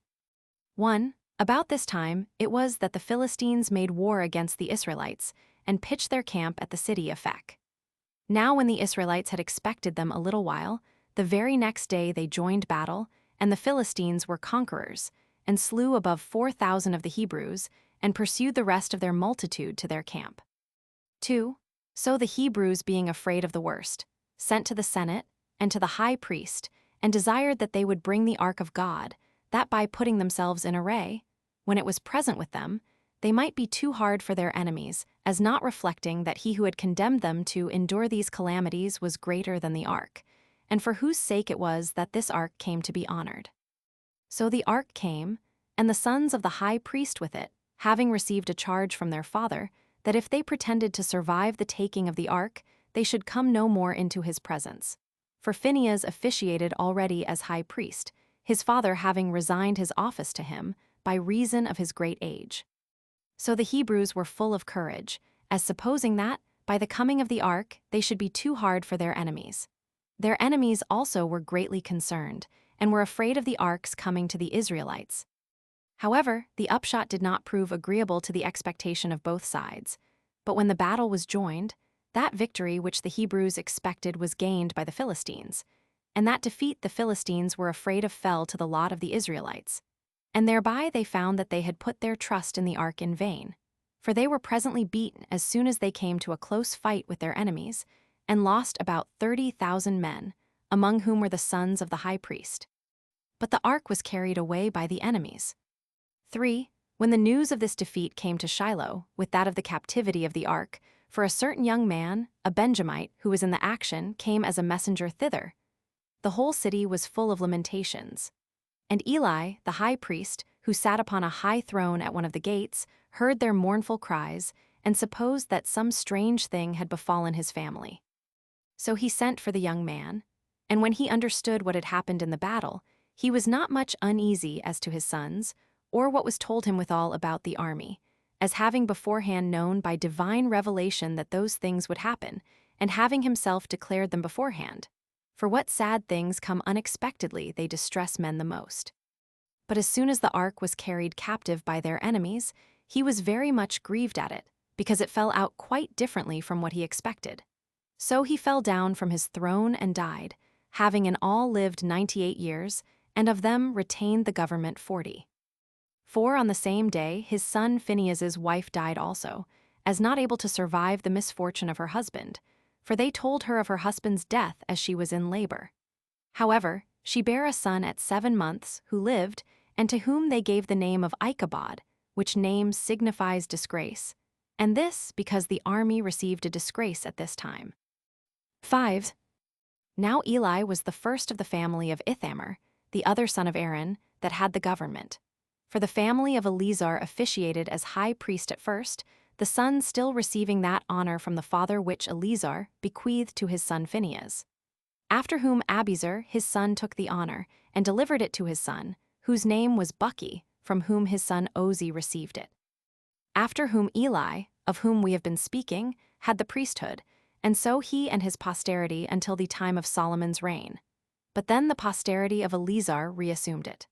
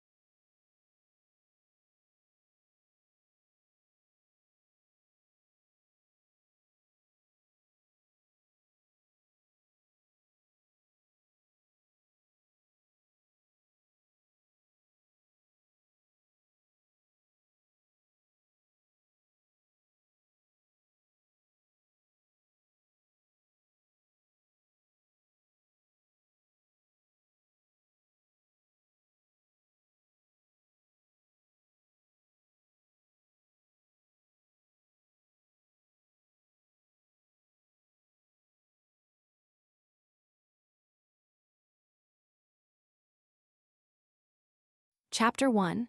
The destruction that came upon the Philistines and upon their land by the wrath of God on account of their having carried the ark away captive, and after what manner they sent it back to the Hebrews.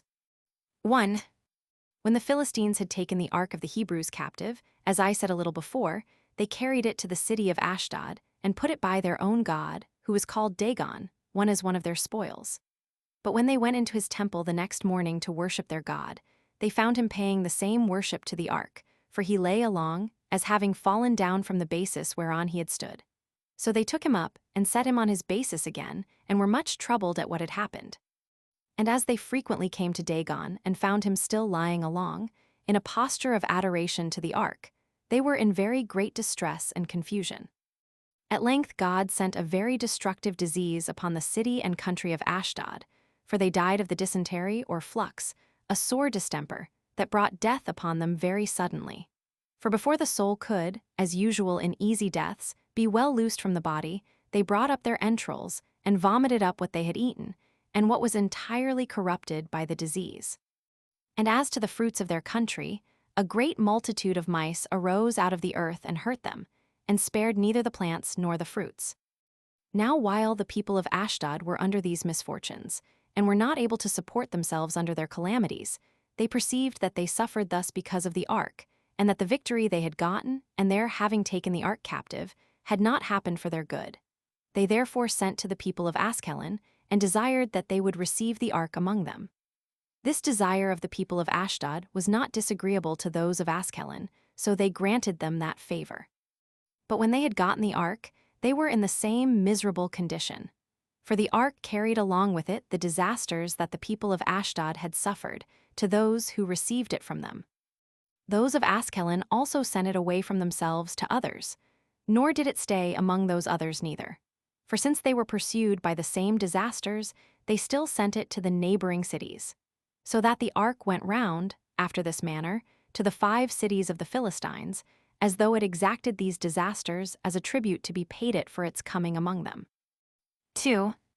When those that had experienced these miseries were tired out with them, and when those that heard of them were taught thereby not to admit the ark among them, since they paid so dear a tribute for it, at length they sought for some contrivance and method how they might get free from it.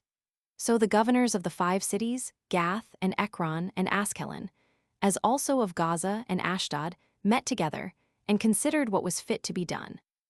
And at first they thought proper to send the ark back to its own people, as allowing that God had avenged its cause, that the miseries they had undergone came along with it, and that these were sent on their cities upon its account, and together with it. However, there were those that said they should not do so, nor suffer themselves to be deluded, as ascribing the cause of their miseries to it, because it could not have such power and force upon them. For, had God had such a regard to it, it would not have been delivered into the hands of men.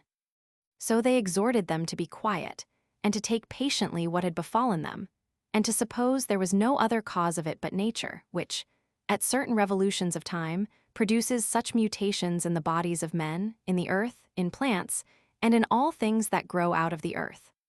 But the counsel that prevailed over those already described was that of certain men, who were believed to have distinguished themselves in former times for their understanding and prudence, and who, in their present circumstances, seemed above all the rest to speak properly. These men said it was not right either to send the ark away, or to retain it, but to dedicate 5 golden images, one for every city, as a thank-offering to God, on account of his having taken care of their preservation, and having kept them alive when their lives were likely to be taken away by such distempers as they were not able to bear up against. They also would have them make 5 golden mice like to those that devoured and destroyed their country too, to put them in a bag, and lay them upon the ark. To make them a new cart also for it, and to yoke milch kine to it 3, but to shut up their calves, and keep them from them, lest, by following after them, they should prove a hindrance to their dams, and that the dams might return the faster out of a desire of those calves. Then to drive these milch kine that carried the ark, and leave it at a place where 3 ways met, and so leave it to the kine to go along which of those ways they pleased, that in case they went the way to the Hebrews, and ascended to their country, they should suppose that the ark was the cause of their misfortunes. But if they turned into another road, they said, we will pursue after it, and conclude that it has no such force in it. 3. So they determined that these men spake well, and they immediately confirmed their opinion by doing accordingly. And when they had done as has been already described, they brought the cart to a place where 3 ways met, and left it there and went their ways. But the kine went the right way, and as if some persons had driven them, while the rulers of the Philistines followed after them, as desirous to know where they would stand still, and to whom they would go. Now there was a certain village of the tribe of Judah, the name of which was Bethshemesh, and to that village did the kine go. And though there was a great and good plain before them to proceed in, they went no farther, but stopped the cart there. This was a sight to those of that village, and they were very glad. For it being then summertime, and all the inhabitants being then in the fields gathering in their fruits, they left off the labors of their hands for joy, as soon as they saw the ark, and ran to the cart, and taking the ark down, and the vessel that had the images in it, and the mice, they set them upon a certain rock which was in the plain. And when they had offered a splendid sacrifice to God, and feasted, they offered the cart and the kine as a burnt offering. And when the lords of the Philistines saw this, they returned back. But now it was that the wrath of God overtook them, and struck 70 persons of the village of Bethshemesh dead, who, not being priests, and so not worthy to touch the ark, had approached to it. For those of that village wept for these that had thus suffered, and made such a lamentation as was naturally to be expected on so great a misfortune that was sent from God, and every one mourned for his own relation. And since they acknowledged themselves unworthy of the ark's abode with them, they sent to the public senate of the Israelites, and informed them that the ark was restored by the Philistines, which when they knew, they brought it away to Kirjathjearim, a city in the neighborhood of Bethshemesh. In this city lived one Abinadab, by birth a Levite, and who was greatly commended for his righteous and religious course of life. So they brought the ark to his house, as to a place fit for God himself to abide in, since therein did inhabit a righteous man. His sons also ministered to the divine service at the ark, and were the principal curators of it for 20 years. For so many years it continued in Kirjathjearim, having been but 4 months with the Philistines.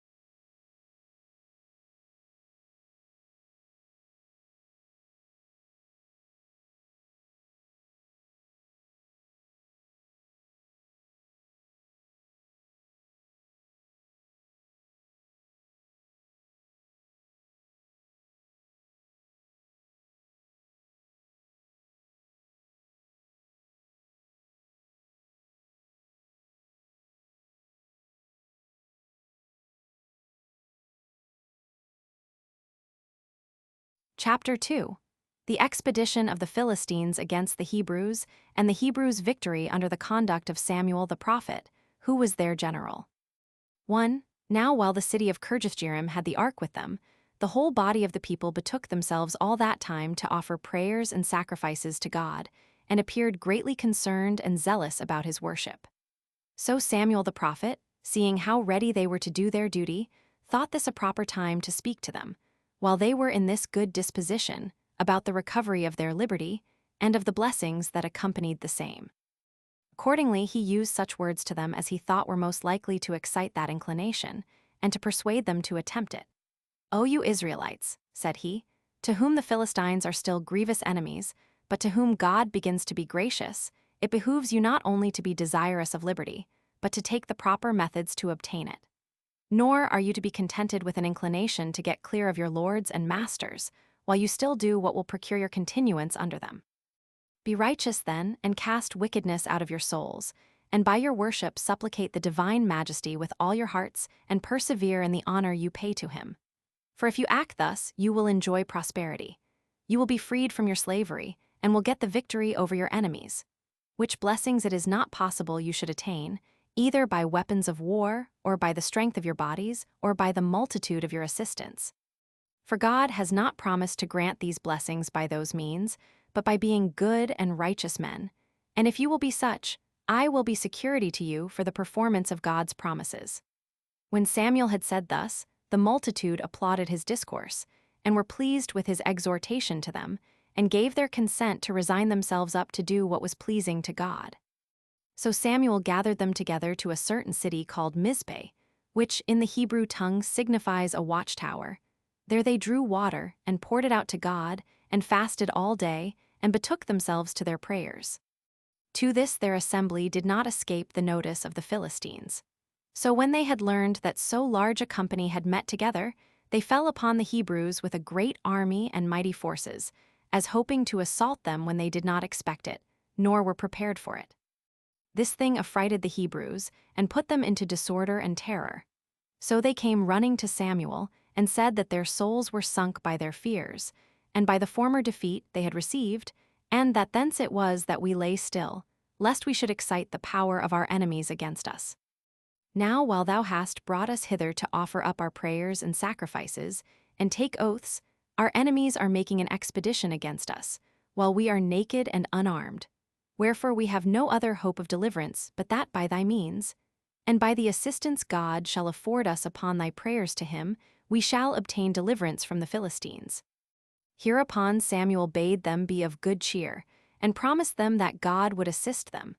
And taking a sucking lamb, he sacrificed it for the multitude, and besought God to hold his protecting hand over them when they should fight with the Philistines, and not to overlook them, nor suffer them to come under a second misfortune.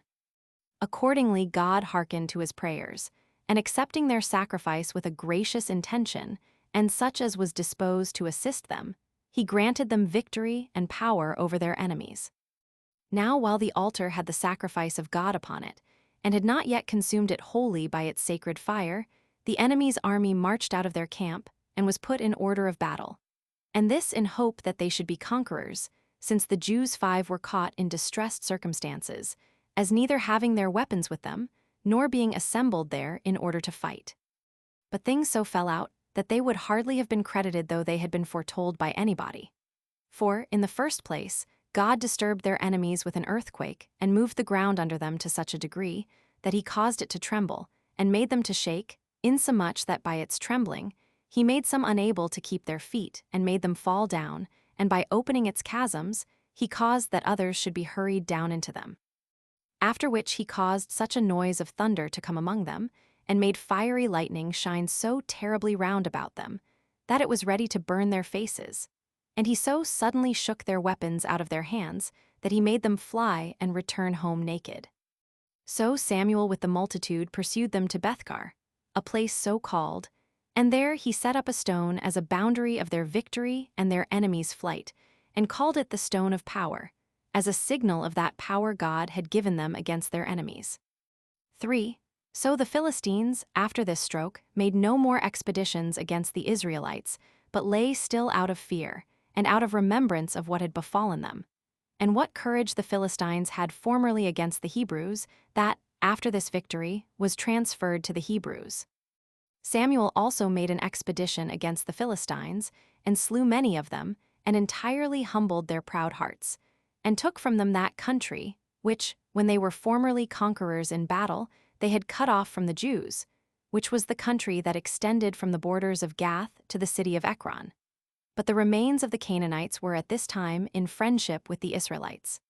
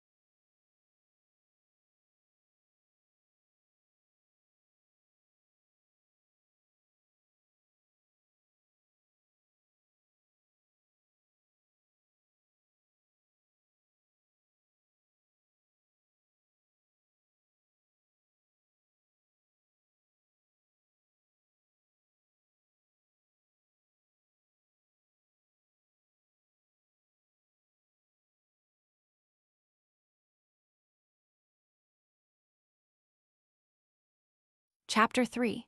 How Samuel, when he was so infirm with old age that he could not take care of the public affairs, entrusted them to his sons. And how, upon the evil administration of the government by them, the multitude were so angry that they required to have a king to govern them, although Samuel was much displeased thereat. 1. But Samuel the prophet, when he had ordered the affairs of the people after a convenient manner, and had appointed a city for every district of them, he commanded them to come to such cities, to have the controversies that they had one with another determined in them, he himself going over those cities twice in a year, and doing them justice. And by that means he kept them in very good order for a long time. 2. But afterwards he found himself oppressed with old age, and not able to do what he used to do, so he committed the government and the care of the multitude to his sons, the elder of whom was called Joel, and the name of the younger was Abiah. He also enjoined them to reside and judge the people, the one at the city of Bethel and the other at Beersheba, and divided the people into districts that should be under the jurisdiction of each of them. Now these men afford us an evident example and demonstration how some children are not of the like dispositions with their parents, but sometimes perhaps good and moderate, though born of wicked parents, and sometimes showing themselves to be wicked, though born of good parents. For these men, turning aside from their father's good courses, and taking a course that was contrary to them, perverted justice for the filthy lucre of gifts and bribes, and made their determinations not according to truth, but according to bribery, and turned aside to luxury and a costly way of living. So that as, in the first place, they practiced what was contrary to the will of God, so did they, in the second place, what was contrary to the will of the prophet their father, who had taken a great deal of care, and made a very careful provision that the multitude should be righteous. 3. But the people, upon these injuries offered to their former constitution and government by the prophet's sons, were very uneasy at their actions, and came running to the prophet, who then lived at the city Ramah, and informed him of the transgressions of his sons, and said that as he was himself old already, and too infirm by that age of his to oversee their affairs in the manner he used to do, so they begged of him and entreated him to appoint some person to be king over them, who might rule over the nation and avenge them of the Philistines, who ought to be punished for their former oppressions. These words greatly afflicted Samuel, on account of his innate love of justice and his hatred to kingly government, for he was very fond of an aristocracy, as what made the men that used it of a divine and happy disposition. Nor could he either think of eating or sleeping, out of his concern and torment of mind at what they had said, but all the night long did he continue awake and revolved these notions in his mind. 4. While he was thus disposed, God appeared to him, and comforted him, saying that he ought not to be uneasy at what the multitude desired, because it was not he, but himself whom they so insolently despised, and would not have to be alone their king, that they had been contriving these things from the very day that they came out of Egypt, that however in no long time they would sorely repent of what they did, which repentance yet could not undo what was thus done for futurity, that they would be sufficiently rebuked for their contempt, and the ungrateful conduct they have used towards me, and towards thy prophetic office. So I command thee to ordain them such a one as I shall name beforehand to be their king, when thou hast first described what mischiefs kingly government will bring upon them, and openly testified before them into what a great change of affairs they are hasting. 5. When Samuel had heard this, he called the Jews early in the morning, and confessed to them that he was to ordain them a king. But he said that he was first to describe to them what would follow, what treatment they would receive from their kings, and with how many mischiefs they must struggle. For know ye, said he, that, in the first place, they will take your sons away from you, and they will command some of them to be drivers of their chariots, and some to be their horsemen, and the guards of their body, and others of them to be runners before them, and captains of thousands, and captains of hundreds. They will also make them their artificers, makers of armor, and of chariots, and of instruments. They will make them their husbandmen also, and the curators of their own fields, and the diggers of their own vineyards. Nor will there be anything which they will not do at their commands, as if they were slaves bought with money. They will also appoint your daughters to be confectioners, and cooks, and bakers, and these will be obliged to do all sorts of work which women slaves, that are in fear of stripes and torments, submit to. They will, besides this, take away your possessions and bestow them upon their eunuchs and the guards of their bodies, and will give the herds of your cattle to their own servants. And to say briefly all at once, you and all that is yours will be servants to your king, and will become no way superior to his slaves. And when you suffer thus, you will thereby be put in mind of what I now say. And when you repent of what you have done, you will beseech God to have mercy upon you, and to grant you a quick deliverance from your kings. But he will not accept your prayers, but will neglect you, and permit you to suffer the punishment your evil conduct has deserved. 6. But the multitude was still so foolish as to be deaf to these predictions of what would befall them, and too peevish to suffer a determination which they had injudiciously once made, to be taken out of their mind. For they could not be turned from their purpose, nor did they regard the words of Samuel, but peremptorily insisted on their resolution, and desired him to ordain them a king immediately, and not trouble himself with fears of what would happen hereafter. For that it was necessary they should have with them one to fight their battles, and to avenge them of their enemies, and that it was no way absurd, when their neighbors were under kingly government, that they should have the same form of government also. So when Samuel saw that what he had said had not diverted them from their purpose, but that they continued resolute, he said, "Go you every one home for the present. When it is fit, I will send for you, as soon as I shall have learned from God who it is that he will give you for your king."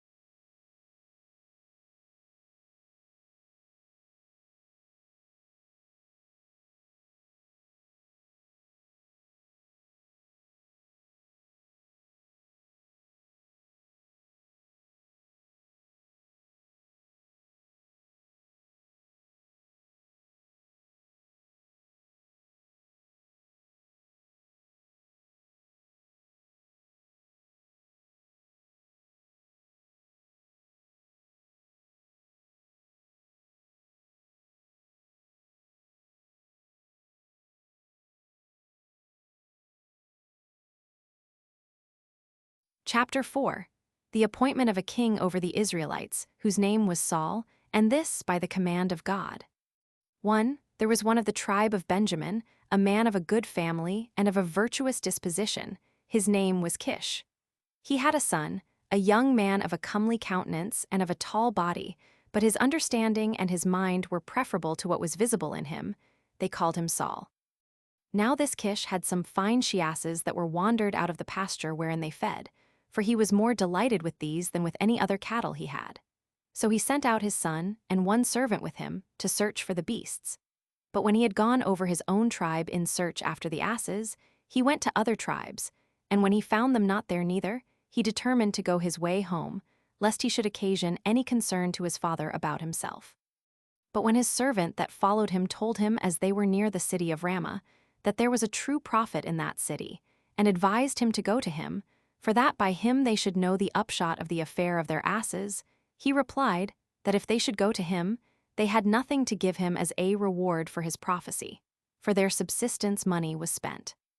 The servant answered that he had still the fourth part of a shekel, and he would present him with that. For they were mistaken out of ignorance, as not knowing that the prophet received no such reward. 6, so they went to him. And when they were before the gates, they lit upon certain maidens that were going to fetch water, and they asked them which was the prophet's house. They showed them which it was, and bid them make haste before he sat down to supper, for he had invited many guests to a feast, and that he used to sit down before those that were invited. Now Samuel had then gathered many together to feast with him on this very account, for while he every day prayed to God to tell him beforehand whom he would make king, he had informed him of this man the day before, for that he would send him a certain young man out of the tribe of Benjamin about this hour of the day. And he sat on the top of the house, in expectation of that time's being come. And when the time was completed, he came down and went to supper. So he met with Saul, and God discovered to him that this was he who should rule over them. Then Saul went up to Samuel and saluted him, and desired him to inform him which was the prophet's house, for he said he was a stranger and did not know it. When Samuel had told him that he himself was the person, he led him in to supper, and assured him that the asses were found which he had been to seek, and that the greatest of good things were assured to him. He replied, I am too inconsiderable to hope for any such thing, and of a tribe too small to have kings made out of it, and of a family smaller than several other families. But thou tellest me this in jest, and makest me an object of laughter, when thou discoursest with me of greater matters than what I stand in need of. However, the prophet led him in to the feast, and made him sit down, him and his servant that followed him, above the other guests that were invited, which were 70 in number 7, and he gave orders to the servants to set the royal portion before Saul. And when the time of going to bed was come, the rest rose up, and every one of them went home. But Saul stayed with the prophet, he and his servant, and slept with him. 2. Now as soon as it was day, Samuel raised up Saul out of his bed, and conducted him homeward. And when he was out of the city, he desired him to cause his servant to go before, but to stay behind himself, for that he had somewhat to say to him when nobody else was present. Accordingly, Saul sent away his servant that followed him. Then did the prophet take a vessel of oil, and poured it upon the head of the young man, and kissed him, and said, Be thou a king by the ordination of God against the Philistines, and for avenging the Hebrews for what they have suffered by them. Of this thou shalt have a sign, which I would have thee take notice of. As soon as thou art departed hence, thou wilt find 3 men upon the road, going to worship God at Bethel. The first of whom thou wilt see carrying 3 loaves of bread, the second carrying a kid of the goats, and the third will follow them carrying a bottle of wine. These 3 men will salute thee, and speak kindly to thee, and will give thee 2 of their loaves, which thou shalt accept of. And thence thou shalt come to a place called Rachel's monument, where thou shalt meet with those that will tell thee thy asses are found. After this, when thou comest to Gabbatha, thou shalt overtake a company of prophets, and thou shalt be seized with the divine spirit, 8 and prophecy along with them, till every one that sees thee shall be astonished, and wonder, and say, Whence is it that the son of Kish has arrived at this degree of happiness? And when these signs have happened to thee, know that God is with thee, then do thou salute thy father and thy kindred. Thou shalt also come when I send for thee to Gilgal, that we may offer thank offerings to God for these blessings. When Samuel had said this, and foretold these things, he sent the young man away. Now all things fell out to Saul according to the prophecy of Samuel. 3. But as soon as Saul came into the house of his kinsman Abner, whom indeed he loved better than the rest of his relations, he was asked by him concerning his journey, and what accidents happened to him therein, and he concealed none of the other things from him, no, not his coming to Samuel the prophet, nor how he told him the asses were found. But he said nothing to him about the kingdom, and what belonged thereto, which he thought would procure him envy, and when such things are heard, they are not easily believed. Nor did he think it prudent to tell those things to him, although he appeared very friendly to him, and one whom he loved above the rest of his relations, considering, I suppose, what human nature really is, that no one is a firm friend, neither among our intimates, nor of our kindred. Nor do they preserve that kind disposition when God advances men to great prosperity, but they are still ill-natured and envious at those that are in eminent stations. 4. Then Samuel called the people together to the city Mizpeh, and spake to them in the words following, which he said he was to speak by the command of God. That when he had granted them a state of liberty, and brought their enemies into subjection, they were become unmindful of his benefits, and rejected God that he should not be their king, as not considering that it would be most for their advantage to be presided over by the best of beings, for God is the best of beings. And they chose to have a man for their king. While kings will use their subjects as beasts, according to the violence of their own wills and inclinations, and other passions, as wholly carried away with the lust of power, but will not endeavor so to preserve the race of mankind as his own workmanship and creation, which, for that very reason, God would take cake of. But since you have come to a fixed resolution, and this injurious treatment of God has quite prevailed over you, dispose yourselves by your tribes and scepters, and cast lots. 5. When the Hebrews had so done, the lot fell upon the tribe of Benjamin, and when the lot was cast for the families of this tribe, that which was called Matri was taken. And when the lot was cast for the single persons of that family, Saul, the son of Kish, was taken for their king. When the young man knew this, he prevented their sending for him, and immediately went away and hid himself. I suppose that it was because he would not have it thought that he willingly took the government upon him. Nay, he showed such a degree of command over himself, and of modesty, that while the greatest part are not able to contain their joy, even in the gaining of small advantages, but presently show themselves publicly to all men. This man did not only show nothing of that nature, when he was appointed to be the lord of so many and so great tribes, but crept away and concealed himself out of the sight of those he was to reign over, and made them seek him, and that with a good deal of trouble. So when the people were at a loss and solicitous because Saul disappeared, the prophet besought God to show where the young man was, and to produce him before them. So when they had learned of God the place where Saul was hidden, they sent men to bring him, and when he was come, they set him in the midst of the multitude. Now he was taller than any of them, and his stature was very majestic. 6. Then said the prophet, God gives you this man to be your king. See how he is higher than any of the people, and worthy of this dominion. So as soon as the people had made acclamation, God save the king, the prophet wrote down what would come to pass in a book, and read it in the hearing of the king, and laid up the book in the tabernacle of God, to be a witness to future generations of what he had foretold. So when Samuel had finished this matter, he dismissed the multitude, and came himself to the city Ramah, for it was his own country. Saul also went away to Gibeah, where he was born, and many good men there were who paid him the respect that was due to him. But the greater part were ill men, who despised him and derided the others, who neither did bring him presents, nor did they in affection, or even in words, regard to please him.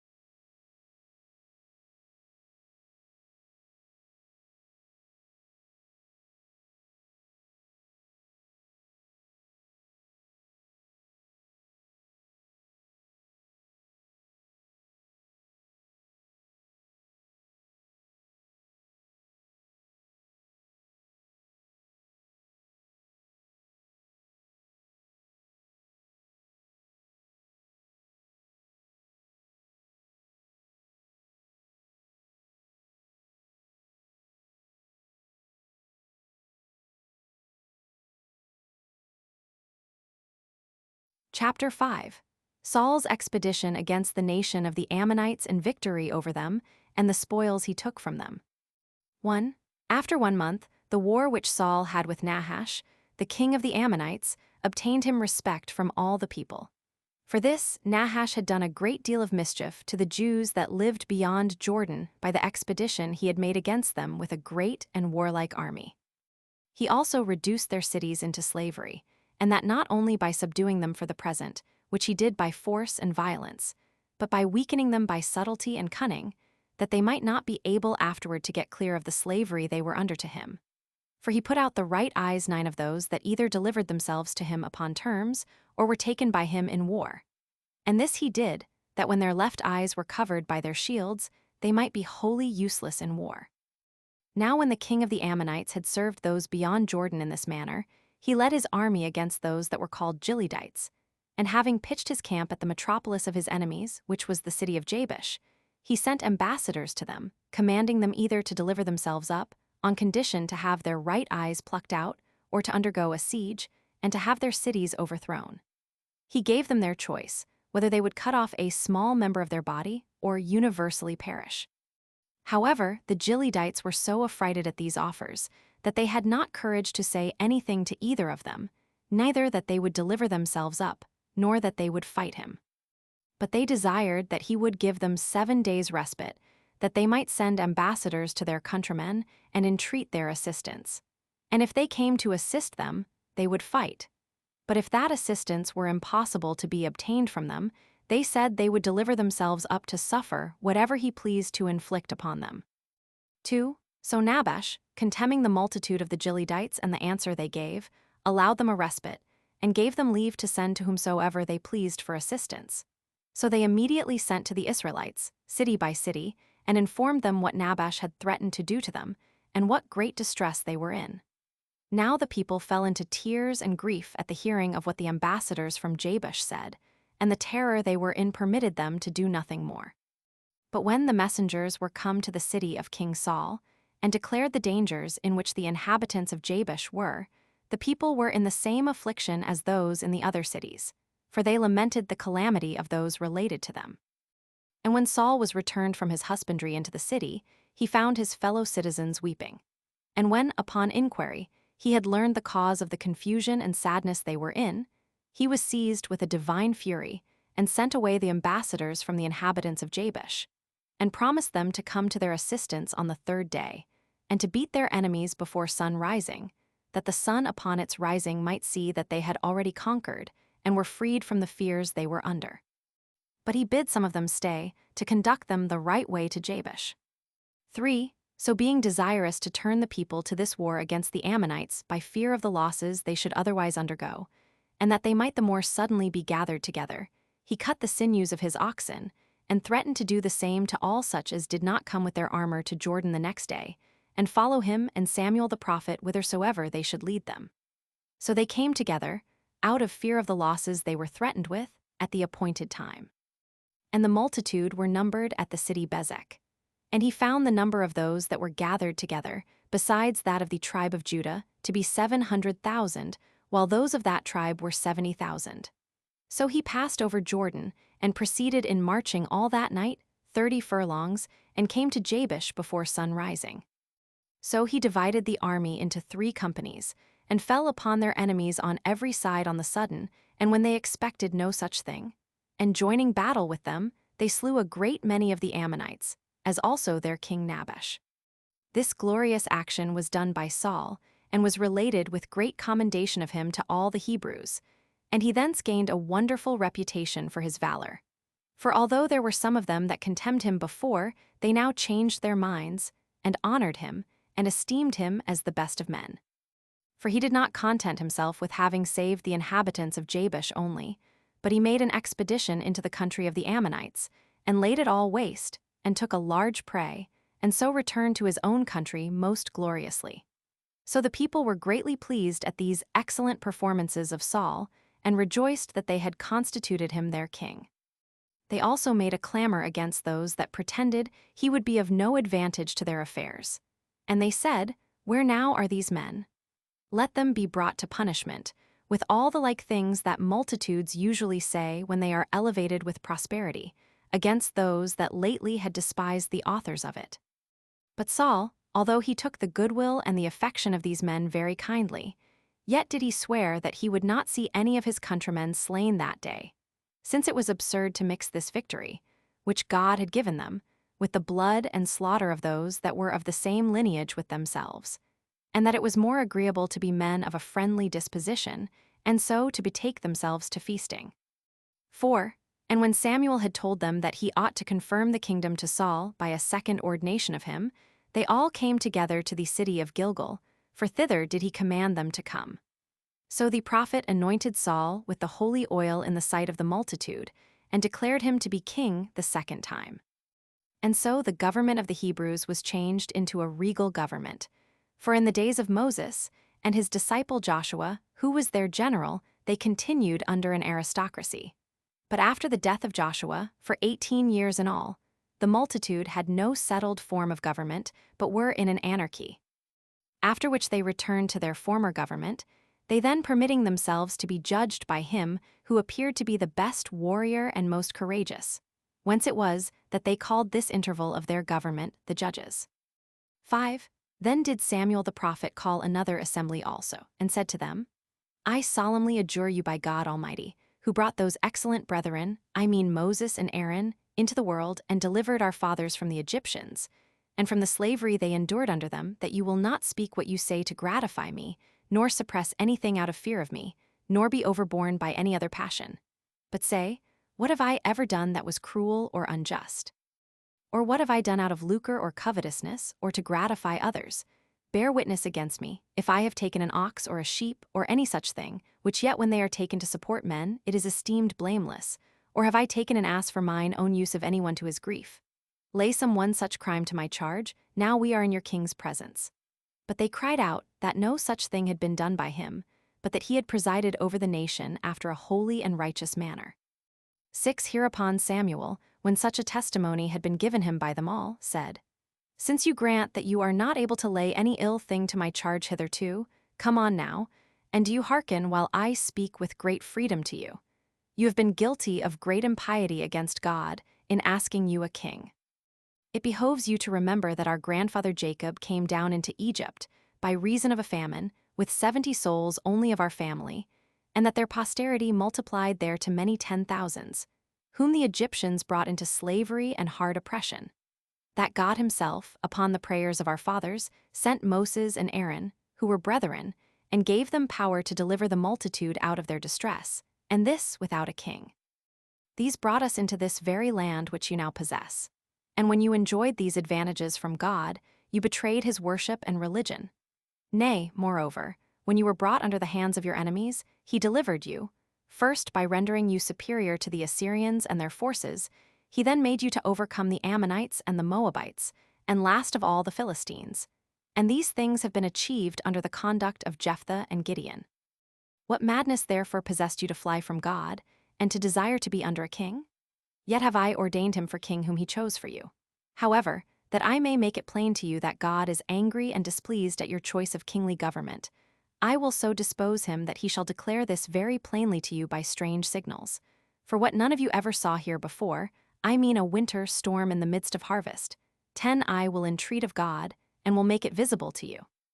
Now as soon as he had said this, God gave such great signals by thunder and lightning, and the descent of hail, as attested the truth of all that the prophet had said, insomuch that they were amazed and terrified, and confessed they had sinned, and had fallen into that sin through ignorance, and besought the prophet, as one that was a tender and gentle father to them, to render God so merciful as to forgive this their sin, which they had added to those other offenses, whereby they had affronted him and transgressed against him.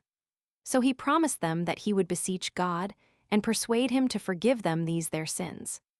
However, he advised them to be righteous, and to be good, and ever to remember the miseries that had befallen them on account of their departure from virtue, as also to remember the strange signs God had shown them, and the body of laws that Moses had given them, if they had any desire of being preserved and made happy with their king. But he said that if they should grow careless of these things, great judgments would come from God upon them and upon their king. And when Samuel had thus prophesied to the Hebrews, he dismissed them to their own homes, having confirmed the kingdom to Saul the second time.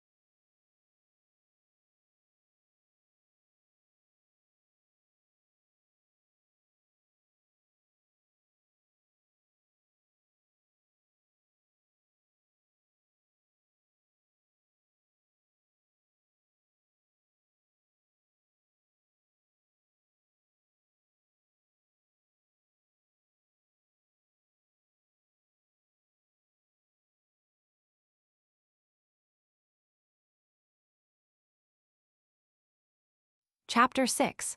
How the Philistines made another expedition against the Hebrews and were beaten. 1. Now Saul chose out of the multitude about 3,000 men, and he took 2,000 of them to be the guards of his own body, and abode in the city Bethel, but he gave the rest of them to Jonathan his son, to be the guards of his body, and sent him to Gibeah, where he besieged and took a certain garrison of the Philistines, not far from Gilgal. For the Philistines of Gibeah had beaten the Jews, and taken their weapons away, and had put garrisons into the strongest places of the country, and had forbidden them to carry any instrument of iron, or at all to make use of any iron in any case whatsoever. And on account of this prohibition it was that the husbandmen, if they had occasion to sharpen any of their tools, whether it were the coulter or the spade, or any instrument of husbandry, they came to the Philistines to do it.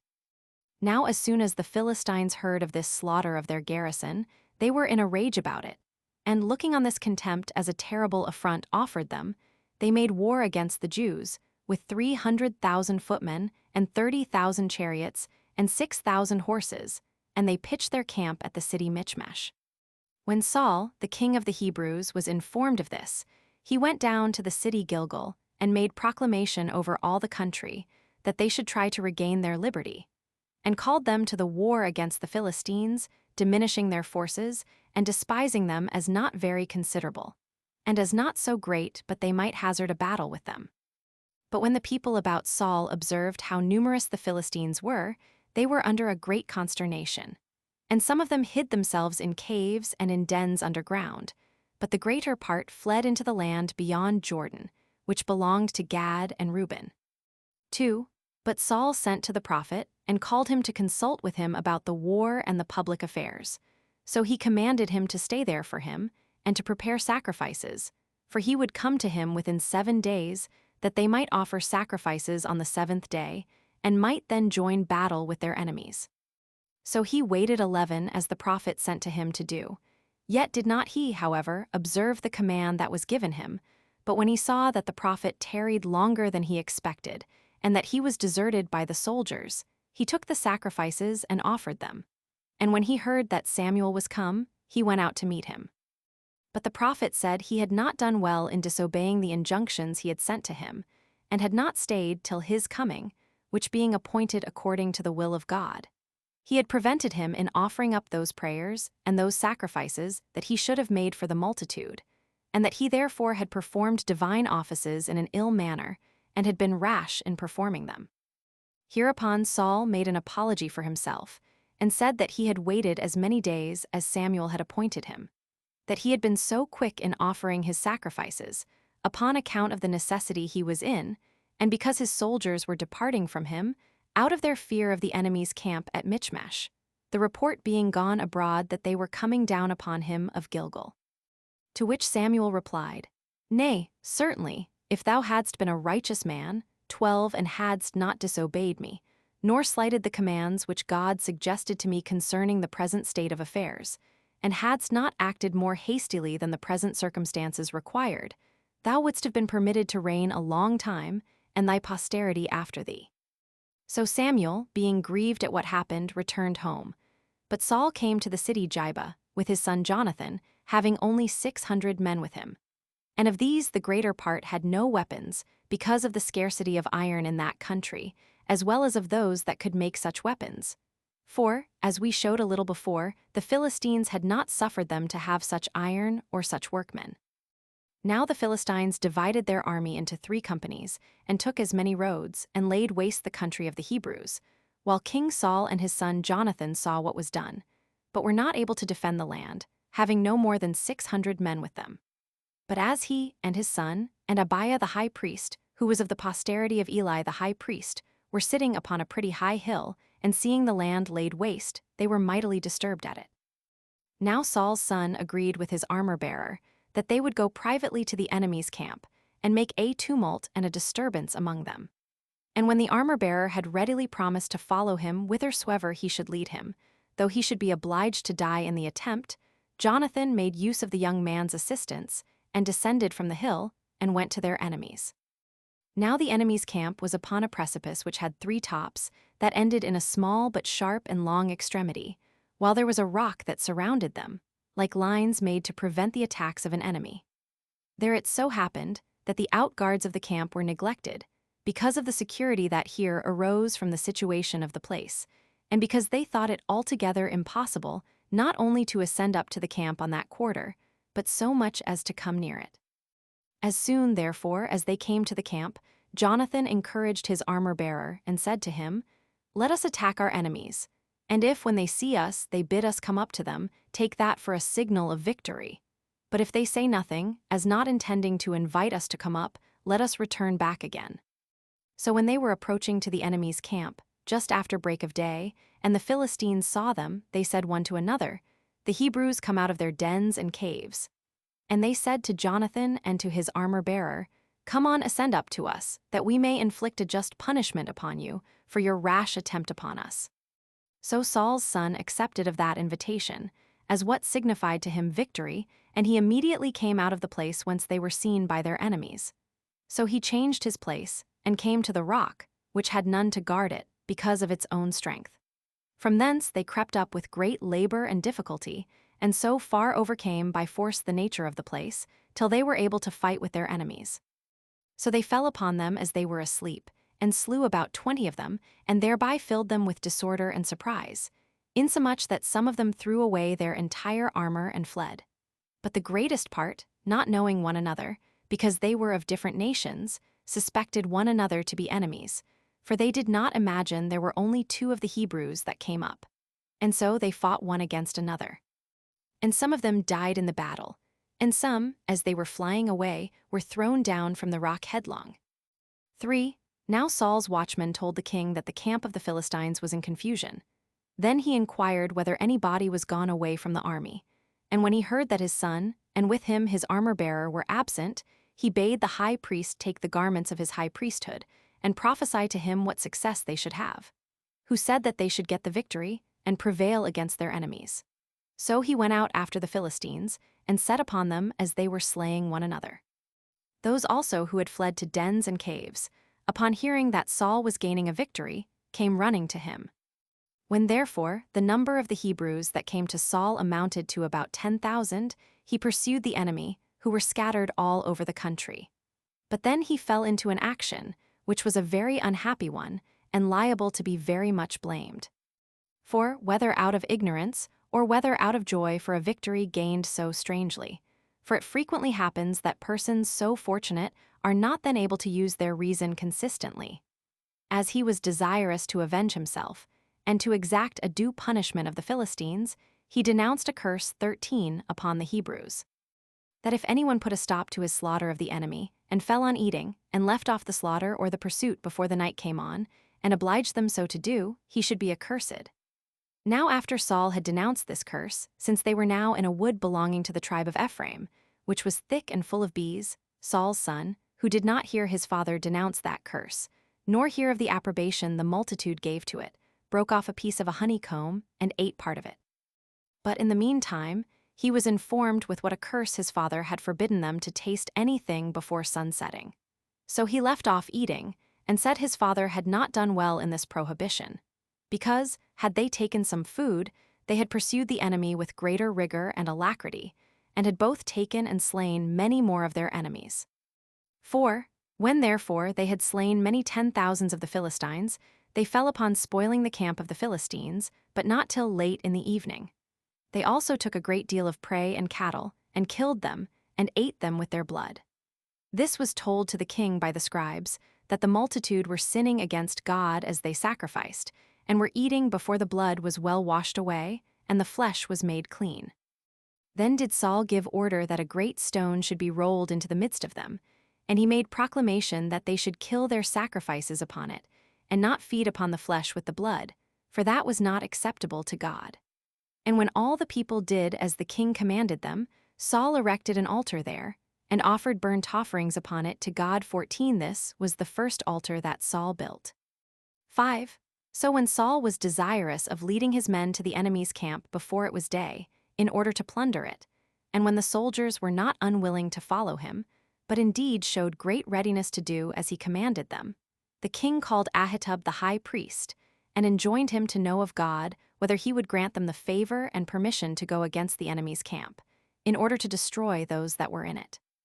And when the priest said that God did not give any answer, Saul replied, "And not without some cause does God refuse to answer what we inquire of him, while yet a little while ago he declared to us all that we desired beforehand, and even prevented us in his answer. To be sure there is some sin against him that is concealed from us, which is the occasion of his silence. Now I swear by him himself, that though he that hath committed this sin should prove to be my own son Jonathan, I will slay him, and by that means will appease the anger of God against us. And that in the very same manner as if I were to punish a stranger, and one not at all related to me, for the same offense."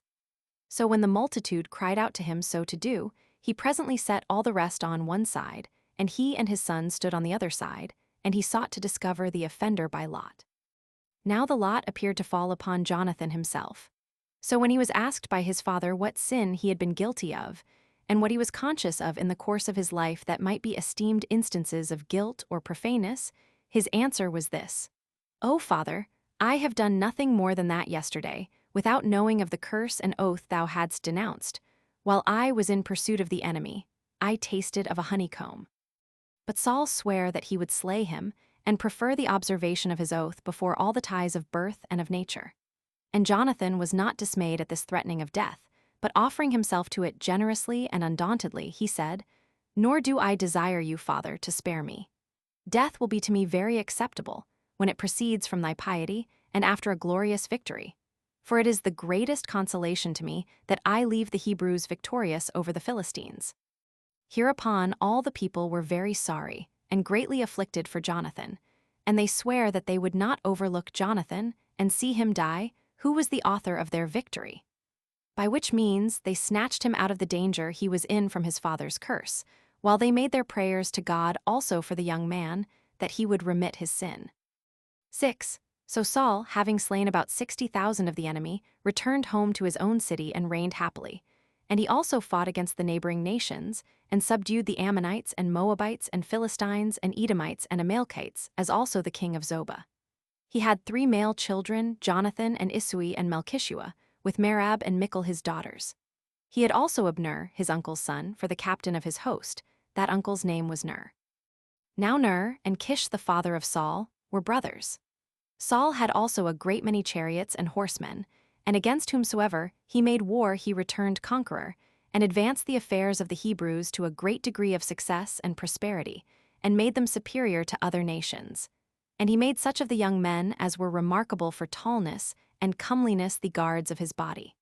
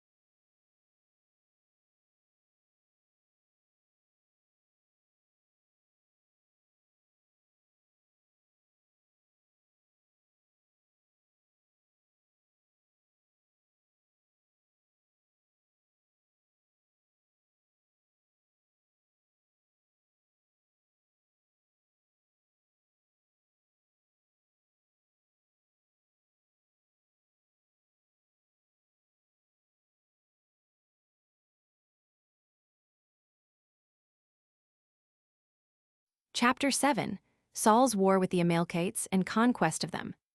1. Now Samuel came unto Saul and said to him that he was sent by God to put him in mind that God had preferred him before all others, and ordained him king, that he therefore ought to be obedient to him, and to submit to his authority, as considering that though he had the dominion over the other tribes, yet that God had the dominion over him, and over all things. That accordingly God said to him, that, because the Amalekites did the Hebrews a great deal of mischief while they were in the wilderness, and when, upon their coming out of Egypt, They were making their way to that country which is now their own. I enjoin thee to punish the Amalekites by making war upon them. And when thou hast subdued them, to leave none of them alive, but to pursue them through every age, and to slay them, beginning with the women and the infants, and to require this as a punishment to be inflicted upon them for the mischief they did to our forefathers. To spare nothing, neither asses nor other beasts, nor to reserve any of them for your own advantage and possession, but to devote them universally to God, and, in obedience to the commands of Moses, to blot out the name of Amalek entirely. 15. 2. So Saul promised to do what he was commanded, and supposing that his obedience to God would be shown, not only in making war against the Amalekites, but more fully in the readiness and quickness of his proceedings, he made no delay, but immediately gathered together all his forces. And when he had numbered them in Gilgal, he found them to be about 400,000 of the Israelites, besides the tribe of Judah, for that tribe contained by itself 30,000. Accordingly, Saul made an eruption into the country of the Amalekites, and set many men in several parties in ambush at the river, that so he might not only do them a mischief by open fighting, but might fall upon them unexpectedly in the ways, and might thereby compass them round about, and kill them. And when he had joined battle with the enemy, he beat them, and pursuing them as they fled, he destroyed them all. And when that undertaking had succeeded, according as God had foretold, he set upon the cities of the Amalekites. He besieged them, and took them by force, partly by warlike machines, partly by mines dug underground, and partly by building walls on the outsides. Some they starved out with famine, and some they gained by other methods. And after all, he betook himself to slay the women and the children, and thought he did not act therein either barbarously or inhumanly. First, because they were enemies whom he thus treated, and in the next place, because it was done by the command of God, whom it was dangerous not to obey. He also took Agag, the enemy's king, captive, the beauty and tallness of whose body he admired so much that he thought him worthy of preservation. Yet was not this done, however, according to the will of God, but by giving way to human passions, and suffering himself to be moved with an unseasonable commiseration, in a point where it was not safe for him to indulge it. For God hated the nation of the Amalekites to such a degree, that he commanded Saul to have no pity on even those infants, which we by nature chiefly compassionate. But Saul preserved their king and governor from the miseries which the Hebrews brought on the people, as if he preferred the fine appearance of the enemy to the memory of what God had sent him about. The multitude were also guilty, together with Saul, for they spared the herds and the flocks, and took them for a prey, when God had commanded they should not spare them. They also carried off with them the rest of their wealth and riches, but if there were anything that was not worthy of regard, that they destroyed. 3. But when Saul had conquered all these Amalekites that reached from Pelusium of Egypt to the Red Sea, he laid waste all the rest of the enemy's country. But for the nation of the Shechemites he did not touch them, although they dwelt in the very middle of the country of Midian. For before the battle, Saul had sent to them, and charged them to depart thence, lest they should be partakers of the miseries of the Amalekites, for he had a just occasion for saving them, since they were of the kindred of Raguel, Moses' father-in-law. 4. Hereupon Saul returned home with joy, for the glorious things he had done, and for the conquest of his enemies, as though he had not neglected anything which the prophet had enjoined him to do when he was going to make war with the Amalekites, and as though he had exactly observed all that he ought to have done. But God was grieved that the king of the Amalekites was preserved alive, and that the multitude had seized on the cattle for a prey, because these things were done without his permission.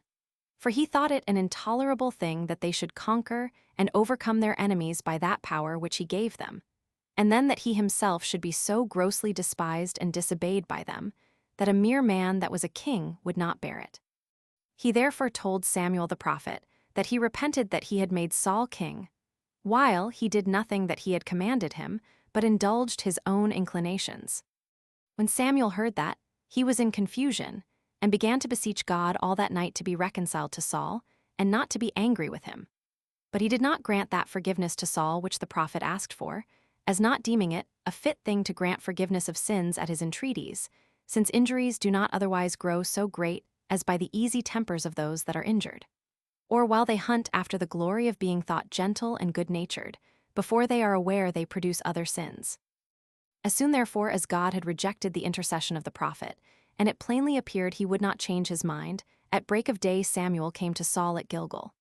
When the king saw him, he ran to him and embraced him and said, I return thanks to God, who hath given me the victory, for I have performed everything that he hath commanded me. To which Samuel replied, How is it then that I hear the bleating of the sheep and the lowing of the greater cattle in the camp? Saul made answer that the people had reserved them for sacrifices, but that, as to the nation of the Amalekites, it was entirely destroyed, as he had received it in command to see done, and that no one man was left, but that he had saved alive the king alone and brought him to him, concerning whom, he said, they would advise together what should be done with him. But the prophet said, God is not delighted with sacrifices, but with good and with righteous men, who are such as follow his will and his laws, and never think that anything is well done by them, but when they do it as God had commanded them. That he then looks upon himself as affronted, not when anyone does not sacrifice, but when anyone appears to be disobedient to him. But that from those who do not obey him, nor pay him that duty which is the alone true and acceptable worship, he will not kindly accept their oblations, be those they offer ever so many and so fat, and be the presents they make him ever so ornamental. Nay, though they were made of gold and silver themselves, but he will reject them, and esteem them instances of wickedness, and not of piety. And that he is delighted with those that still bear in mind this one thing, and this only, how to do that, whatsoever it be, which God pronounces or commands for them to do, and to choose rather to die than to transgress any of those commands. Nor does he require so much as a sacrifice from them. And when these do sacrifice, though it be a mean oblation, he better accepts of it as the honor of poverty, than such oblations as come from the richest men that offer them to him. Wherefore take notice, that thou art under the wrath of God, for thou hast despised and neglected what he commanded thee. How dost thou then suppose that he will respect a sacrifice out of such things as he hath doomed to destruction? Unless perhaps thou dost imagine that it is almost all one to offer it in sacrifice to God as to destroy it. Do thou therefore expect that thy kingdom will be taken from thee, and that authority which thou hast abused by such insolent behavior, as to neglect that God who bestowed it upon thee. Then did Saul confess that he had acted unjustly, and did not deny that he had sinned, because he had transgressed the injunctions of the prophet. But he said that it was out of a dread and fear of the soldiers, that he did not prohibit and restrain them when they seized on the prey. But forgive me, said he, and be merciful to me, for I will be cautious how I offend for the time to come. He also entreated the prophet to go back with him, that he might offer his thank offerings to God, but Samuel went home, because he saw that God would not be reconciled to him. 5. But then Saul was so desirous to retain Samuel, that he took hold of his cloak, and because the vehemence of Samuel's departure made the motion to be violent, the cloak was rent. Upon which the prophet said, that after the same manner should the kingdom be rent from him, and that a good and a just man should take it, that God persevered in what he had decreed about him, that to be mutable and changeable in what is determined is agreeable to human passions only, but is not agreeable to the divine power. Hereupon Saul said that he had been wicked, but that what was done could not be undone. He therefore desired him to honor him so far that the multitude might see that he would accompany him in worshipping God. So Samuel granted him that favor and went with him and worshipped God. Agag also, the king of the Amalekites, was brought to him, and when the king asked how bitter death was, Samuel said, As thou hast made many of the Hebrew mothers to lament and bewail the loss of their children, so shalt thou, by thy death, cause thy mother to lament thee also. Accordingly, he gave order to slay him immediately at Gilgal, and then went away to the city Ramah.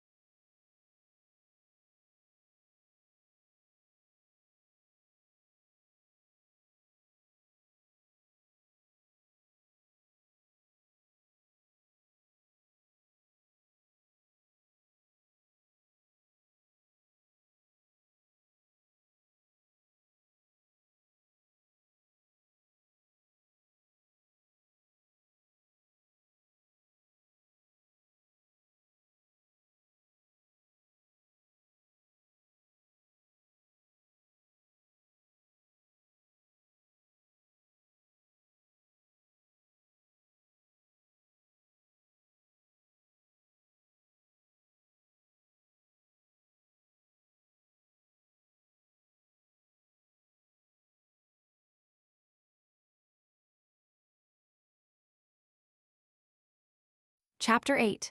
How, upon Saul's transgression of the prophet's commands, Samuel ordained another person to be king privately, whose name was David, as God commanded him.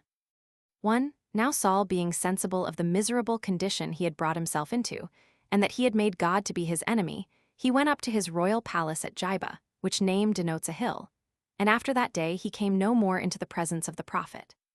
And when Samuel mourned for him, God bid him leave off his concern for him, and to take the holy oil and go to Bethlehem, to Jesse the son of Obed, and to anoint such of his sons as he should show him for their future king. But Samuel said he was afraid lest Saul, when he came to know of it, should kill him, either by some private method or even openly. But upon God suggesting to him a safe way of going thither, he came to the forementioned city. And when they all saluted him and asked what was the occasion of his coming, he told them he came to sacrifice to God. When therefore he had gotten the sacrifice ready, he called Jesse and his sons to partake of those sacrifices.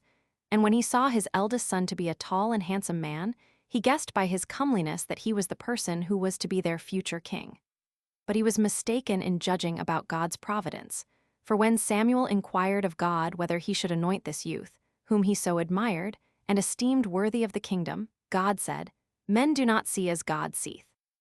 Thou indeed hast respect to the fine appearance of this youth, and thence esteemest him worthy of the kingdom, while I propose the kingdom as a reward, not of the beauty of bodies, but of the virtue of souls, and I inquire after one that is perfectly comely in that respect. I mean one who is beautiful in piety, and righteousness, and fortitude, and obedience, for in them consists the comeliness of the soul." When God had said this, Samuel bade Jesse to show him all his sons. So he made 5 others of his sons to come to him, of all of whom Eliab was the eldest, Amminadab the second, Shammall the third, Nathaniel the fourth, Rael the fifth, and Asam the sixth. And when the prophet saw that these were no way inferior to the eldest in their countenances, he inquired of God which of them it was whom he chose for their king. And when God said it was none of them, he asked Jesse whether he had not some other sons besides these. And when he said that he had one more, named David, but that he was a shepherd, and took care of the flocks, Samuel bade them call him immediately, for that till he was come they could not possibly sit down to the feast. Now, as soon as his father had sent for David, and he was come, he appeared to be of a yellow complexion, of a sharp sight, and a comely person in other respects also. "This is he," said Samuel privately to himself, "whom it pleases God to make our king." So he sat down to the feast, and placed the youth under him, and Jesse also with his other sons. After which he took oil in the presence of David, and anointed him, and whispered him in the ear, and acquainted him that God chose him to be their king, and exhorted him to be righteous and obedient to his commands, for that by this means his kingdom would continue for a long time, and that his house should be of great splendor, and celebrated in the world, that he should overthrow the Philistines.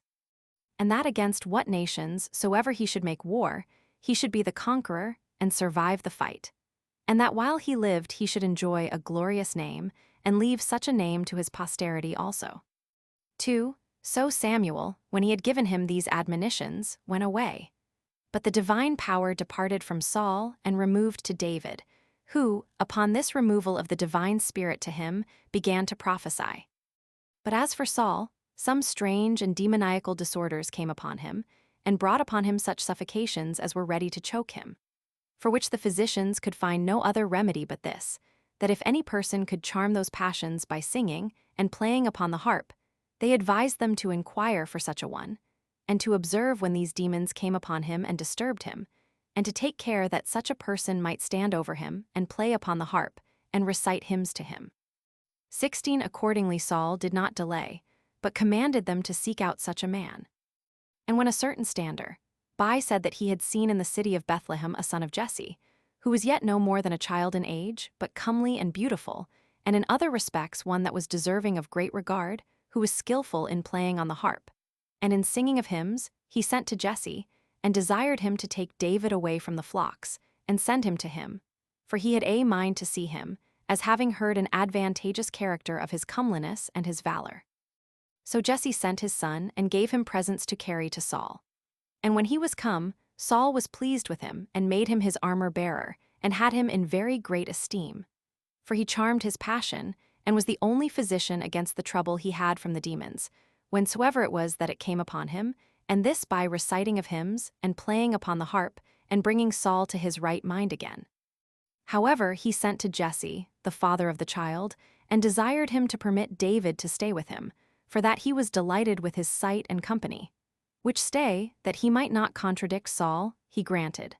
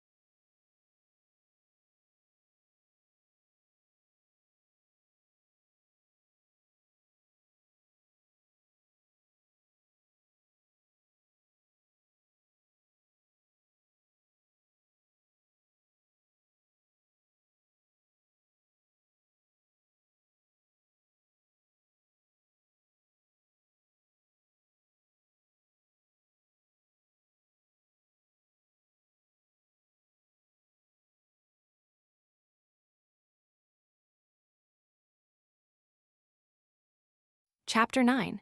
How the Philistines made another expedition against the Hebrews under the reign of Saul, and how they were overcome by David slaying Goliath in single combat. 1. Now the Philistines gathered themselves together again no very long time afterward, and having gotten together a great army, they made war against the Israelites, and having seized a place between Shacho and Azekah, they there pitched their camp. Saul also drew out his army to oppose them, and by pitching his own camp on a certain hill, he forced the Philistines to leave their former camp, and to encamp themselves upon such another hill over against that on which Saul's army lay, so that a valley, which was between the two hills on which they lay, divided their camps asunder.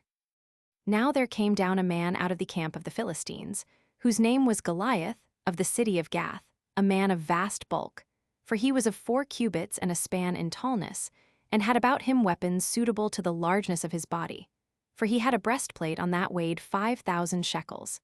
He had also a helmet and greaves of brass, as large as you would naturally suppose might cover the limbs of so vast a body. His spear was also such as was not carried like a light thing in his right hand, but he carried it as lying on his shoulders. He had also a lance of 600 shekels, and many followed him to carry his armor. Wherefore this Goliath stood between the two armies, as they were in battle array, and sent out a loud voice, and said to Saul and the Hebrews, I will free you from fighting and from dangers, for what necessity is there that your army should fall and be afflicted? Give me a man of you that will fight with me, and he that conquers shall have the reward of the conqueror and determine the war, for these shall serve those others to whom the conqueror shall belong. And certainly it is much better, and more prudent, to gain what you desire by the hazard of one man than of all. When he had said this, he retired to his own camp. But the next day he came again, and used the same words, and did not leave off for 40 days together, to challenge the enemy in the same words, till Saul and his army were therewith terrified, while they put themselves in array as if they would fight, but did not come to a close battle. 2. Now while this war between the Hebrews and the Philistines was going on, Saul sent away David to his father Jesse, and contented himself with those 3 sons of his whom he had sent to his assistance, and to be partners in the dangers of the war. And at first David returned to feed his sheep and his flocks. But after no long time he came to the camp of the Hebrews, as sent by his father, to carry provisions to his brethren, and to know what they were doing. While Goliath came again, and challenged them, and reproached them, that they had no man of valor among them that durst come down to fight him. And as David was talking with his brethren about the business for which his father had sent him, he heard the Philistine reproaching and abusing the army, and had indignation at it, and said to his brethren, I am ready to fight a single combat with this adversary. Whereupon Eliab, his eldest brother, reproved him, and said that he spoke too rashly and improperly for one of his age, and bid him go to his flocks, and to his father. So he was abashed at his brother's words, and went away, But still he spake to some of the soldiers that he was willing to fight with him that challenged them. And when they had informed Saul what was the resolution of the young man, the king sent for him to come to him. And when the king asked what he had to say, he replied, O king, be not cast down nor afraid, for I will depress the insolence of this adversary, and will go down and fight with him, and will bring him under me as tall and as great as he is, till he shall be sufficiently laughed at, and thy army shall get great glory, when he shall be slain by one that is not yet of man's estate, neither fit for fighting, nor capable of being entrusted with the marshalling an army or ordering a battle, but by one that looks like a child, and is really no elder in age than a child. 3. Now Saul wondered at the boldness and alacrity of David, but durst not presume on his ability by reason of his age, but said he must on that account be too weak to fight with one that was skilled in the art of war. I undertake this enterprise, said David, in dependence on God's being with me, for I have had experience already of his assistance. For I once pursued after and caught a lion that assaulted my flocks, and took away a lamb from them. And I snatched the lamb out of the wild beast's mouth, and when he leaped upon me with violence, I took him by the tail and dashed him against the ground. In the same manner did I avenge myself on a bear also. And let this adversary of ours be esteemed like one of these wild beasts, since he has a long while reproached our army, and blasphemed our God, who yet will reduce him under my power. 4. However, Saul prayed that the end might be, by God's assistance, not disagreeable to the alacrity and boldness of the child, and said, Go thy way to the fight. So he put about him his breastplate, and girded on his sword, and fitted the helmet to his head, and sent him away. But David was burdened with his armor, for he had not been exercised to it, nor had he learned to walk with it. So he said, Let this armor be thine, O king, who art able to bear it, but give me leave to fight as thy servant, and as I myself desire. Accordingly he laid by the armor, and taking his staff with him, and putting 5 stones out of the brook into a shepherd's bag, and having a sling in his right hand, he went towards Goliath. But the adversary, seeing him come in such a manner, disdained him, and jested upon him, as if he had not such weapons with him as are usual when one man fights against another, but such as are used in driving away and avoiding of dogs, and said, Dost thou take me not for a man, but a dog? To which he replied, No, not for a dog, but for a creature worse than a dog. This provoked Goliath to anger, who thereupon cursed him by the name of God, and threatened to give his flesh to the beasts of the earth, and to the fowls of the air, to be torn in pieces by them. To whom David answered, Thou comest to me with a sword, and with a spear, and with a breastplate. But I have God for my armor in coming against thee, who will destroy thee and all thy army by my hands, for I will this day cut off thy head, and cast the other parts of thy body to the dogs. And all men shall learn that God is the protector of the Hebrews, and that our armor and our strength is in his providence, and that without God's assistance, all other warlike preparations and power are useless.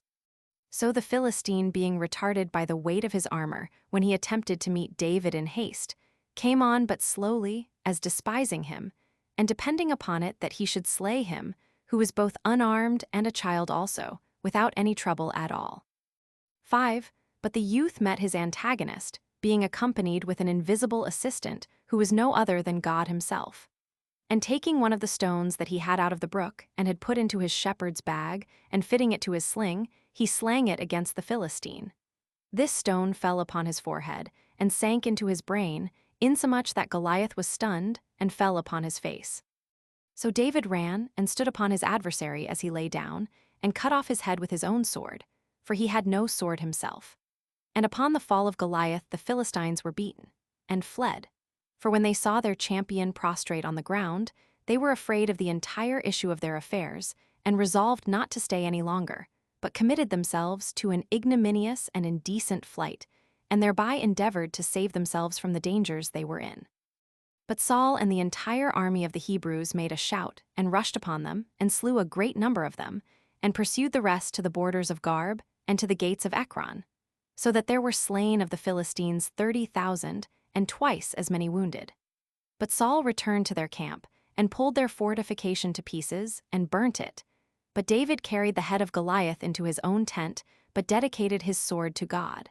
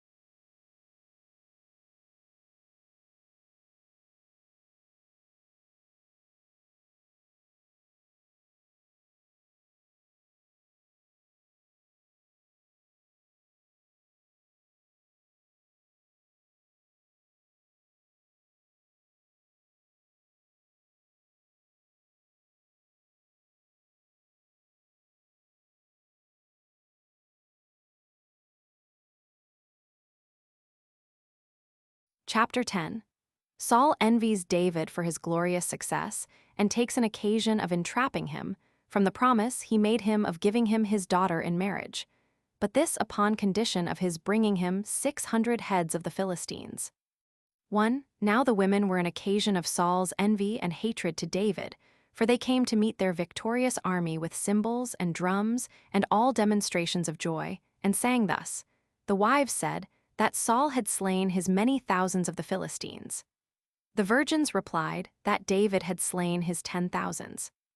Now, when the king heard them singing thus, and that he had himself the smallest share in their commendations, and the greater number, the 10,000s, were ascribed to the young man.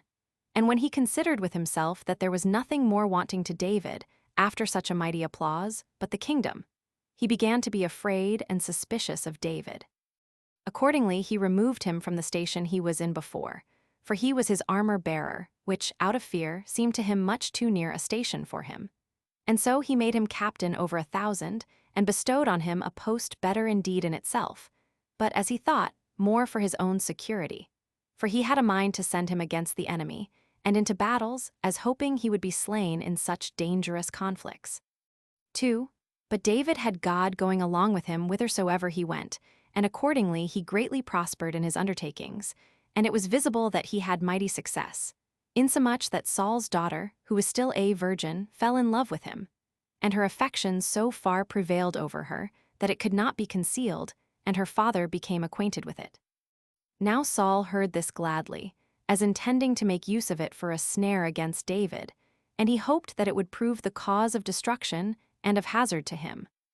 So he told those that informed him of his daughter's affection, that he would willingly give David the virgin in marriage, and said, I engage myself to marry my daughter to him if he will bring me 600 heads of my enemies 17, supposing that when a reward so ample was proposed to him, and when he should aim to get him great glory, by undertaking a thing so dangerous and incredible, he would immediately set about it, and so perish by the Philistines.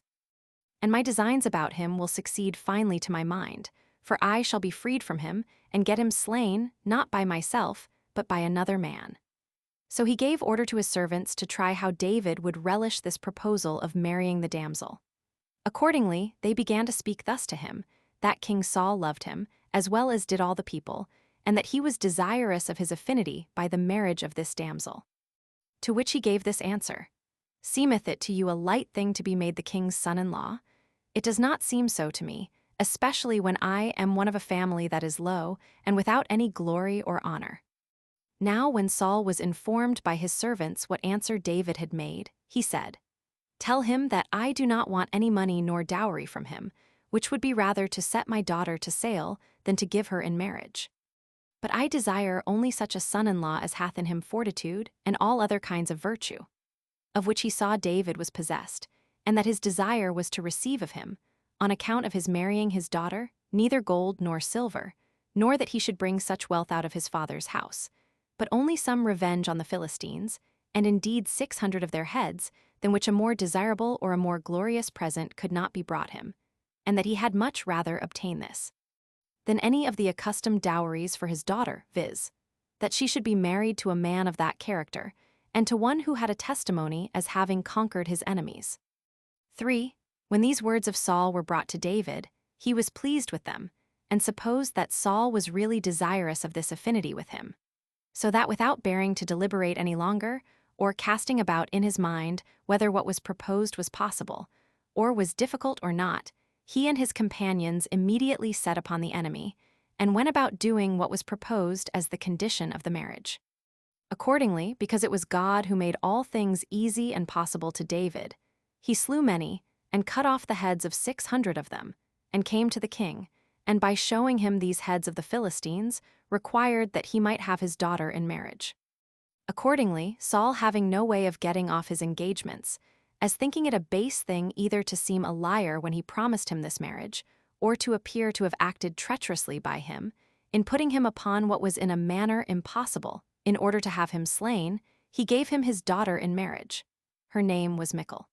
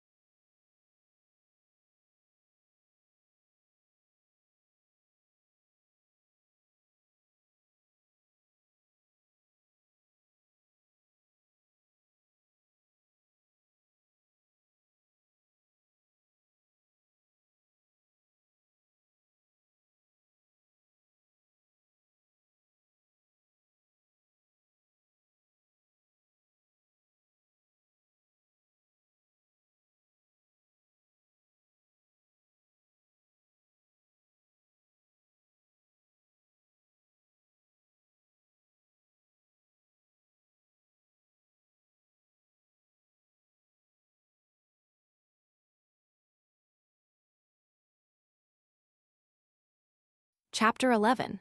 How David, upon Saul's laying snares for him, did yet escape the dangers he was in by the affection and care of Jonathan and the contrivances of his wife Michal, and how he came to Samuel the prophet. 1. However, Saul was not disposed to persevere long in the state wherein he was, for when he saw that David was in great esteem, both with God and with the multitude, he was afraid. And being not able to conceal his fear as concerning great things, his kingdom and his life, to be deprived of either of which was a very great calamity, he resolved to have David slain, and commanded his son Jonathan and his most faithful servants to kill him. But Jonathan wondered at his father's change with relation to David, that it should be made to so great a degree, from showing him no small good, to contrive how to have him killed. Now, because he loved the young man and reverenced him for his virtue, he informed him of the secret charge his father had given, and what his intentions were concerning him. However, he advised him to take care and be absent the next day, for that he would salute his father, and, if he met with a favorable opportunity, he would discourse with him about him, and learn the cause of his disgust, and show how little ground there was for it, and that for it he ought not to kill a man that had done so many good things to the multitude, and had been a benefactor to himself, on account of which he ought in reason to obtain pardon, had he been guilty of the greatest crimes. And I will then inform thee of my father's resolution. Accordingly David complied with such an advantageous advice, and kept himself then out of the king's sight. 2. On the next day Jonathan came to Saul, as soon as he saw him in a cheerful and joyful disposition, and began to introduce a discourse about David. What unjust action, O father, either little or great, hast thou found so exceptionable in David, as to induce thee to order us to slay a man who hath been of great advantage to thy own preservation, and of still greater to the punishment of the Philistines? A man who hath delivered the people of the Hebrews from reproach and derision, which they underwent for 40 days together, when he alone had courage enough to sustain the challenge of the adversary, and after that brought as many heads of our enemies as he was appointed to bring, and had, as a reward for the same, my sister in marriage, insomuch that his death would be very sorrowful to us, not only on account of his virtue, but on account of the nearness of our relation. For thy daughter must be injured at the same time that he is slain, and must be obliged to experience widowhood, before she can come to enjoy any advantage from their mutual conversation. Consider these things, and change your mind to a more merciful temper, and do no mischief to a man, who, in the first place, hath done us the greatest kindness of preserving thee. For when an evil spirit and demons had seized upon thee, he cast them out, and procured rest to thy soul from their incursions. And, in the second place, hath avenged us of our enemies, for it is a base thing to forget such benefits.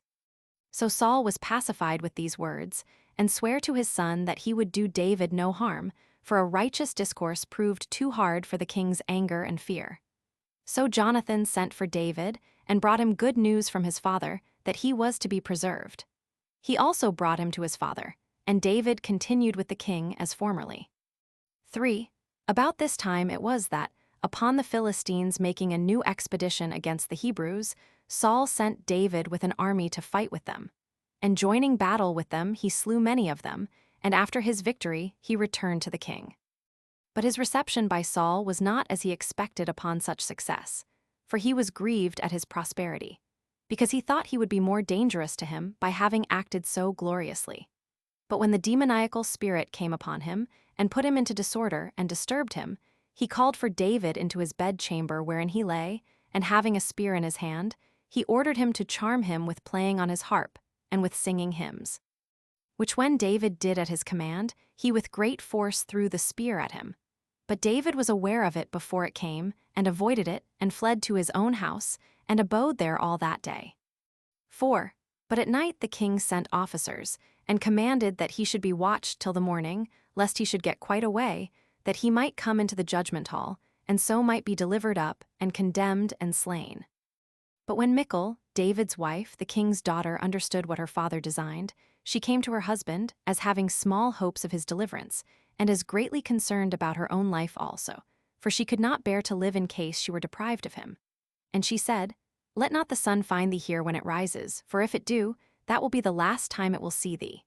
Fly away then while the night may afford the opportunity, and may God lengthen it for thy sake. For know this, that if my father find thee, thou art a dead man." So she let him down by a cord out of the window and saved him. And after she had done so, she fitted up a bed for him as if he were sick, and put under the bedclothes a goat's liver 18. And when her father, as soon as it was day, sent to seize David, she said to those that were there that he had not been well that night, and showed them the bed covered, and made them believe by the leaping of the liver, which caused the bedclothes to move also, that David breathed like one that was asthmatic. So when those that were sent told Saul that David had not been well in the night, he ordered him to be brought in that condition, for he intended to kill him. Now when they came and uncovered the bed, and found out the woman's contrivance, they told it to the king. And when her father complained of her that she had saved his enemy and had put a trick upon himself, she invented this plausible defense for herself, and said that when he had threatened to kill her, she lent him her assistance for his preservation, out of fear. For which her assistance she ought to be forgiven, because it was not done of her own free choice, but out of necessity. "For," said she, "I do not suppose that thou wast so zealous to kill thy enemy, as thou wast that I should be saved." Accordingly Saul forgave the damsel. But David, when he had escaped this danger, came to the prophet Samuel to Ramah, and told him what snares the king had laid for him, and how he was very near to death by Saul's throwing a spear at him, although he had been no way guilty with relation to him, nor had he been cowardly in his battles with his enemies, but had succeeded well in them all by God's assistance, which thing was indeed the cause of Saul's hatred to David. 5. When the prophet was made acquainted with the unjust proceedings of the king, he left the city Ramah, and took David with him to a certain place called Naioth, and there he abode with him. But when it was told Saul that David was with the prophet, he sent soldiers to him, and ordered them to take him and bring him to him. And when they came to Samuel and found there a congregation of prophets, they became partakers of the divine spirit and began to prophesy. Which when Saul heard of, he sent others to David, who prophesying in like manner as did the first, he again sent others. Which third sort prophesying also, at last he was angry, and went thither in great haste himself. And when he was just by the place, Samuel, before he saw him, made him prophesy also. And when Saul came to him, he was disordered in mind 19 and under the vehement agitation of a spirit. And putting off his garments, 20 he fell down, and lay on the ground all that day and night, in the presence of Samuel and David. 6. And David went thence, and came to Jonathan, the son of Saul, and lamented to him what snares were laid for him by his father, and said that though he had been guilty of no evil, nor had offended against him, yet he was very zealous to get him killed. Hereupon Jonathan exhorted him not to give credit to such his own suspicions, nor to the calumnies of those that raised those reports, if there were any that did so, but to depend on him and take courage. For that his father had no such intention, since he would have acquainted him with that matter, and have taken his advice, had it been so, as he used to consult with him in common when he acted in other affairs. But David sware to him that so it was, and he desired him rather to believe him, and to provide for his safety, than to despise what he, with great sincerity, told him. That he would believe what he said, when he should either see him killed himself, or learn it upon inquiry from others. And that the reason why his father did not tell him of these things was this, that he knew of the friendship and affection that he bore towards him. 7. Hereupon, when Jonathan found that this intention of Saul was so well attested, he asked him what he would have him do for him. To which David replied, "I am sensible that thou art willing to gratify me in everything and procure me what I desire. Now tomorrow is the new moon, and I was accustomed to sit down then with the king at supper. Now, if it seem good to thee, I will go out of the city and conceal myself privately there. And if Saul inquire why I am absent, tell him that I am gone to my own city Bethlehem, to keep a festival with my own tribe. And add this also, that thou gavest me leave so to do. And if he say, as is usually said in the case of friends that are gone abroad, it is well that he went, then assure thyself that no latent mischief or enmity may be feared at his hand. But if he answer otherwise, that will be a sure sign that he hath some designs against me. Accordingly thou shalt inform me of thy father's inclinations. And that out of pity to my case and out of thy friendship for me, as instances of which friendship thou hast vouchsafed to accept of the assurances of my love to thee, and to give the like assurances to me, that is, those of a master to his servant. But if thou discoverest any wickedness in me, do thou prevent thy father, and kill me thyself.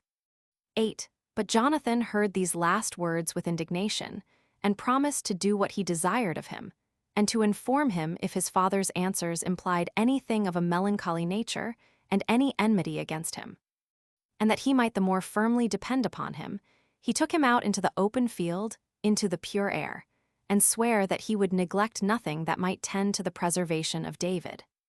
And he said, I appeal to that God, who, as thou seest, is diffused everywhere, and knoweth this intention of mine before I explain it in words, as the witness of this my covenant with thee, that I will not leave off to make frequent trims of the purpose of my father, till I learn whether there be any lurking distemper in the most secret parts of his soul. And when I have learnt it, I will not conceal it from thee, but will discover it to thee, whether he be gently or peevishly disposed. For this God himself knows, that I pray he may always be with thee, for he is with thee now, and will not forsake thee, and will make thee superior to thine enemies, whether my father be one of them, or whether I myself be such. Do thou only remember what we now do, and if it fall out that I die, preserve my children alive, and requite what kindness thou hast now received to them. When he had thus sworn, he dismissed David, bidding him go to a certain place of that plain wherein he used to perform his exercises, for that, as soon as he knew the mind of his father, he would come thither to him with one servant only. And if, says he, I shoot 3 darts at the mark, and then bid my servant to carry these 3 darts away, for they are before him, know thou that there is no mischief to be feared from my father. But if thou hearest me say the contrary, expect the contrary from the king. However, thou shalt gain security by my means, and shalt by no means suffer any harm. But see thou dost not forget what I have desired of thee in the time of thy prosperity, and be serviceable to my children. Now David, when he had received these assurances from Jonathan, went his way to the place appointed. 9. But on the next day, which was the new moon, the king, when he had purified himself as the custom was, came to supper. And when there sat by him his son Jonathan on his right hand, and Abner, the captain of his host, on the other hand, he saw David's seat was empty, but said nothing, supposing that he had not purified himself since he had accompanied with his wife, and so could not be present.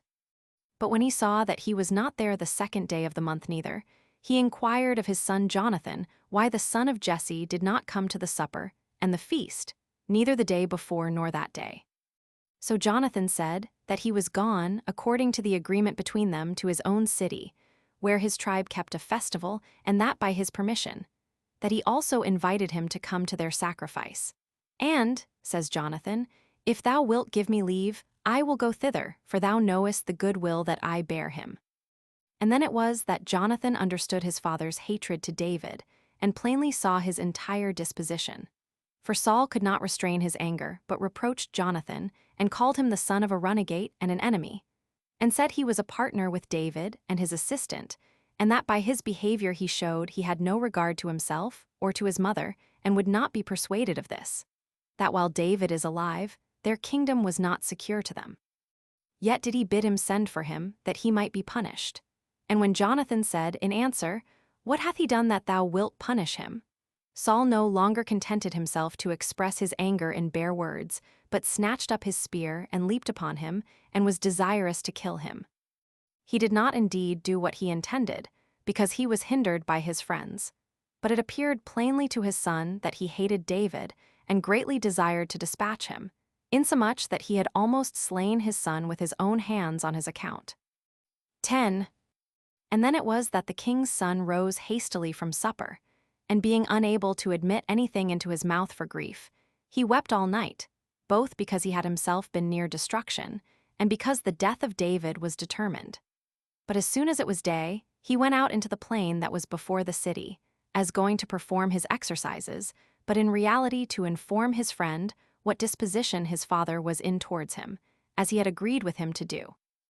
And when Jonathan had done what had been thus agreed, he dismissed his servant that followed him to return to the city.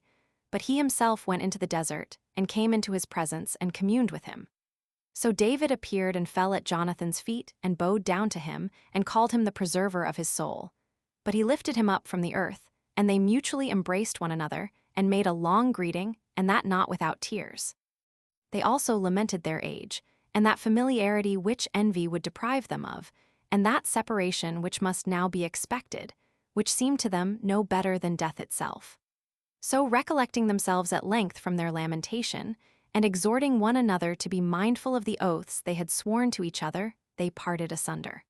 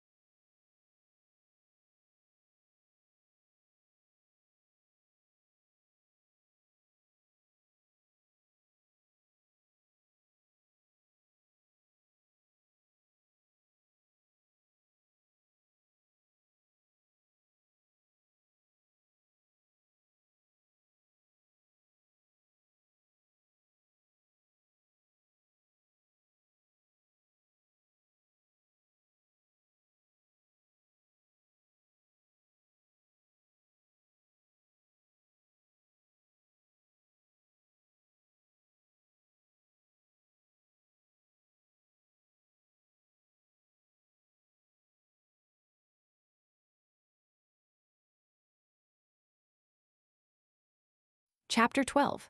How David fled to Ahimelech and afterwards to the kings of the Philistines and of the Moabites, and how Saul slew Ahimelech and his family. 1. But David fled from the king, and that death he was in danger of by him, and came to the city Nob to Ahimelech the priest, who, when he saw him coming all alone, and neither a friend nor a servant with him, he wondered at it, and desired to learn of him the cause why there was nobody with him. To which David answered, that the king had commanded him to do a certain thing that was to be kept secret, to which, if he had a mind to know so much, he had no occasion for anyone to accompany him. However, I have ordered my servants to meet me at such and such a place. So he desired him to let him have somewhat to eat, and that in case he would supply him, he would act the part of a friend, and be assisting to the business he was now about. And when he had obtained what he desired, he also asked him whether he had any weapons with him, either sword or spear. Now there was at Nob a servant of Saul, by birth a Syrian, whose name was Dog, one that kept the king's mules. The high priest said that he had no such weapons, but he added, Here is the sword of Goliath, which, when thou hadst slain the Philistine, thou didst dedicate to God. 2. When David had received the sword, he fled out of the country of the Hebrews into that of the Philistines, over which Achish reigned. And when the king's servants knew him, and he was made known to the king himself, the servants informing him that he was that David who had killed many 10,000s of the Philistines, David was afraid lest the king should put him to death, and that he should experience that danger from him which he had escaped from Saul. So he pretended to be distracted and mad, so that his spittle ran out of his mouth. And he did other the like actions before the king of Gath, which might make him believe that they proceeded from such a distemper. Accordingly, the king was very angry at his servants that they had brought him a madman, and he gave orders that they should eject David immediately out of the city. 3. So when David had escaped in this manner out of Gath, he came to the tribe of Judah, and abode in a cave by the city of Adullam. Then it was that he sent to his brethren, and informed them where he was, who then came to him with all their kindred, and as many others as were either in want or in fear of King Saul, came and made a body together, and told him they were ready to obey his orders. They were in all about 400. Whereupon he took courage, now such a force and assistance was come to him, so he removed thence and came to the king of the Moabites, and desired him to entertain his parents in his country, while the issue of his affairs were in such an uncertain condition. The king granted him this favor, and paid great respect to David's parents all the time they were with him. 4. As for himself, upon the prophets commanding him to leave the desert, and to go into the portion of the tribe of Judah, and abide there, he complied therewith. And coming to the city Hareth, which was in that tribe, he remained there. Now when Saul heard that David had been seen with a multitude about him, he fell into no small disturbance and trouble. But as he knew that David was a bold and courageous man, he suspected that somewhat extraordinary would appear from him, and that openly also, which would make him weep and put him into distress. So he called together to him his friends, and his commanders, and the tribe from which he was himself derived, to the hill where his palace was.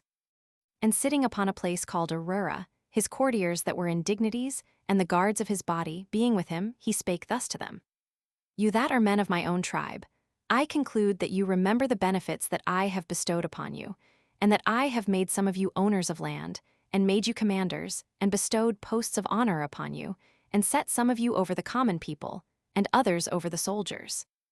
I ask you, therefore, whether you expect greater and more donations from the son of Jesse. For I know that you are all inclinable to him. Even my own son Jonathan himself is of that opinion, and persuades you to be of the same. For I am not unacquainted with the oaths and the covenants that are between him and David, and that Jonathan is a counselor and an assistant to those that conspire against me, and none of you are concerned about these things, but you keep silence and watch, to see what will be the upshot of these things. When the king had made this speech, not one of the rest of those that were present made any answer. But Dog the Syrian, who fed his mules, said that he saw David when he came to the city Nob to Ahimelech the high priest, and that he learned future events by his prophesying, that he received food from him and the sword of Goliath, and was conducted by him with security to such as he desired to go to. 5. Saul therefore sent for the high priest and for all his kindred, and said to them, What terrible or ungrateful tiring hast thou suffered from me, that thou hast received the son of Jesse, and hast bestowed on him both food and weapons, when he was contriving to get the kingdom, and further, why didst thou deliver oracles to him concerning futurities? For thou couldst not be unacquainted that he was fled away from me, and that he hated my family. But the high priest did not betake himself to deny what he had done, but confessed boldly that he had supplied him with these things, not to gratify David, but Saul himself. And he said, I did not know that he was thy adversary, but a servant of thine, who was very faithful to thee, and a captain over 1,000 of thy soldiers, and, what is more than these, thy son-in-law and kinsman. Men do not choose to confer such favors on their adversaries, but on those who are esteemed to bear the highest goodwill and respect to them. Nor is this the first time that I prophesied for him, but I have done it often, and at other times as well as now. And when he told me that he was sent by thee in great haste to do somewhat, if I had furnished him with nothing that he desired, I should have thought that it was rather in contradiction to thee than to him. Wherefore do not thou entertain any ill opinion of me, nor do thou have a suspicion of what I then thought an act of humanity, from what is now told thee of David's attempts against thee. For I did then to him as to thy friend and son-in-law, and captain of 1,000, and not as to thine adversary. 6. When the high priest had spoken thus, he did not persuade Saul. His fear was so prevalent that he could not give credit to an apology that was very just. So he commanded his armed men that stood about him to kill him and all his kindred. But as they durst not touch the high priest, but were more afraid of disobeying God than the king, he ordered Dog the Syrian to kill them. Accordingly, he took to his assistance such wicked men as were like himself, and slew Ahimelech and all his family, who were in all 385. Saul also sent to Nob, 21 the city of the priests, and slew all that were there, without sparing either women or children or any other age, and burnt it. Only there was one son of Ahimelech, whose name was Abiathar, who escaped. However, these things came to pass as God had foretold to Eli the high priest, when he said that his posterity should be destroyed, on account of the transgression of his 2 sons. 7:22 Now this King Saul, by perpetrating so barbarous a crime, and murdering the whole family of the high priestly dignity, by having no pity of the infants, nor reverence for the aged, and by overthrowing the city which God had chosen for the property, and for the support of the priests and prophets which were there, and had ordained as the only city allotted for the education of such men, gives all to understand and consider the disposition of men, that while they are private persons, and in a low condition, because it is not in their power to indulge nature, nor to venture upon what they wish for, they are equitable and moderate, and pursue nothing but what is just, and bend their whole minds and labors that way. Then it is that they have this belief about God, that he is present to all the actions of their lives, and that he does not only see the actions that are done, but clearly knows those their thoughts also, whence those actions do arise. But when once they are advanced into power and authority, then they put off all such notions, and, as if they were no other than actors upon a theater, they lay aside their disguised parts and manners, and take up boldness, insolence, and a contempt of both human and divine laws, and this at a time when they especially stand in need of piety and righteousness, because they are then most of all exposed to envy, and all they think, and all they say, are in the view of all men. Then it is that they become so insolent in their actions, as though God saw them no longer, or were afraid of them because of their power. And whatsoever it is that they either are afraid of by the rumors they hear, or they hate by inclination, or they love without reason, these seem to them to be authentic and firm and true and pleasing both to men and to God. But as to what will come hereafter, they have not the least regard to it. They raise those to honor indeed who have been at a great deal of pains for them, and after that honor they envy them. And when they have brought them into high dignity, they do not only deprive them of what they had obtained, but also, on that very account, of their lives also, and that on wicked accusations, and such as on account of their extravagant nature, are incredible. They also punish men for their actions, not such as deserve condemnation, but from calumnies and accusations without examination. And this extends not only to such as deserve to be punished, but to as many as they are able to kill. This reflection is openly confirmed to us from the example of Saul, the son of Kish, who was the first king who reigned after our aristocracy and government under the judges were over. And that by his slaughter of 300 priests and prophets, on occasion of his suspicion about Ahimelech, and by the additional wickedness of the overthrow of their city. And this is as he were endeavoring in some sort to render the temple destitute both of priests and prophets, which endeavor he showed by slaying so many of them, and not suffering the very city belonging to them to remain, that so others might succeed them. 8. But Abiathar, the son of Ahimelech, who alone could be saved out of the family of priests slain by Saul, fled to David, and informed him of the calamity that had befallen their family, and of the slaughter of his father, who hereupon said, he was not unapprised of what would follow with relation to them when he saw Doeg there. For he had then a suspicion that the high priest would be falsely accused by him to the king, and he blamed himself as having been the cause of this misfortune. But he desired him to stay there, and abide with him, as in a place where he might be better concealed than anywhere else.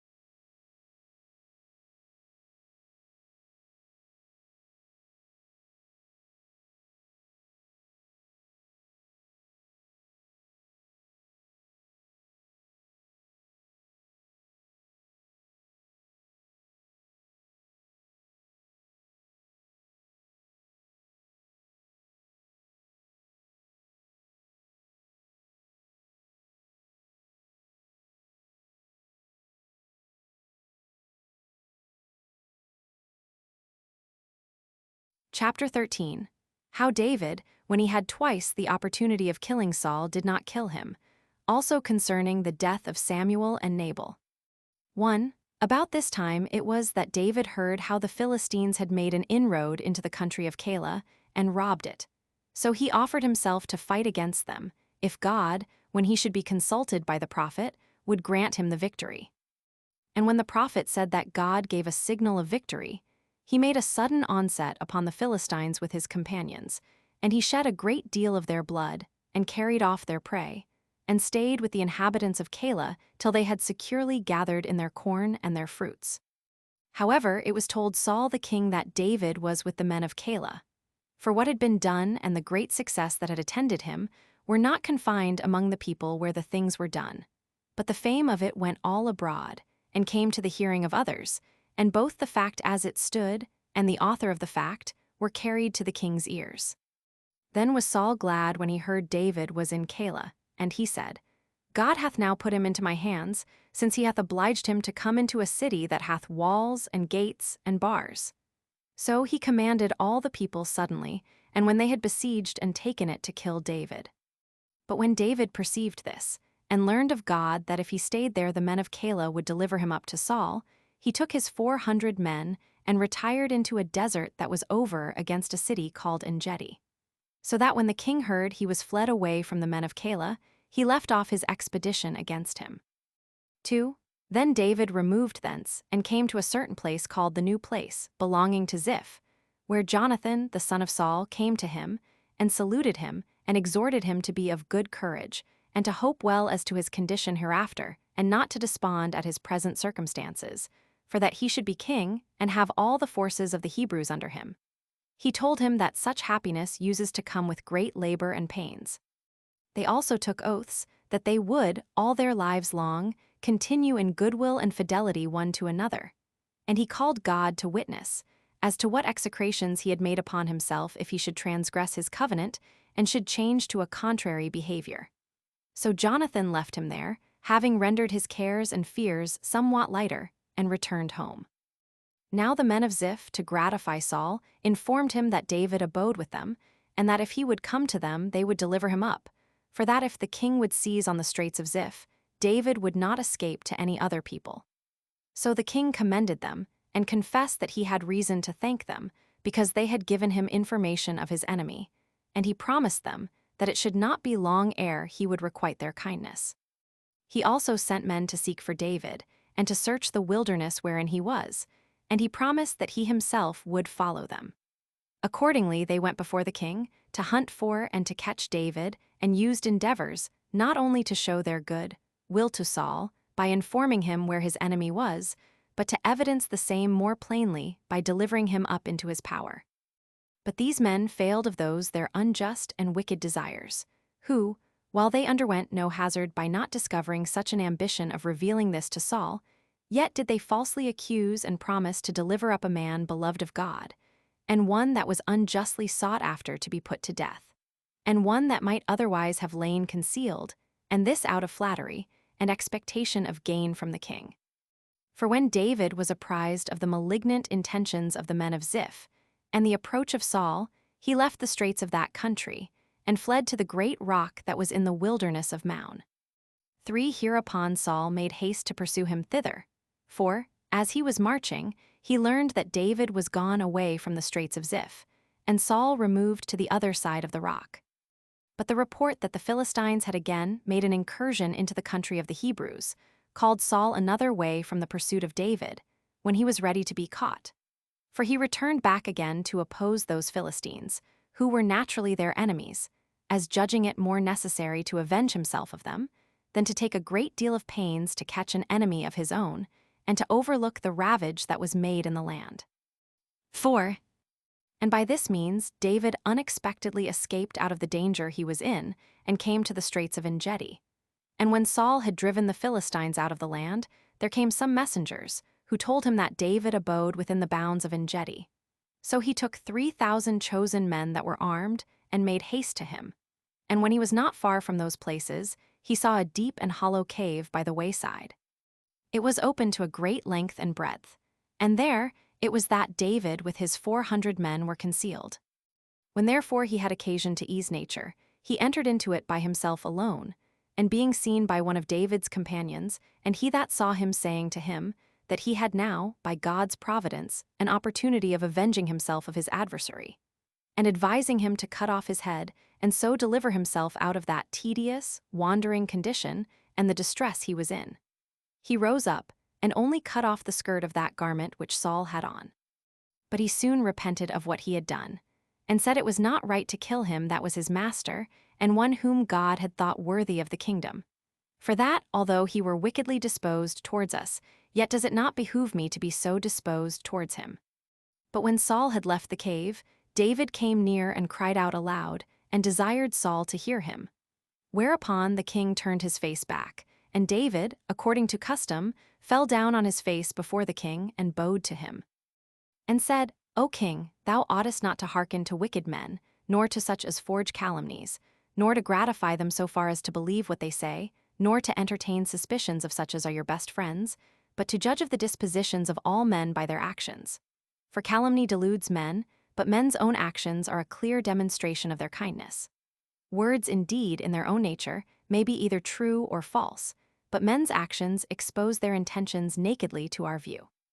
By these, therefore, it will be well for thee to believe me, as to my regard to thee and to thy house, and not to believe those that frame such accusations against me as never came into my mind, nor are possible to be executed, and do this further by pursuing after my life, and have no concern either day or night, but how to compass my life and to murder me, which thing I think thou dost unjustly prosecute. For how comes it about that thou hast embraced this false opinion about me, as if I had a desire to kill thee? Or how canst thou escape the crime of impiety towards God, when thou wishest thou couldst kill, and deemest thine adversary, a man who had it in his power this day to avenge himself, and to punish thee, but would not do it? Nor make use of such an opportunity, which, if it had fallen out to thee against me, thou hadst not let it slip. For when I cut off the skirt of thy garment, I could have done the same to thy head. So he showed him the piece of his garment, and thereby made him agree to what he said to be true, and added, I, for certain, have abstained from taking a just revenge upon thee, yet art thou not ashamed to prosecute me with unjust hatred. 23. May God do justice, and determine about each of our dispositions. But Saul was amazed at the strange delivery he had received, and being greatly affected with the moderation and the disposition of the young man, he groaned. And when David had done the same, the king answered that he had the justest occasion to groan. For thou hast been the author of good to me, as I have been the author of calamity to thee. And thou hast demonstrated this day that thou possessest the righteousness of the ancients, who determined that men ought to save their enemies, though they caught them in a desert place. I am now persuaded that God reserves the kingdom for thee, and that thou wilt obtain the dominion over all the Hebrews. Give me then assurances upon oath, that thou wilt not root out my family, nor, out of remembrance of what evil I have done thee, destroy my posterity, but save and preserve my house. So David sware as he desired, and sent back Saul to his own kingdom, but he and those that were with him went up the straits of Mastheroth. 5. About this time Samuel the prophet died. He was a man whom the Hebrews honored in an extraordinary degree. For that lamentation which the people made for him, and this during a long time, manifested his virtue, and the affection which the people bore for him, as also did the solemnity and concern that appeared about his funeral, and about the complete observation of all his funeral rites. They buried him in his own city of Ramah, and wept for him a very great number of days, not looking on it as a sorrow for the death of another man, but as that in which they were every one themselves concerned. He was a righteous man and gentle in his nature, and on that account he was very dear to God. Now he governed and presided over the people alone, after the death of Eli the high priest, 12 years, and 18 years together with Saul the king. And thus we have finished the history of Samuel. 6. There was a man that was a Ziphite, of the city of Maon, who was rich, and had a vast number of cattle. For he fed a flock of 3,000 sheep, and another flock of 1,000 goats. Now David had charged his associates to keep these flocks without hurt and without damage, and to do them no mischief, neither out of covetousness, nor because they were in want, nor because they were in the wilderness, and so could not easily be discovered, but to esteem freedom from injustice above all other motives, and to look upon the touching of what belonged to another man as a horrible crime, and contrary to the will of God. These were the instructions he gave, thinking that the favors he granted this man were granted to a good man, and one that deserved to have such care taken of his affairs. This man was Nabal, for that was his name, a harsh man, and of a very wicked life, being like a cynic in the course of his behavior, but still had obtained for his wife a woman of a good character, wise and handsome. To this Nabal, therefore, David sent 10 men of his attendants at the time when he sheared his sheep, and by them saluted him, and also wished he might do what he now did for many years to come, but desired him to make him a present of what he was able to give him, since he had, to be sure, learned from his shepherds that we had done them no injury, but had been their guardians a long time together, while we continued in the wilderness. And he assured him he should never repent of giving anything to David. When the messengers had carried this message to Nabal, he accosted them after an inhuman and rough manner.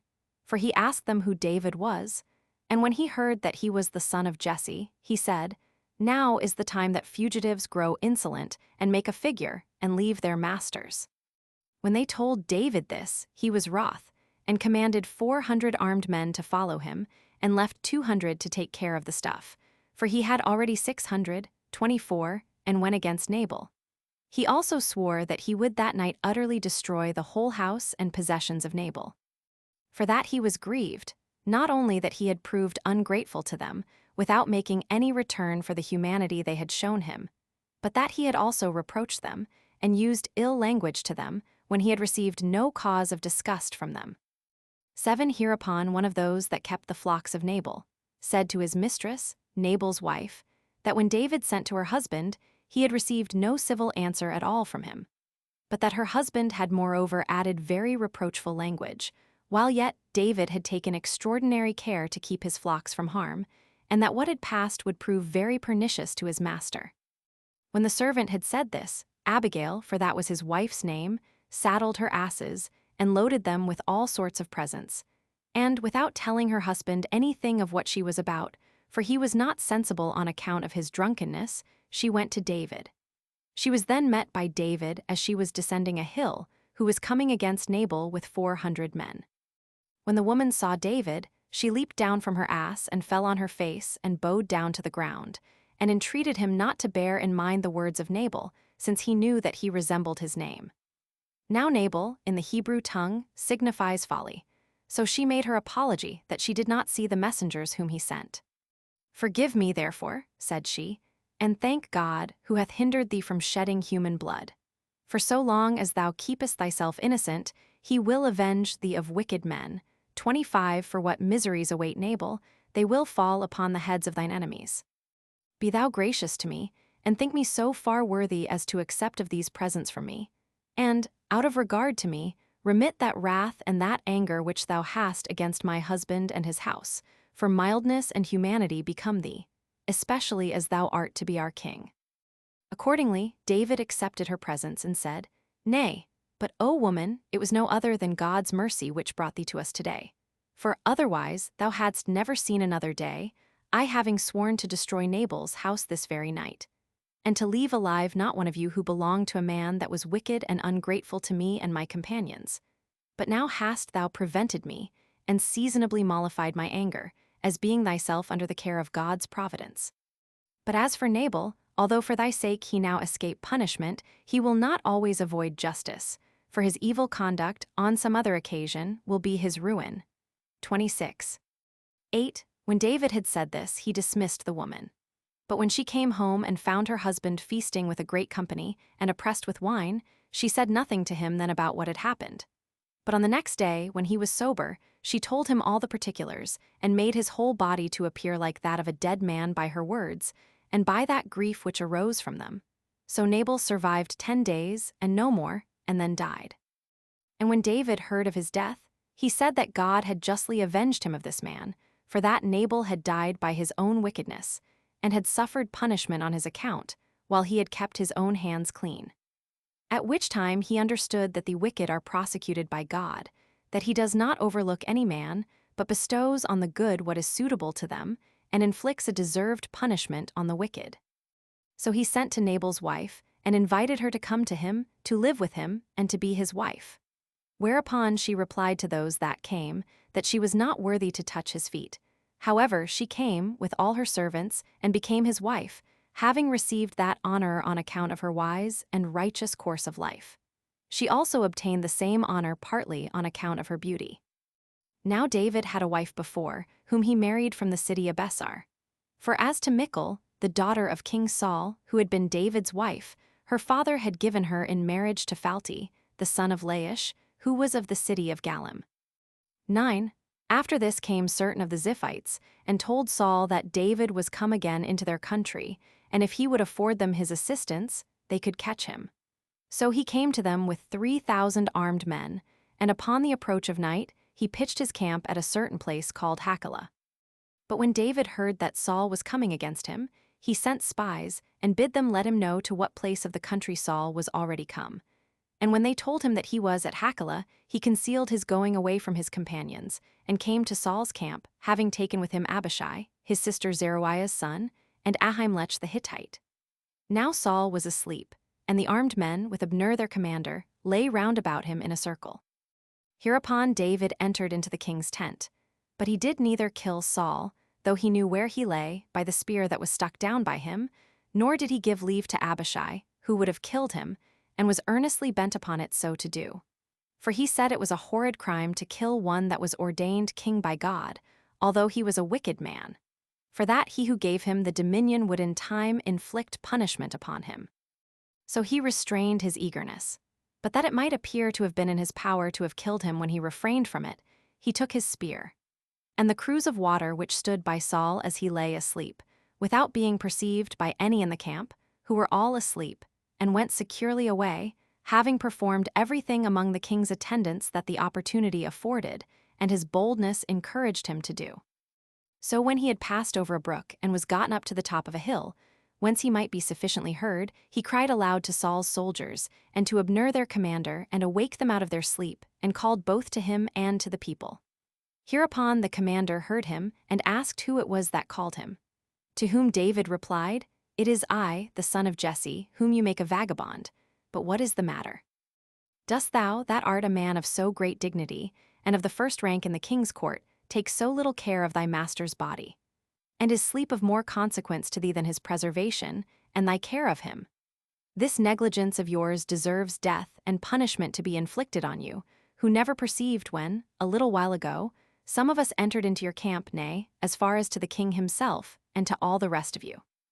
If thou look for the king's spear and his cruse of water, thou wilt learn what a mighty misfortune was ready to overtake you in your very camp, without your knowing it." Now when Saul knew David's voice, and understood that when he had him in his power while he was asleep, and his guards took no care of him, yet did not he kill him, but spared him, when he might justly have cut him off, he said that he owed him thanks for his preservation, and exhorted him to be of good courage, and not be afraid of suffering any mischief from him any more, and to return to his own home, for he was now persuaded that he did not love himself so well as he was loved by him, that he had driven away him that could guard him, and had given many demonstrations of his good will to him, that he had forced him to live so long in a state of banishment, and in great fears of his life, destitute of his friends and his kindred, while still he was often saved by him, and frequently received his life again when it was evidently in danger of perishing. So David bade them send for the spear and the cruse of water, and take them back, adding this withal, that God would be the judge of both their dispositions, and of the actions that flowed from the same. Who knows that then it was this day in my power to have killed the eye abstained from it. 10. Thus Saul, having escaped the hands of David twice, he went his way to his royal palace and his own city. But David was afraid that if he stayed there he should be caught by Saul, so he thought it better to go up into the land of the Philistines and abide there. Accordingly, he came with the 600 men that were with him to Achish, the king of Gath, which was one of their 5 cities. Now the king received both him and his men, and gave them a place to inhabit in. He had with him also his 2 wives, Ahinoam and Abigail, and he dwelt in Gath. But when Saul heard this, he took no further care about sending to him or going after him, because he had been twice, in a manner, caught by him, while he was himself endeavoring to catch him. However, David had no mind to continue in the city of Gath, but desired the king, that since he had received him with such humanity, that he would grant him another favor, and bestow upon him some place of that country for his habitation, for he was ashamed, by living in the city, to be grievous and burdensome to him. So Achish gave him a certain village called Ziklag, which place David and his sons were fond of when he was king, and reckoned it to be their peculiar inheritance. But about those matters we shall give the reader further information elsewhere. Now the time that David dwelt in Ziklag, in the land of the Philistines, was 4 months and 20 days. And now he privately attacked those Jeshurites and Amalekites that were neighbors to the Philistines, and laid waste their country, and took much prey of their beasts and camels, and then returned home. But David abstained from the men, as fearing they should discover him to King Achish. Yet did he send part of the prey to him as a free gift. And when the king inquired whom they had attacked when they brought away the prey, he said, "Those that lay to the south of the Jews and inhabited in the plain." Whereby he persuaded Achish to approve of what he had done, for he hoped that David had fought against his own nation, and that now he should have him for his servant all his life long, and that he would stay in his country.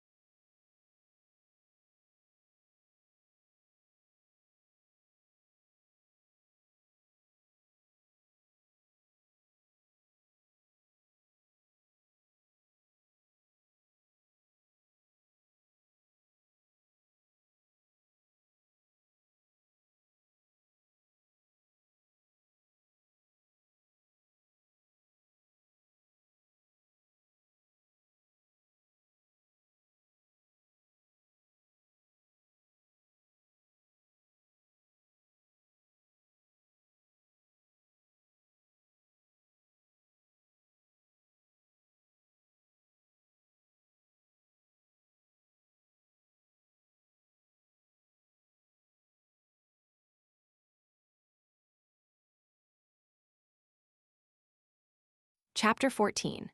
How Saul, upon God's not answering him concerning the fight with the Philistines, desired a necromantic woman to raise up the soul of Samuel to him, and how he died with his sons upon the overthrow of the Hebrews in battle. 1. About the same time the Philistines resolved to make war against the Israelites, and sent to all their confederates that they would go along with them to the war to Reggan, whence they might gather themselves together, and suddenly attack the Hebrews. Then did Achish, the king of Gath, desire David to assist them with his armed men against the Hebrews. This he readily promised, and said that the time was now come wherein he might requite him for his kindness and hospitality. So the king promised to make him the keeper of his body, after the victory, supposing that the battle with the enemy succeeded to their mind. Which promise of honor and confidence he made on purpose to increase his zeal for his service. 2. Now Saul, the king of the Hebrews, had cast out of the country the fortune-tellers and the necromancers, and all such as exercised the like arts, excepting the prophets. But when he heard that the Philistines were already come, and had pitched their camp near the city Shunem, situate in the plain, he made haste to oppose them with his forces. And when he was come to a certain mountain called Gilboa, he pitched his camp over against the enemy. But when he saw the enemy's army, he was greatly troubled, because it appeared to him to be numerous and superior to his own. And he inquired of God by the prophets concerning the battle, that he might know beforehand what would be the event of it. And when God did not answer him, Saul was under a still greater dread, and his courage fell, foreseeing, as was but reasonable to suppose, that mischief would befall him. Now God was not there to assist him. Yet did he bid his servants to inquire out for him some woman that was a necromancer, and called up the souls of the dead, that so he might know whether his affairs would succeed to his mind. For this sort of necromantic women that bring up the souls of the dead, do by them foretell future events to such as desire them. And one of his servants told him that there was such a woman in the city Endor, but was known to nobody in the camp. Hereupon Saul put off his royal apparel, and took 2 of those his servants with him, whom he knew to be most faithful to him, and came to Endor to the woman, and entreated her to act the part of a fortune-teller, and to bring up such a soul to him as he should name to her. But when the woman opposed his motion, and said she did not despise the king, who had banished this sort of fortune-tellers, and that he did not do well himself, when she had done him no harm, to endeavor to lay a snare for her, and to discover that she exercised a forbidden art, in order to procure her to be punished, he sware that nobody should know what she did, and that he would not tell anyone else what she foretold, but that she should incur no danger. As soon as he had induced her by this oath to fear no harm, he bid her bring up to him the soul of Samuel. She, not knowing who Samuel was, called him out of Hades. When he appeared, and the woman saw one that was venerable, and of a divine form, she was in disorder, and being astonished at the sight, she said, "Art not thou King Saul?" For Samuel had informed her who he was. When he had owned that to be true, and had asked her whence her disorder arose, she said that she saw a certain person ascend, who in his form was like to a god. And when he bid her tell him what he resembled, in what habit he appeared, and of what age he was, she told him he was an old man already, and of a glorious personage, and had on a sacerdotal mantle. So the king discovered by these signs that he was Samuel, and he fell down upon the ground, and saluted and worshipped him. And when the soul of Samuel asked him why he had disturbed him, and caused him to be brought up, he lamented the necessity he was under. For he said that his enemies pressed heavily upon him, that he was in distress what to do in his present circumstances, that he was forsaken of God, and could obtain no prediction of what was coming, neither by prophets nor by dreams. And that these were the reasons why I have recourse to time, who always took great care of me. But 27 Samuel, seeing that the end of Saul's life was come, said, "It is in vain for thee to desire to learn of me anything future, when God hath forsaken thee. However, hear what I say, that David is to be king, and to finish this war with good success. And thou art to lose thy dominion and thy life, because thou didst not obey God in the war with the Amalekites, and hast not kept his commandments, as I foretold thee while I was alive. Know therefore that the people shall be made subject to their enemies, and that thou, with thy sons, shall fall in the battle tomorrow, and thou shalt then be with me in Hades." 3. When Saul heard this, he could not speak for grief, and fell down on the floor, whether it were from the sorrow that arose upon what Samuel had said, or from his emptiness. For he had taken no food the foregoing day nor night, he easily fell quite down. And when with difficulty he had recovered himself, the woman would force him to eat, begging this of him as a favor on account of her concern in that dangerous instance of fortune-telling, which it was not lawful for her to have done, because of the fear she was under of the king, while she knew not who he was, yet did she undertake it, and go through with it. On which account she entreated him to admit that a table and food might be set before him, that he might recover his strength, and so get safe to his own camp. And when he opposed her motion, and entirely rejected it, by reason of his anxiety, she forced him, and at last persuaded him to it. Now she had one calf that she was very fond of, and one that she took a great deal of care of, and fed it herself. For she was a woman that got her living by the labor of her own hands, and had no other possession but that one calf. This she killed, and made ready its flesh, and set it before his servants and himself. So Saul came to the camp while it was yet night. 4. Now it is but just to recommend the generosity of this woman. 28. Because when the king had forbidden her to use that art whence her circumstances were bettered and improved, and when she had never seen the king before, she still did not remember to his disadvantage that he had condemned her sort of learning, and did not refuse him as a stranger, and one that she had had no acquaintance with. But she had compassion upon him, and comforted him, and exhorted him to do what he was greatly averse to, and offered him the only creature she had, as a poor woman, and that earnestly, and with great humanity, while she had no requital made her for her kindness, nor hunted after any future favor from him, for she knew he was to die. Whereas men are naturally either ambitious to please those that bestow benefits upon them, or are very ready to serve those from whom they may receive some advantage. It would be well, therefore, to imitate the example, and to do kindnesses to all such as are in want, and to think that nothing is better, nor more becoming mankind, than such a general beneficence, nor what will sooner render God favorable, and ready to bestow good things upon us. And so far may suffice to have spoken concerning this woman. But I shall speak further upon another subject, which will afford me all opportunity of discoursing on what is for the advantage of cities, and people, and nations, and suited to the taste of good men, and will encourage them all in the prosecution of virtue, and is capable of showing them the desirability of acquiring glory and an everlasting fame, and of imprinting in the kings of nations, and the rulers of cities, great inclination and diligence of doing well, as also of encouraging them to undergo dangers, and to die for their countries, and of instructing them how to despise all the most terrible adversities. And I have a fair occasion offered me to enter on such a discourse by Saul the king of the Hebrews. For although he knew what was coming upon him, and that he was to die immediately, by the prediction of the prophet, he did not resolve to fly from death, nor so far to indulge the love of life as to betray his own people to the enemy, or to bring a disgrace on his royal dignity. But exposing himself, as well as all his family and children, to dangers, he thought it a brave thing to fall together with them, as he was fighting for his subjects, and that it was better his sons should die thus, showing their courage, than to leave them to their uncertain conduct afterward, while instead of succession and posterity, they gained commendation and a lasting name. Such a one alone seems to me to be a just, a courageous, and a prudent man. And when anyone has arrived at these dispositions, or shall hereafter arrive at them, he is the man that ought to be by all honored with the testimony of a virtuous or courageous man. For as to those that go out to war with hopes of success, and that they shall return safe, supposing they should have performed some glorious action, I think those do not do well who call these valiant men, as so many historians and other writers who treat of them are wont to do, although I confess those do justly deserve some commendation also. But those only may be styled courageous and bold in great undertakings, and despisers of adversities, who imitate Saul. For as for those that do not know what the event of war will be as to themselves, and though they do not faint in it, but deliver themselves up to uncertain futurity, and are tossed this way and that way, this is not so very eminent an instance of a generous mind, although they happen to perform many great exploits.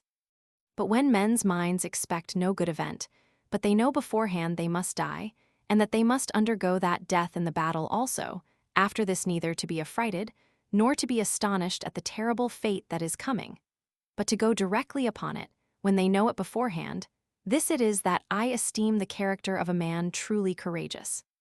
Accordingly this Saul did, and thereby demonstrated that all men who desire fame after they are dead are so to act as they may obtain the same.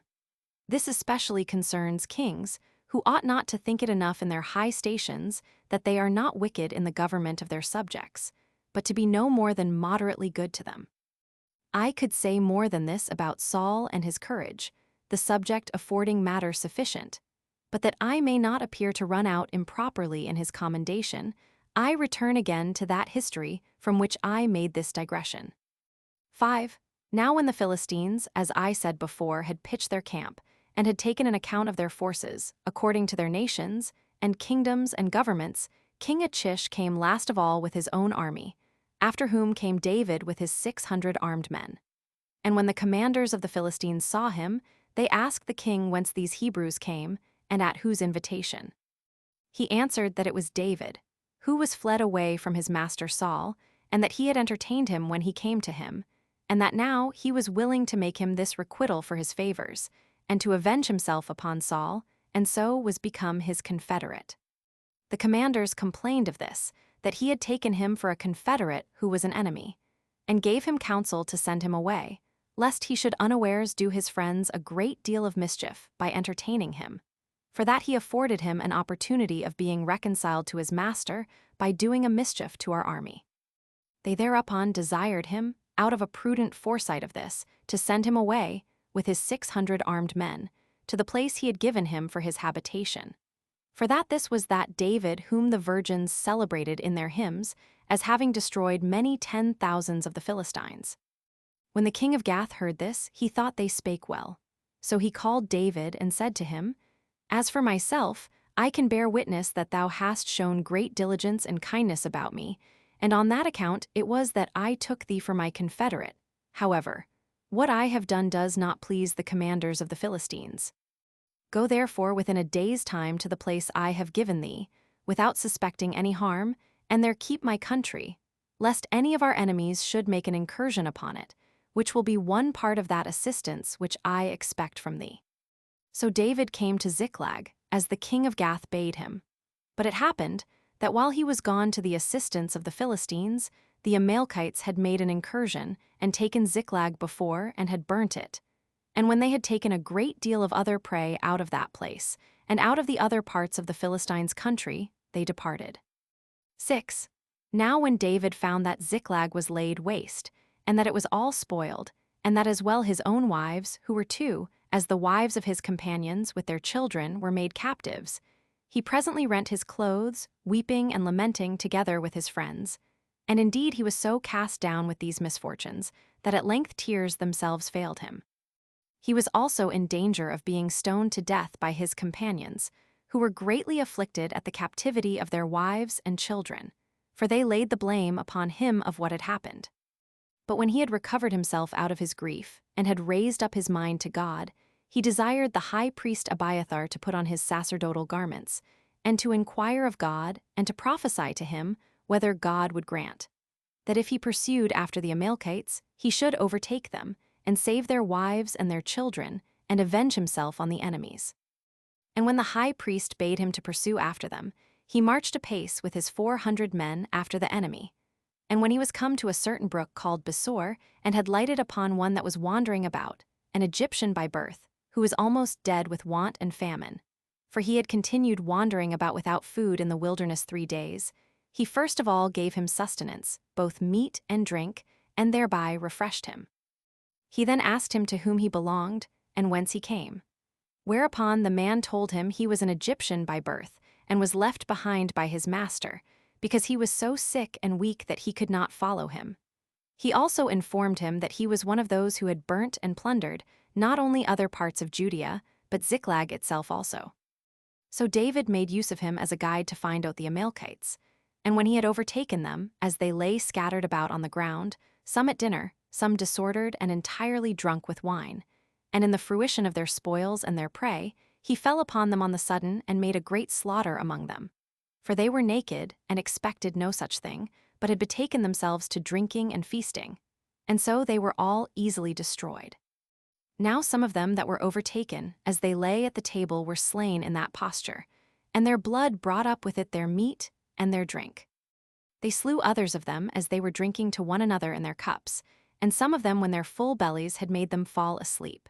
And for so many as had time to put on their armor, they slew them with the sword, with no less ease than they did those that were naked.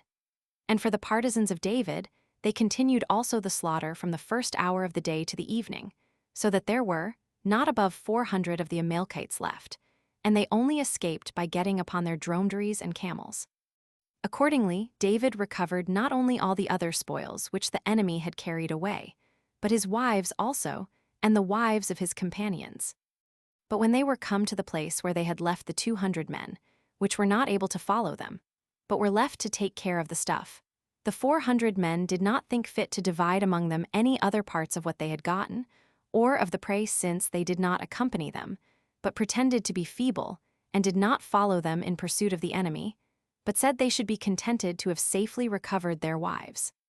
Yet did David pronounce that this opinion of theirs was evil and unjust, and that when God had granted them such a favor, that they had avenged themselves on their enemies, and had recovered all that belonged to themselves, they should make an equal distribution of what they had gotten to all, because the rest had tarried behind to guard their stuff. And from that time this law obtained among them, that those who guarded the stuff should receive an equal share with those that fought in the battle. Now when David was come to Ziklag, he sent portions of the spoils to all that had been familiar with him, and to his friends in the tribe of Judah. And thus ended the affairs of the plundering of Ziklag, and of the slaughter of the Amalekites. 7. Now upon the Philistines joining battle, there followed a sharp engagement, and the Philistine became the conquerors, and slew a great number of their enemies. But Saul the king of Israel and his sons fought courageously, and with the utmost alacrity, as knowing that their entire glory lay in nothing else but dying honorably, and exposing themselves to the utmost danger from the enemy, for they had nothing else to hope for.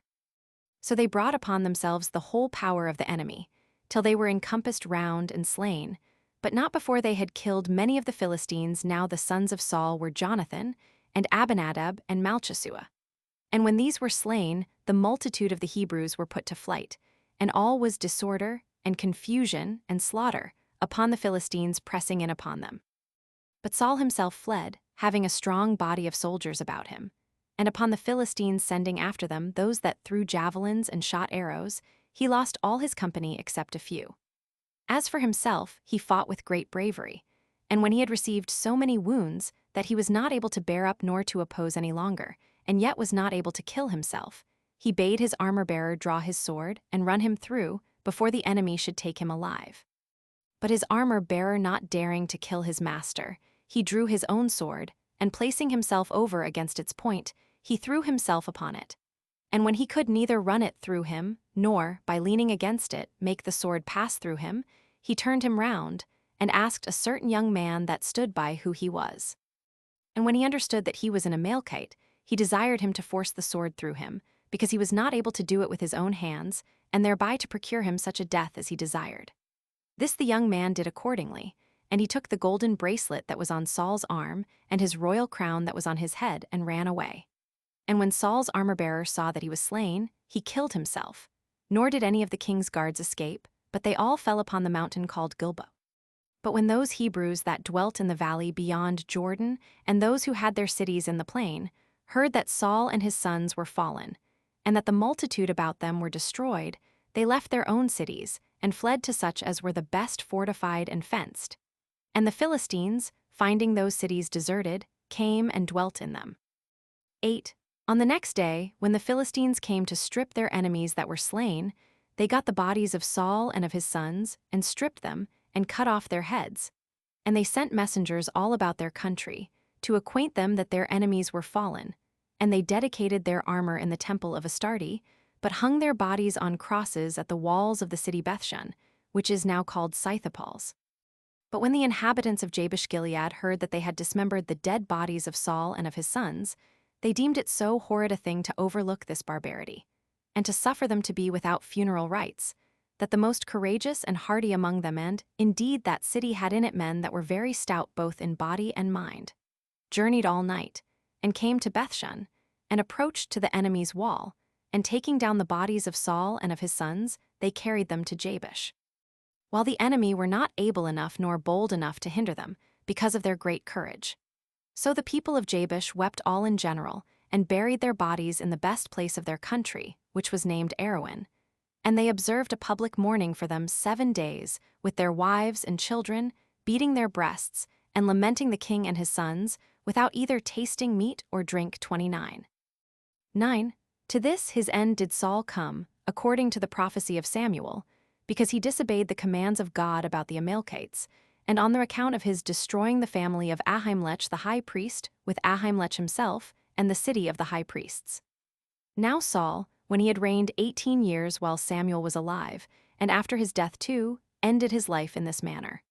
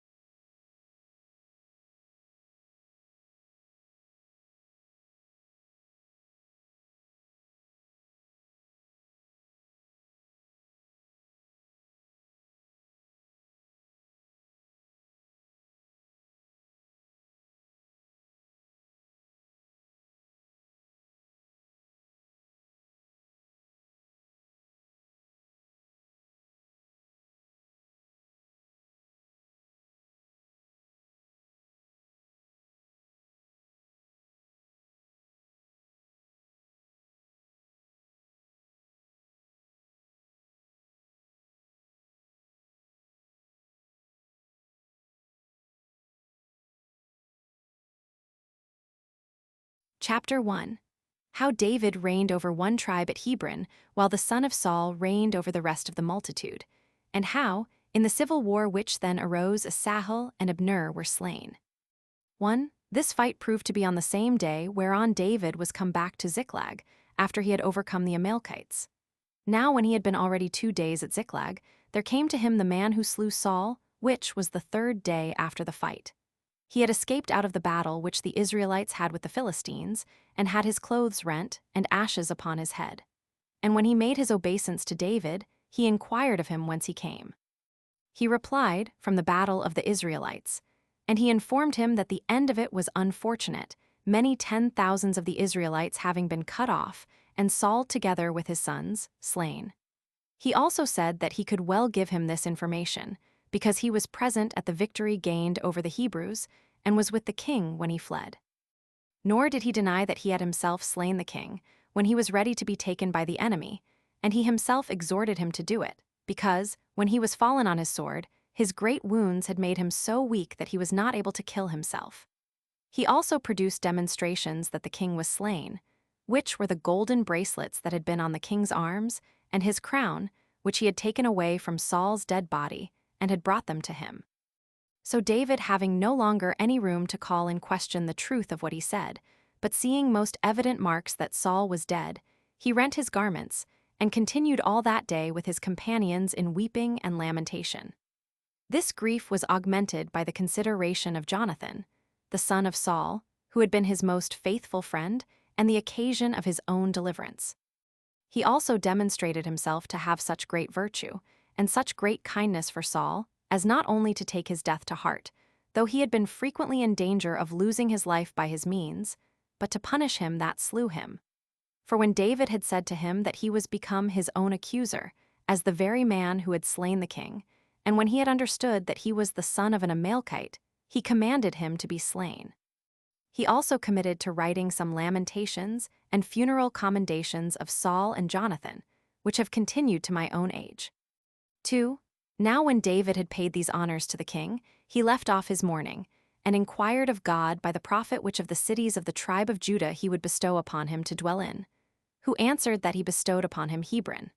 So he left Ziklag, and came to Hebron, and took with him his wives, who were in number 2, and his armed men, whereupon all the people of the forementioned tribe came to him, and ordained him their king. But when he heard that the inhabitants of Jabesh-Gilead had buried Saul and his sons, he sent to them and commended them, and took what they had done kindly, and promised to make them amends for their care of those that were dead. And at the same time he informed them that the tribe of Judah had chosen him for their king.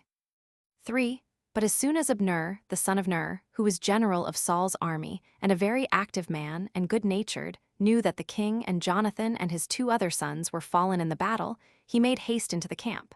And taking away with him the remaining son of Saul, whose name was Ishbosheth, he passed over to the land beyond Jordan, and ordained him the king of the whole multitude, excepting the tribe of Judah.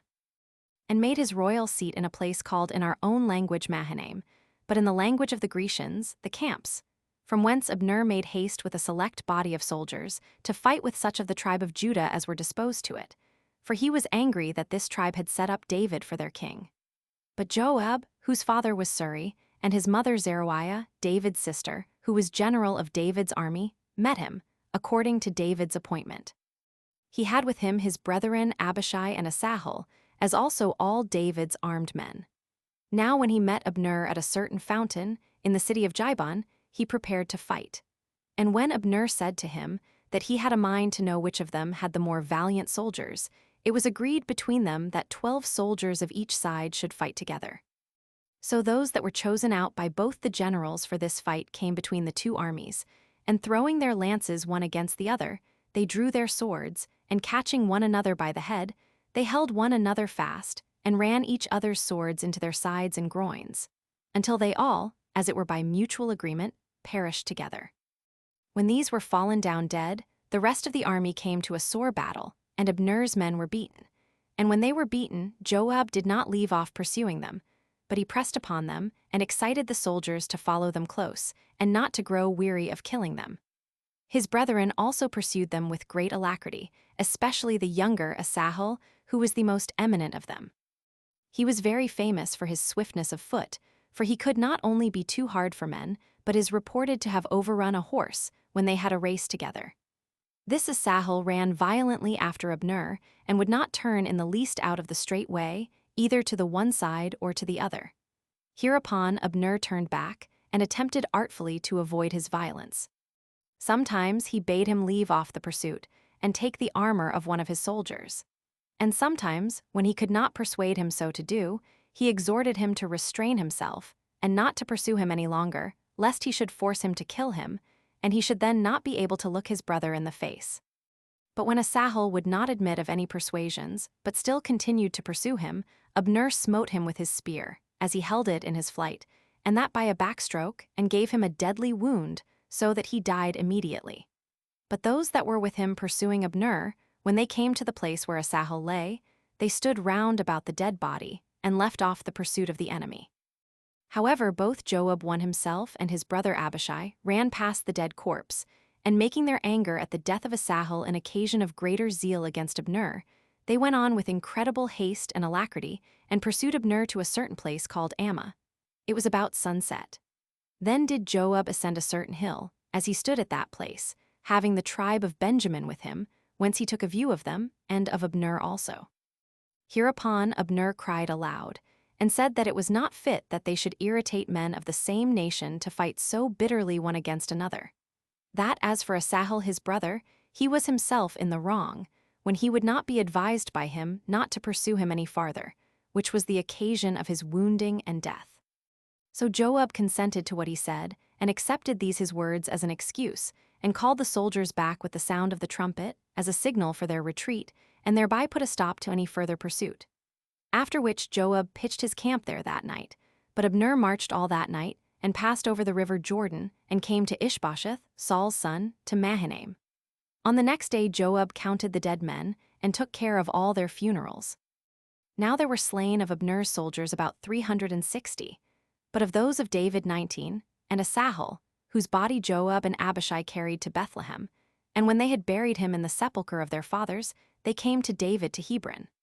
From this time therefore there began an intestine war, which lasted a great while, in which the followers of David grew stronger in the dangers they underwent, and the servants and subjects of Saul's sons did almost every day become weaker. For, about this time David was become the father of 6 sons, born of as many mothers. The eldest was by Ahinoam, and he was called Aranan. The second was Daniel, by his wife Abigail.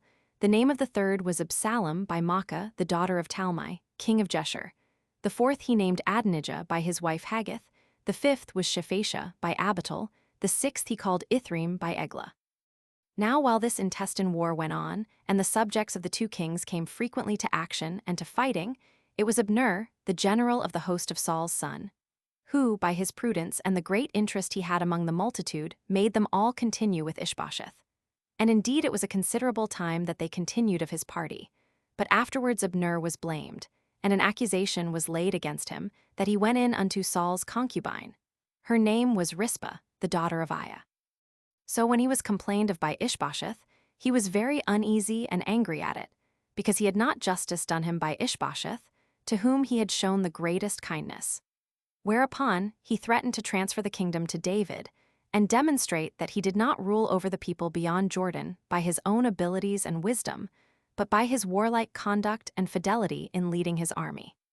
So he sent ambassadors to Hebron to David, and desired that he would give him security upon oath that he would esteem him his companion and his friend, upon condition that he should persuade the people to leave Saul's son, and choose him king of the whole country.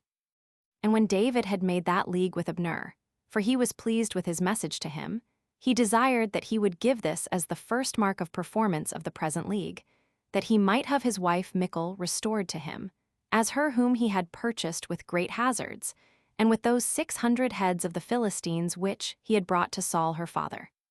So Abner took Michal from Phaltiel, who was then her husband, and sent her to David, Ishbosheth himself affording him his assistance. For David had written to him that of right he ought to have this his wife restored to him.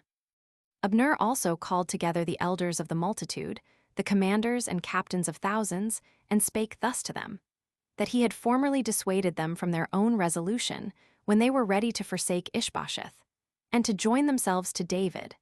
That, however, he now gave them leave so to do, if they had a mind to it, for they knew that God had appointed David to be king of all the Hebrews by Samuel the prophet, and had foretold that he should punish the Philistines, and overcome them, and bring them under.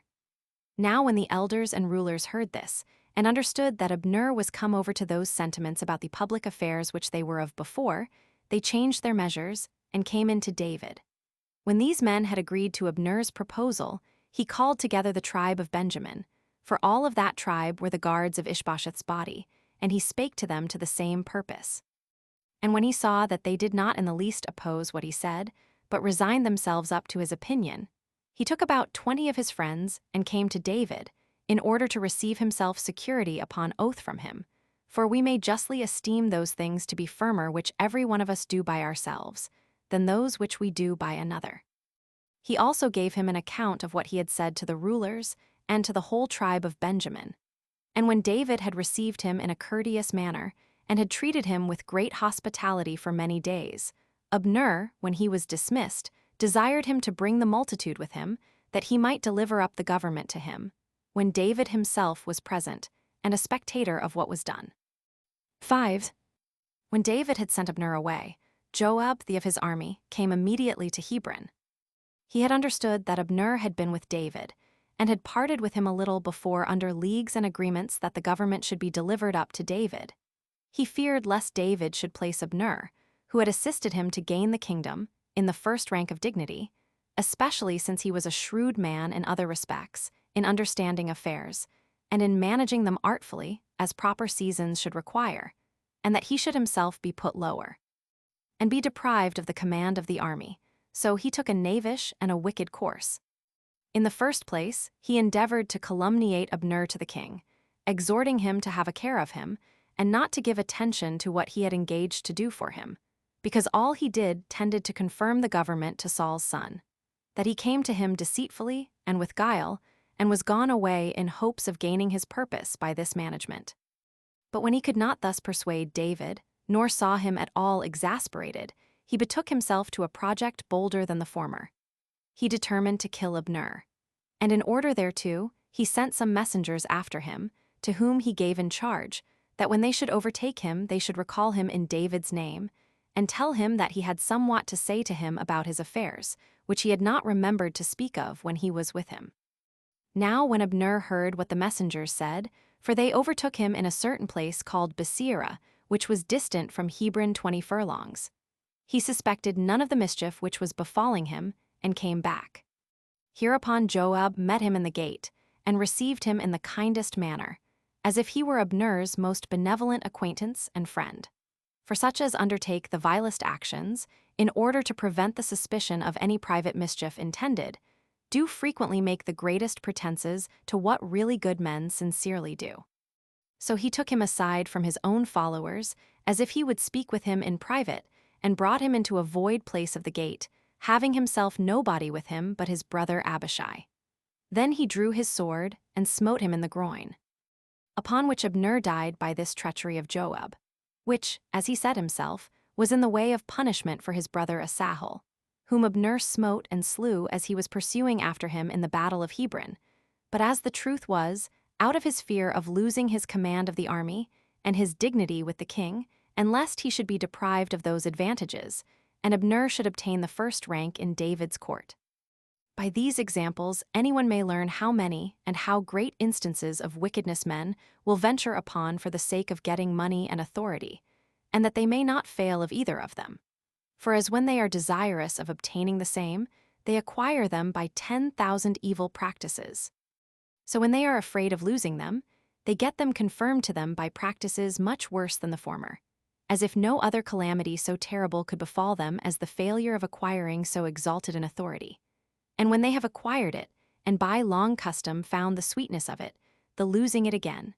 And since this last would be the heaviest of all afflictions, they all of them contrive and venture upon the most difficult actions, out of the fear of losing the same. But let it suffice that I have made these short reflections upon that subject. 6.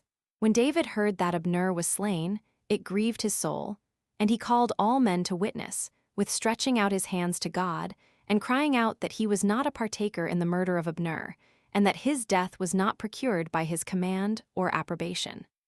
He also wished the heaviest curses might light upon him that slew him and upon his whole house. And he devoted those that had assisted him in this murder to the same penalties on its account. For he took care not to appear to have had any hand in this murder, contrary to the assurances he had given and the oaths he had taken to Abner. However, he commanded all the people to weep and lament this man, and to honor his dead body with the usual solemnities, that is, by rending their garments and putting on sackcloth, and that things should be the habit in which they should go before the bier. After which he followed it himself, with the elders and those that were rulers, lamenting Abner, and by his tears demonstrating his goodwill to him while he was alive, and his sorrow for him now he was dead, and that he was not taken off with his consent. So he buried him at Hebron in a magnificent manner, and indited funeral elegies for him. He also stood first over the monument weeping, and caused others to do the same. Nay, so deeply did the death of Abner disorder him, that his companions could by no means force him to take any food, but he affirmed with an oath that he would taste nothing till the sun was set. This procedure gained him the goodwill of the multitude, for such as had an affection for Abner were mightily satisfied with the respect he paid him when he was dead, and the observation of that faith he had plighted to him, which was shown in his vouchsafing him all the usual ceremonies, as if he had been his kinsman and his friend, and not suffering him to be neglected and injured with a dishonorable burial, as if he had been his enemy. Insomuch that the entire nation rejoiced at the king's gentleness and mildness of disposition, every one being ready to suppose that the king would have taken the same care of them in the like circumstances, which they saw be showed in the burial of the dead body of Abner. And indeed, David principally intended to gain a good reputation, and therefore he took care to do what was proper in this case, whence none had any suspicion that he was the author of Abner's death. He also said this to the multitude, that he was greatly troubled at the death of so good a man, and that the affairs of the Hebrews had suffered great detriment by being deprived of him, who was of so great abilities to preserve them by his excellent advice and by the strength of his hands in war. But he added that God, who hath a regard to all men's actions, will not suffer this man to go off unrevenged. But know ye that I am not able to do anything to these sons of Zeruiah, Joab, and Abishai, who have more power than I have, but God will requite their insolent attempts upon their own heads. And this was the fatal conclusion of the life of Abner.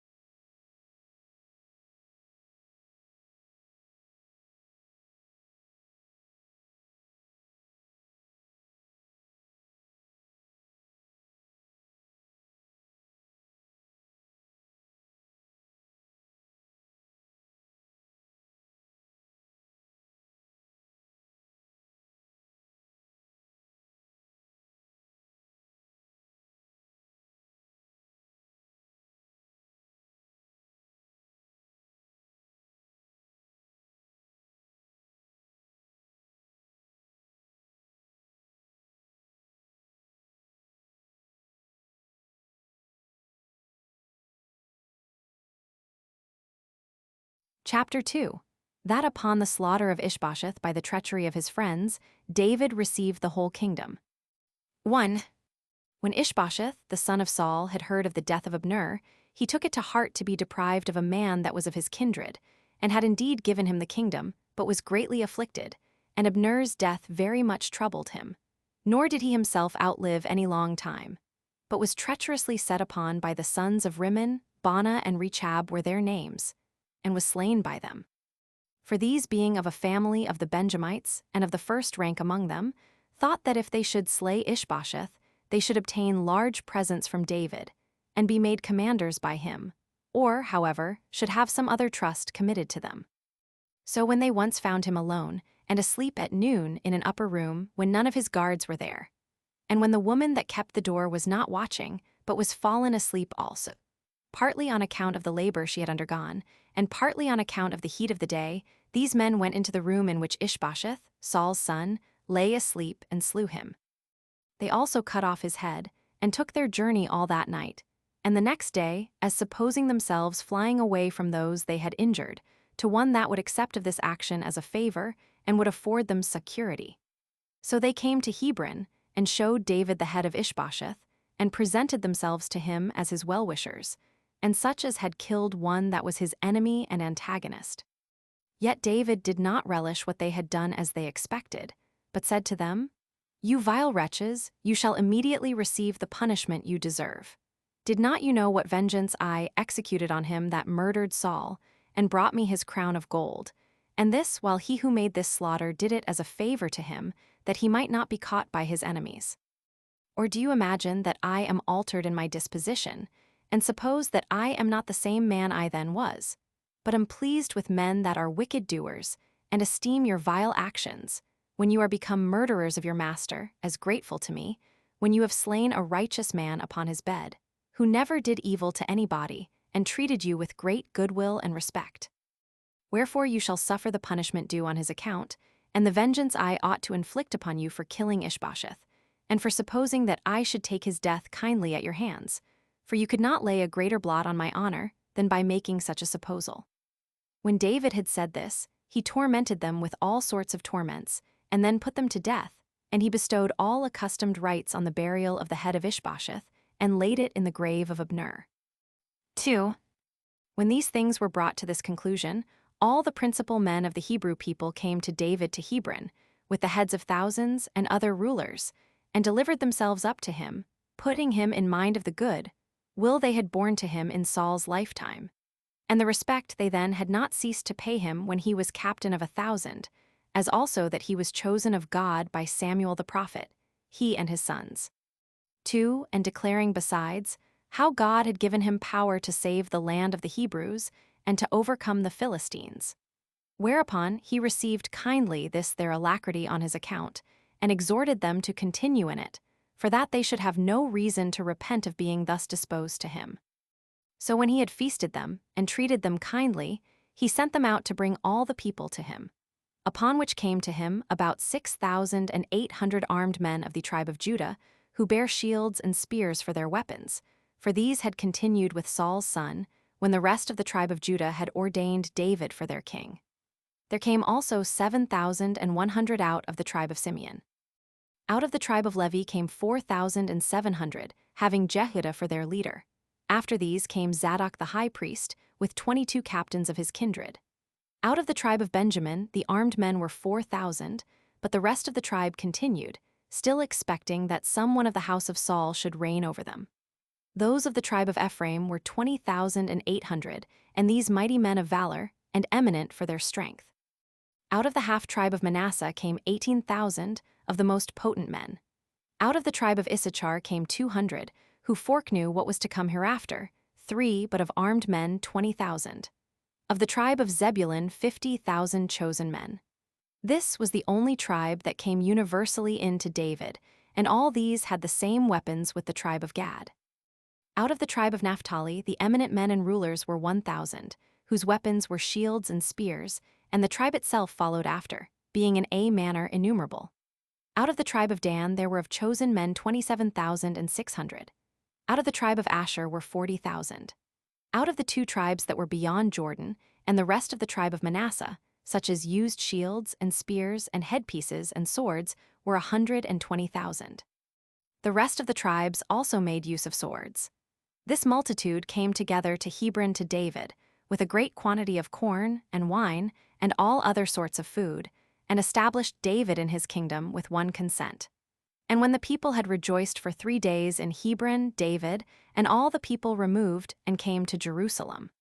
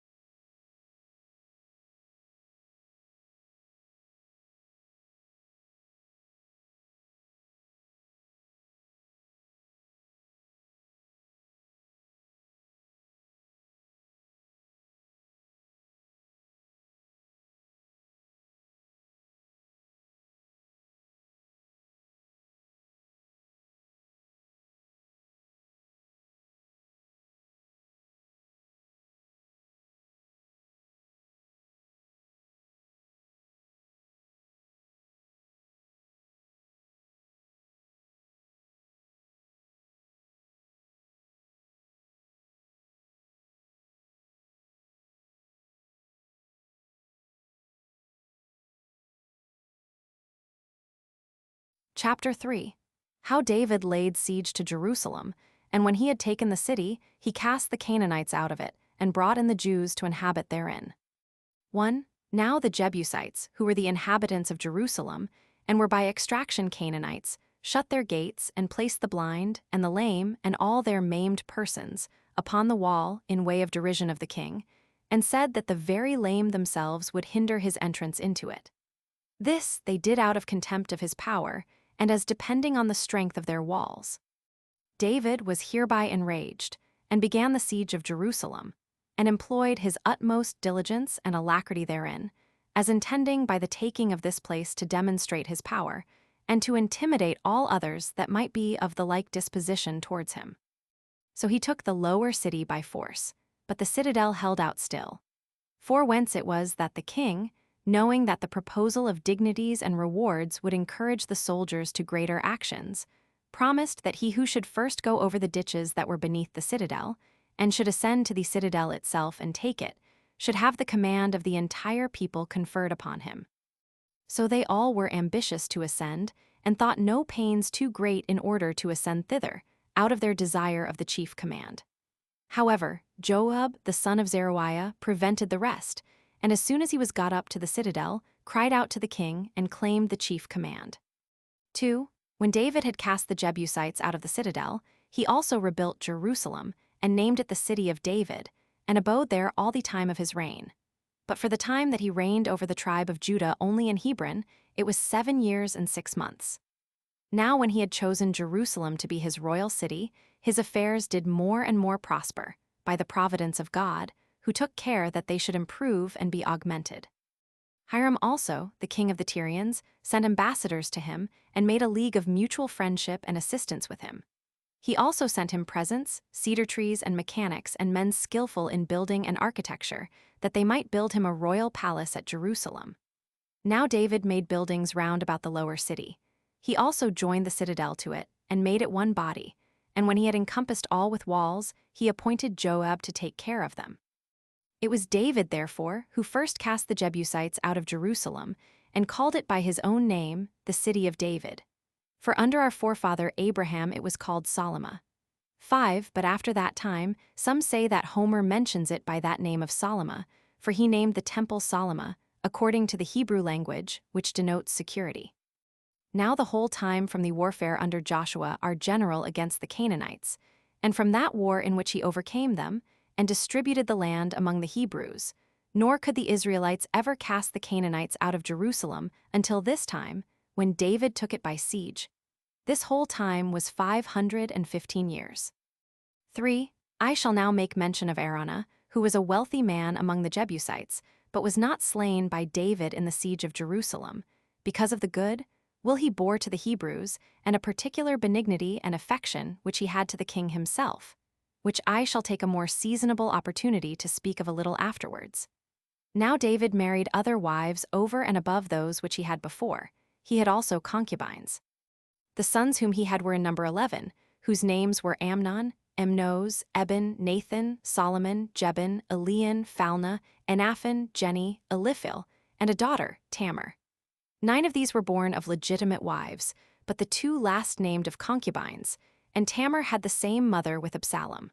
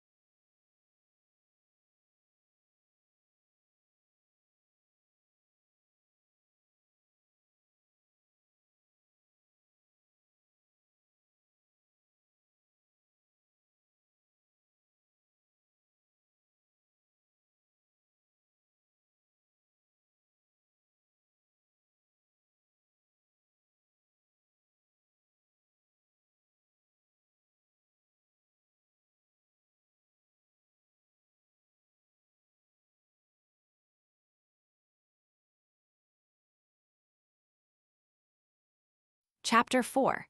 That when David had conquered the Philistines who made war against him at Jerusalem, he removed the ark to Jerusalem and had a mind to build a temple. 1. When the Philistines understood that David was made king of the Hebrews, they made war against him at Jerusalem.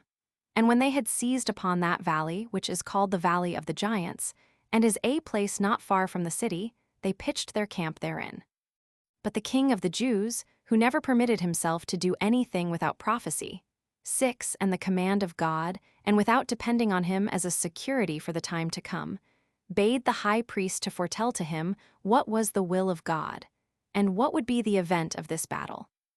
And when he foretold that he should gain the victory and the dominion, he led out his army against the Philistines. And when the battle was joined, he came himself behind, and fell upon the enemy on the sudden, and slew some of them, and put the rest to flight. And let no one suppose that it was a small army of the Philistines that came against the Hebrews, as guessing so from the suddenness of their defeat, and from their having performed no great action, or that was worth recording, from the slowness of their march, and want of courage.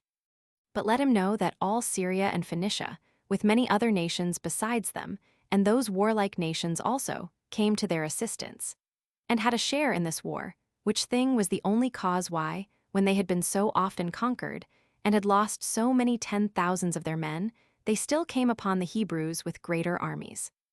Nay, indeed, when they had so often failed of their purpose in these battles, they came upon David with an army 3 times as numerous as before, and pitched their camp on the same spot of ground as before. The king of Israel therefore inquired of God again concerning the event of the battle. And the high priest prophesied to him that he should keep his army in the groves, called the groves of weeping, which were not far from the enemy's camp, and that he should not move, nor begin to fight, till the trees of the grove should be in motion without the winds blowing. But as soon as these trees moved, and the time foretold to him by God was come, he should, without delay, go out to gain what was an already prepared and evident victory. For the several ranks of the enemy's army did not sustain him, but retreated at the first onset, whom he closely followed, and slew them as he went along, and pursued them to the city Gaza. After this he spoiled their camp, in which he found great riches, and he destroyed their gods. 2. When this had proved the event of the battle, David thought it proper, upon a consultation with the elders, and rulers, and captains of thousands, to send for those that were in the flower of their age out of all his countrymen, and out of the whole land, and withal for the priests and the Levites, in order to their going to Kirjathjearim, to bring up the ark of God out of that city, and to carry it to Jerusalem, and there to keep it, and offer before it those sacrifices and those other honors with which God used to be well pleased. For had they done thus in the reign of Saul, they had not undergone any great misfortunes at all. So when the whole body of the people were come together, as they had resolved to do, the king came to the ark, which the priest brought out of the house of Amminadab, and laid it upon a new cart, and permitted their brethren and their children to draw it, together with the oxen. Before it went the king, and the whole multitude of the people with him, singing hymns to God, and making use of all sorts of songs usual among them, with variety of the sounds of musical instruments, and with dancing and singing of psalms, as also with the sounds of trumpets and of cymbals, and so brought the ark to Jerusalem. But as they were come to the thrashing floor of Chidon, a place so called, Uzzah was slain by the anger of God, for as the oxen shook the ark, he stretched out his hand, and would needs take hold of it. Now, because he was not a priest 7 and yet touched the ark, God struck him dead. Hereupon both the king and the people were displeased at the death of Uzzah, and the place where he died is still called the breach of Uzzah unto this day.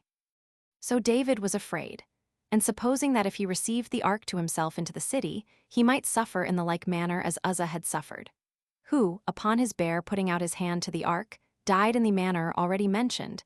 He did not receive it to himself into the city, but he took it aside unto a certain place belonging to a righteous man, whose name was Obededom, who was by his family a Levite, and deposited the ark with him. And it remained there 3 entire months. This augmented the house of Obededom, and conferred many blessings upon it. And when the king heard what had befallen Obededom, how he was become, of a poor man in a low estate, exceeding happy, and the object of envy to all those that saw or inquired after his house, he took courage, and hoping that he should meet with no misfortune thereby, he transferred the ark to his own house. The priests carrying it, while 7 companies of singers, who were set in that order by the king, went before it, and while he himself played upon the harp, and joined in the music insomuch that when his wife Michal, the daughter of Saul, who was our first king, saw him so doing, she laughed at him. But when they had brought in the ark, they placed it under the tabernacle which David had pitched for it, and he offered costly sacrifices and peace offerings, and treated the whole multitude, and dealt both to the women and the men, and the infants a loaf of bread and a cake, and another cake baked in a pan, with the portion of the sacrifice. So when he had thus feasted the people, he sent them away, and he himself returned to his own house. 3. But when Michal his wife, the daughter of Saul, came and stood by him, she wished him all other happiness, and entreated that whatsoever he should further desire to the utmost possibility might be given him by God, and that he might be favorable to him. Yet did she blame him, that so great a king as he was should dance after an unseemly manner, and in his dancing uncover himself among the servants and the handmaidens. But he replied that he was not ashamed to do what was acceptable to God, who had preferred him before her father and before all others, that he would play frequently and dance without any regard to what the handmaidens and she herself thought of it. So this Michal, who was David's wife, had no children. However, when she was afterward married to him to whom Saul her father had given her, for at this time David had taken her away from him, and had her himself, she bare 5 children. But concerning those matters I shall discourse in a proper place. 4. Now when the king saw that his affairs grew better almost every day, by the will of God, he thought he should offend him, if, while he himself continued in houses made of cedar, such as were of a great height, and had the most curious works of architecture in them, he should overlook the ark while it was laid in a tabernacle, and was desirous to build a temple to God, as Moses had predicted such a temple should be built. 8. And when he had discoursed with Nathan the prophet about these things, and had been encouraged by him to do whatsoever he had a mind to do, as having God with him, and his helper in all things, he was thereupon the more ready to set about that building. But God appeared to Nathan that very night, and commanded him to say to David, 9. That he took his purpose and his desires kindly, since nobody had before now taken it into their head to build him a temple. Although upon his having such a notion, he would not permit him to build him that temple, because he had made many wars, and was defiled with the slaughter of his enemies. That, however, after his death, in his old age, and when he had lived a long life, there should be a temple built by a son of his, who should take the kingdom after him, and should be called Solomon, whom he promised to provide for, as a father provides for his son, by preserving the kingdom for his son's posterity and delivering it to them. But that he would still punish him, if he sinned, with diseases and barrenness of land. When David understood this from the prophet, and was overjoyful at this knowledge of the sure continuance of the dominion to his posterity, and that his house should be splendid and very famous, he came to the ark, and fell down on his face, and began to adore God, and to return thanks to him for all his benefits, as well for those that he had already bestowed upon him in raising him from a low state, and from the employment of a shepherd, to so great dignity of dominion and glory. As for those also which he had promised to his posterity, and besides, for that providence which he had exercised over the Hebrews in procuring them the liberty they enjoyed. And when he had said thus, and had sung a hymn of praise to God, he went his way.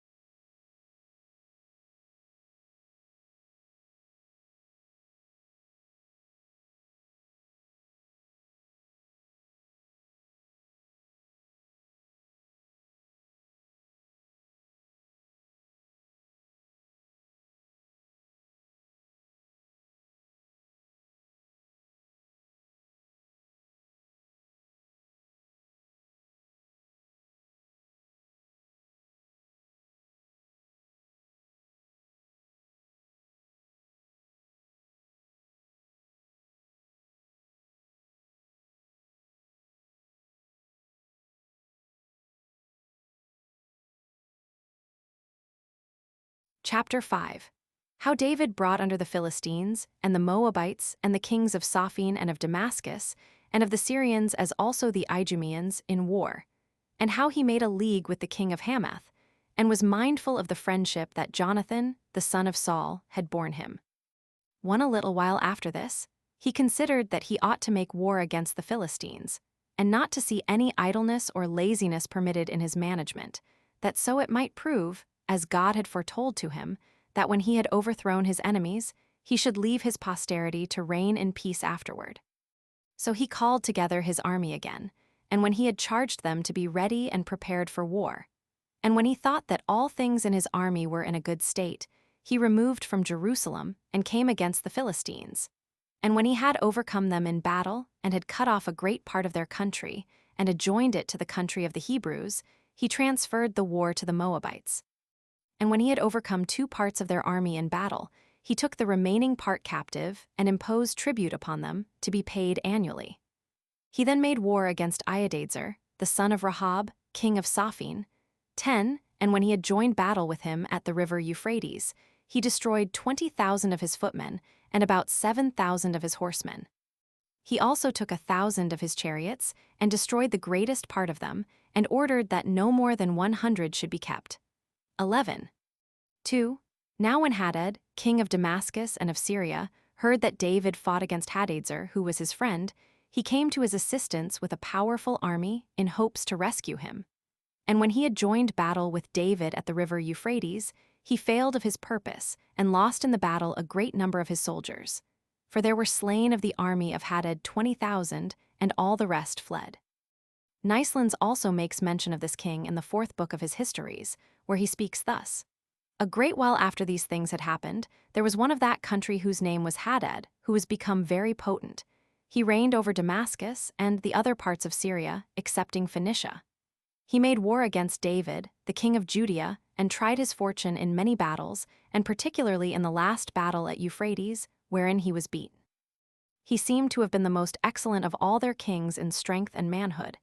Nay, besides this, he says of his posterity, that they succeeded one another in his kingdom and in his name, where he thus speaks: When Hadad was dead, his posterity reigned for 10 generations, each of his successors receiving from his father that his dominion, and this his name, as did the Ptolemies in Egypt.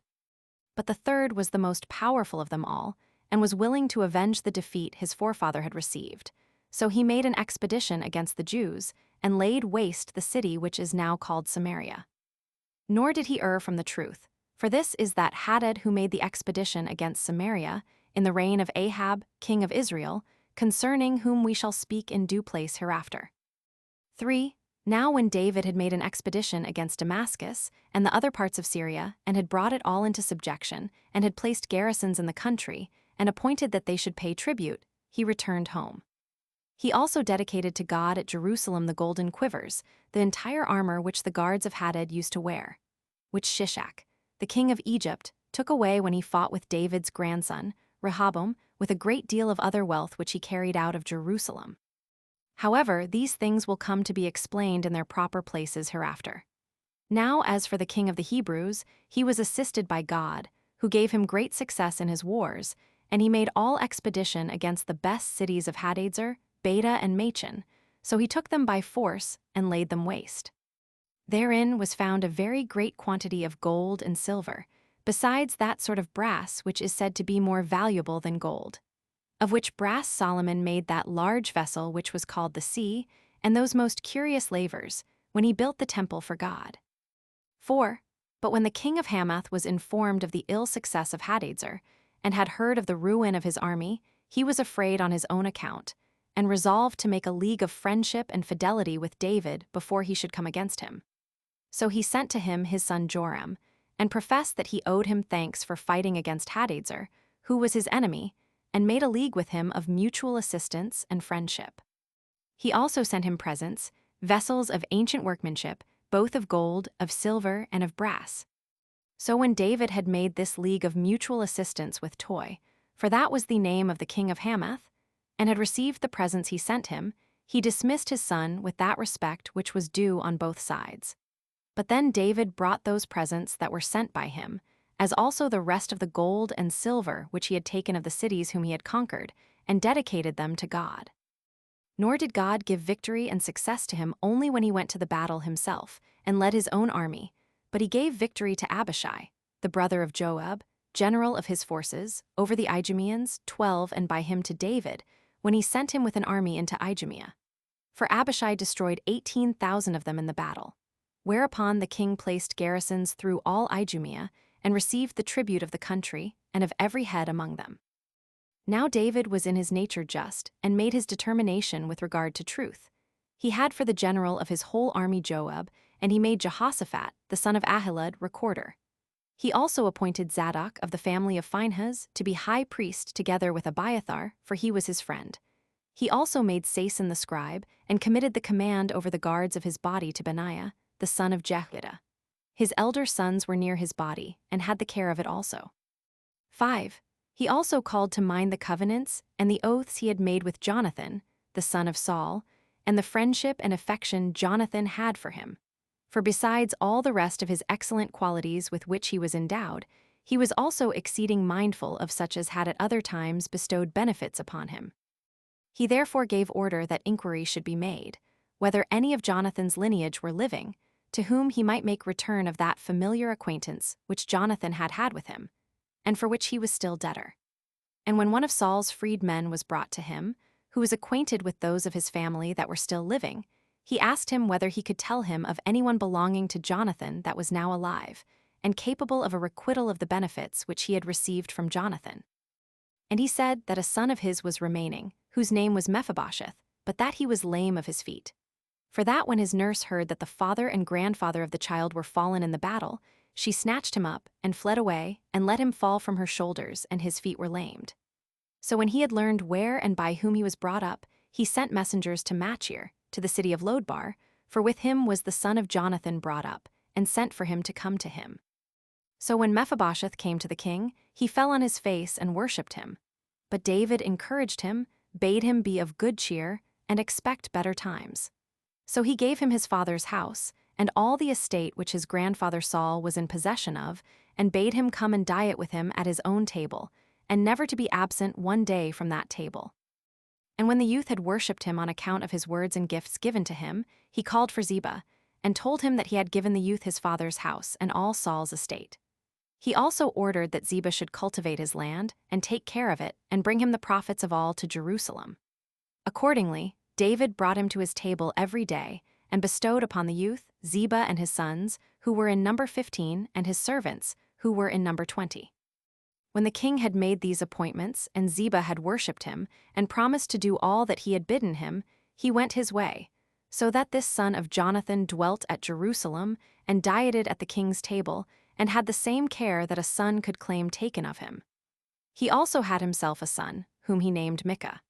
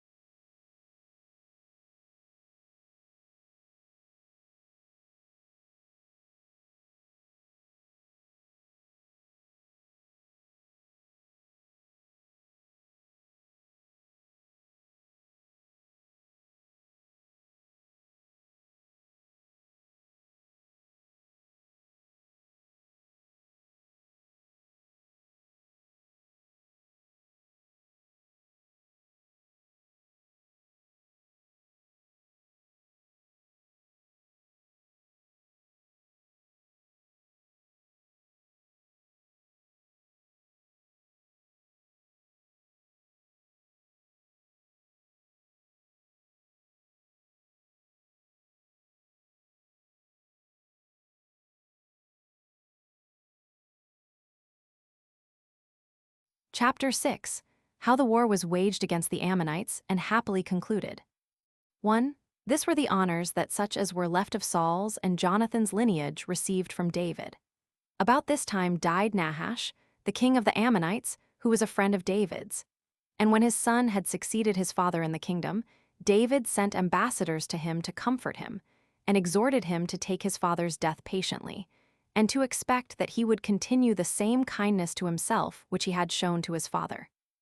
But the princes of the Ammonites took this message in evil part, and not as David's kind dispositions gave reason to take it, and they excited the king to resent it, and said that David had sent men to spy out the country, and what strength it had, under the pretense of humanity and kindness. They further advised him to have a care, and not to give heed to David's words, lest he should be deluded by him, and so fall into an inconsolable calamity. Accordingly Nahashes, the king of the Ammonites, thought these princes spake what was more probable than the truth would admit, and so abused the ambassadors after a very harsh manner. For he shaved the one half of their beards, and cut off one half of their garments, and sent his answer, not in words, but in deeds. When the king of Israel saw this, he had indignation at it, and showed openly that he would not overlook this injurious and contumelious treatment, but would make war with the Ammonites, and would avenge this wicked treatment of his ambassadors on their king. So that king's intimate friends and commanders, understanding that they had violated their league and were liable to be punished for the same, made preparations for war. They also sent 1,000 talents to the Syrian king of Mesopotamia, and endeavored to prevail with him to assist them for that pay and Shobach. Now these kings had 20,000 footmen. They also hired the king of the country called Makkah, and a fourth king, by name Ishtab, which last had 12,000 armed men. 2. But David was under no consternation at this confederacy, nor at the forces of the Ammonites, and putting his trust in God, because he was going to war in a just cause on account of the injurious treatment he had met with, he immediately sent Joab, the captain of his host, against them, and gave him the flower of his army, who pitched his camp by Rabbah, the metropolis of the Ammonites.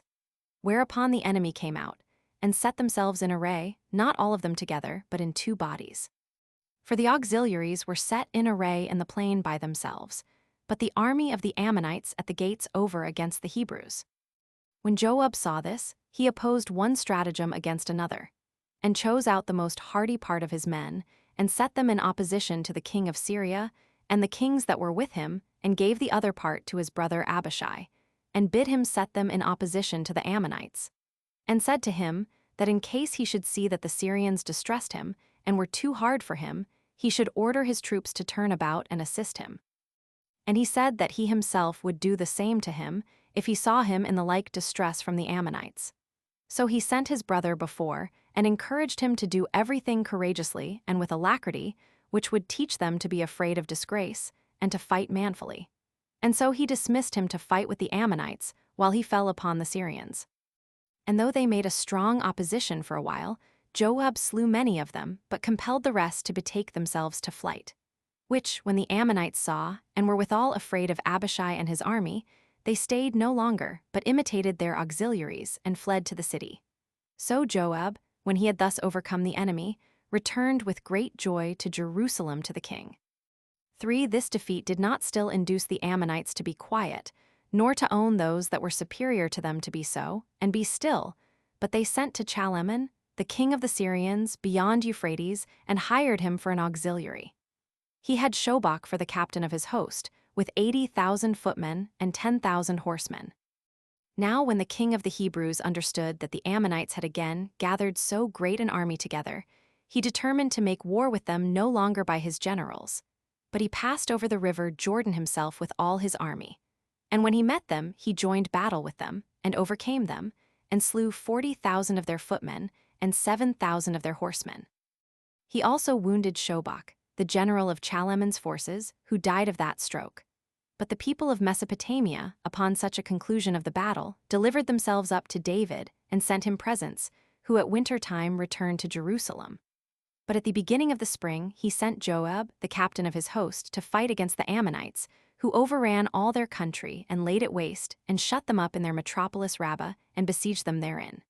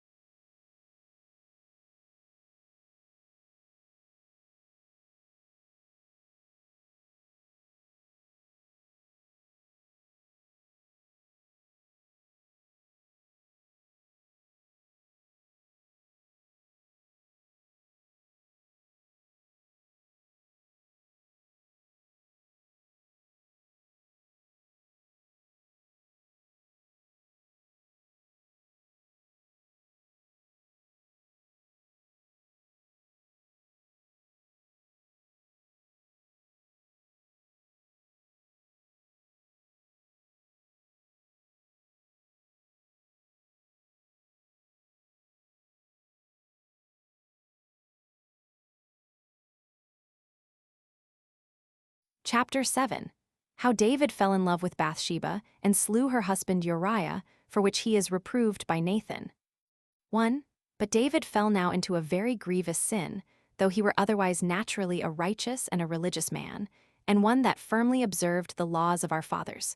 For when late in an evening he took a view round him from the roof of his royal palace, where he used to walk at that hour, he saw a woman washing herself in her own house. She was one of extraordinary beauty, and therein surpassed all other women. Her name was Bathsheba. So he was overcome by that woman's beauty, and was not able to restrain his desires, but sent for her and lay with her.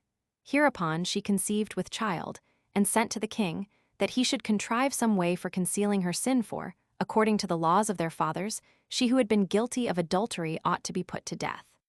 So the king sent for Joab's armor-bearer from the siege, who was the woman's husband, and his name was Uriah.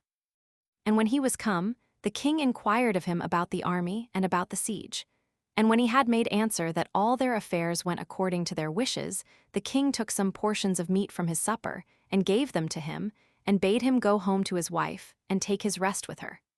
Uriah did not do so, but slept near the king with the rest of his armor-bearers. When the king was informed of this, he asked him why he did not go home to his house, and to his wife after so long an absence, which is the natural custom of all men when they come from a long journey. He replied that it was not right, while his fellow soldiers and the general of the army slept upon the ground, in the camp, and in an enemy's country, that he should go and take his rest, and solace himself with his wife. So when he had thus replied, the king ordered him to stay there that night, that he might dismiss him the next day to the general. So the king invited Uriah to supper, and after a cunning and dexterous manlier plied him with drink at supper, till he was thereby disordered. Yet did he nevertheless sleep at the king's gates without any inclination to go to his wife. Upon this the king was very angry at him, and wrote to Joab, and commanded him to punish Uriah, for he told him that he had offended him. And he suggested to him the manner in which he would have him punished, that it might not be discovered that he was himself the author of this his punishment. For he charged him to set him over against that part of the enemy's army where the attack would be most hazardous, and where he might be deserted and be in the greatest jeopardy, for he bade him order his fellow soldiers to retire out of the fight. When he had written thus to him, and sealed the letter with his own seal, he gave it to Uriah to carry to Joab. When Joab had received it, and upon reading it understood the king's purpose, he set Uriah in that place where he knew the enemy would be most troublesome to them, and gave him for his partners some of the best soldiers in the army, and said that he would also come to their assistance with the whole army, that if possible they might break down some part of the wall and enter the city. And he desired him to be glad of the opportunity of exposing himself to such great pains, and not to be displeased at it, since he was a valiant soldier, and had a great reputation for his valor, both with the king and with his countrymen. And when Uriah undertook the work he was set upon with alacrity, he gave private orders to those who were to be his companions, that when they saw the enemy make a sally, they should leave him.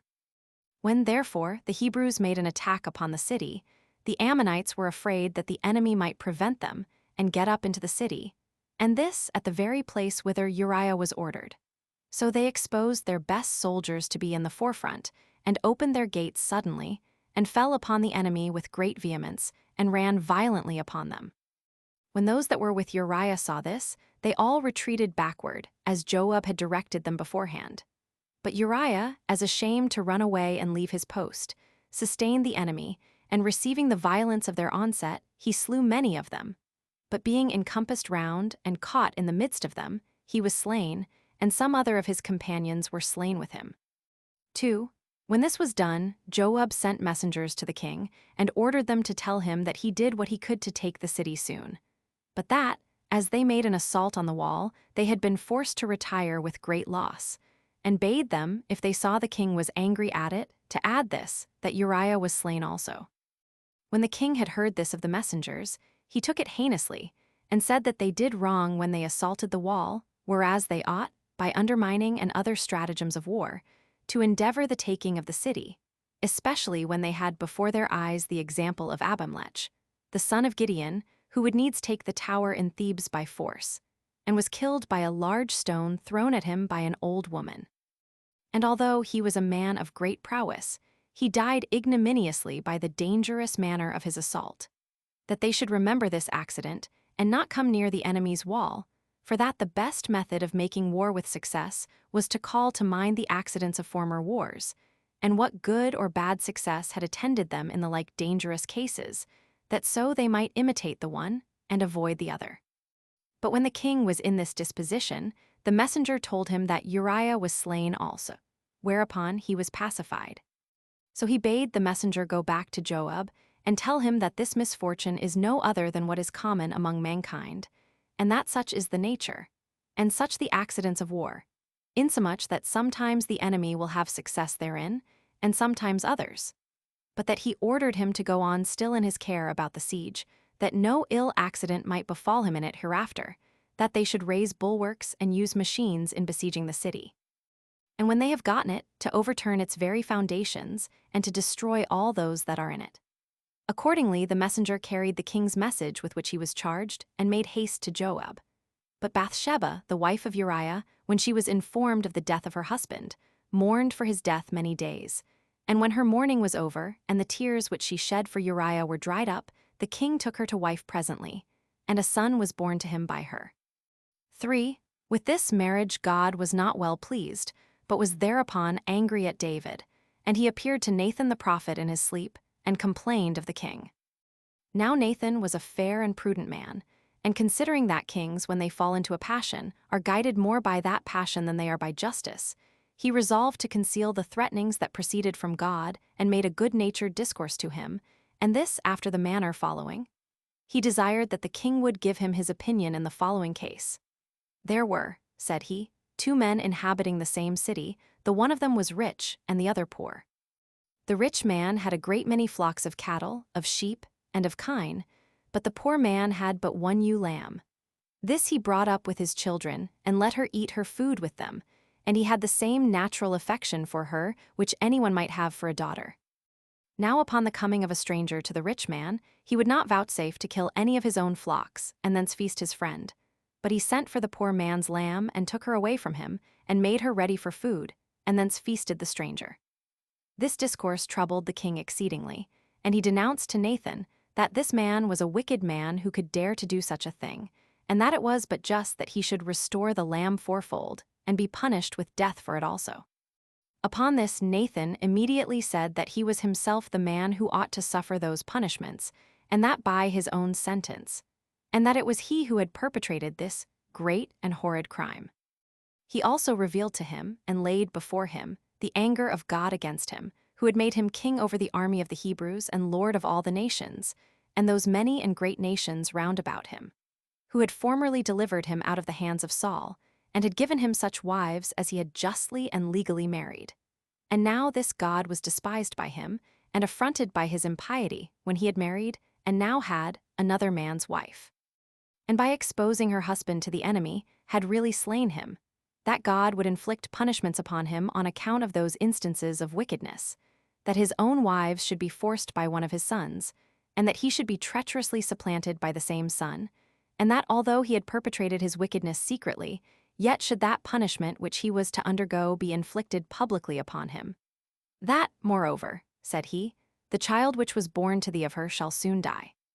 When the king was troubled at these messages, and sufficiently confounded, and said with tears and sorrow that he had sinned, for he was without controversy a pious man, and guilty of no sin at all in his whole life, excepting those in the matter of Uriah, God had compassion on him, and was reconciled to him, and promised that he would preserve to him both his life and his kingdom. For he said that, seeing he repented of the things he had done, he was no longer displeased with him. So Nathan, when he had delivered this prophecy to the king, returned home. 4. However, God sent a dangerous distemper upon the child that was born to David of the wife of Uriah, at which the king was troubled, and did not take any food for 7 days, although his servants almost forced him to take it. But he clothed himself in a black garment, and fell down, and lay upon the ground in sackcloth, entrusting God for the recovery of the child, for he vehemently loved the child's mother. But when, on the 7th day, the child was dead, the king's servants durst not tell him of it, as supposing that when he knew it, he would still less admit of food and other care of himself by reason of his grief at the death of his son, since when the child was only sick, he so greatly afflicted himself and grieved for him. But when the king perceived that his servants were in disorder, and seemed to be affected, as those who are very desirous to conceal something, he understood that the child was dead. And when he had called one of his servants to him, and discovered that so it was, he arose up and washed himself, and took a white garment, and came into the tabernacle of God. He also commanded them to set supper before him, and thereby greatly surprised his kindred and servants, while he did nothing of this when the child was sick, but did it all when he was dead. Whereupon, having first begged leave to ask him a question, they besought him to tell them the reason of this his conduct. He then called them unskillful people, and instructed them how he had hopes of the recovery of the child while it was alive, and accordingly did all that was proper for him to do, as thinking by such means to render God propitious to him. But that when the child was dead, there was no longer any occasion for grief, which was then to no purpose. When he had said this, they commended the king's wisdom and understanding. He then went in unto Bathsheba his wife, and she conceived and bare a son, and by the command of Nathan, the prophet called his name Solomon. 5. But Joab sorely distressed the Ammonites in the siege, by cutting off their waters and depriving them of other means of subsistence, till they were in the greatest want of meat and drink. For they depended only on one small well of water, and this they durst not drink of too freely, lest the fountain should entirely fail them. So he wrote to the king, and informed him thereof, and persuaded him to come himself to take the city, that he might have the honor of the victory. Upon this letter of Joab's, the king accepted of his goodwill and fidelity, and took with him his army, and came to the destruction of Rabbah. And when he had taken it by force, he gave it to his soldiers to plunder it. But he himself took the king of the Ammonites' crown, whose weight was a talent of gold. 13. And it had in its middle a precious stone called a sardonyx, which crown David ever after wore on his own head. He also found many other vessels in the city, and those both splendid and of great price. But as for the men, he tormented them, 14, and then destroyed them. And when he had taken the other cities of the Ammonites by force, he treated them after the same manner.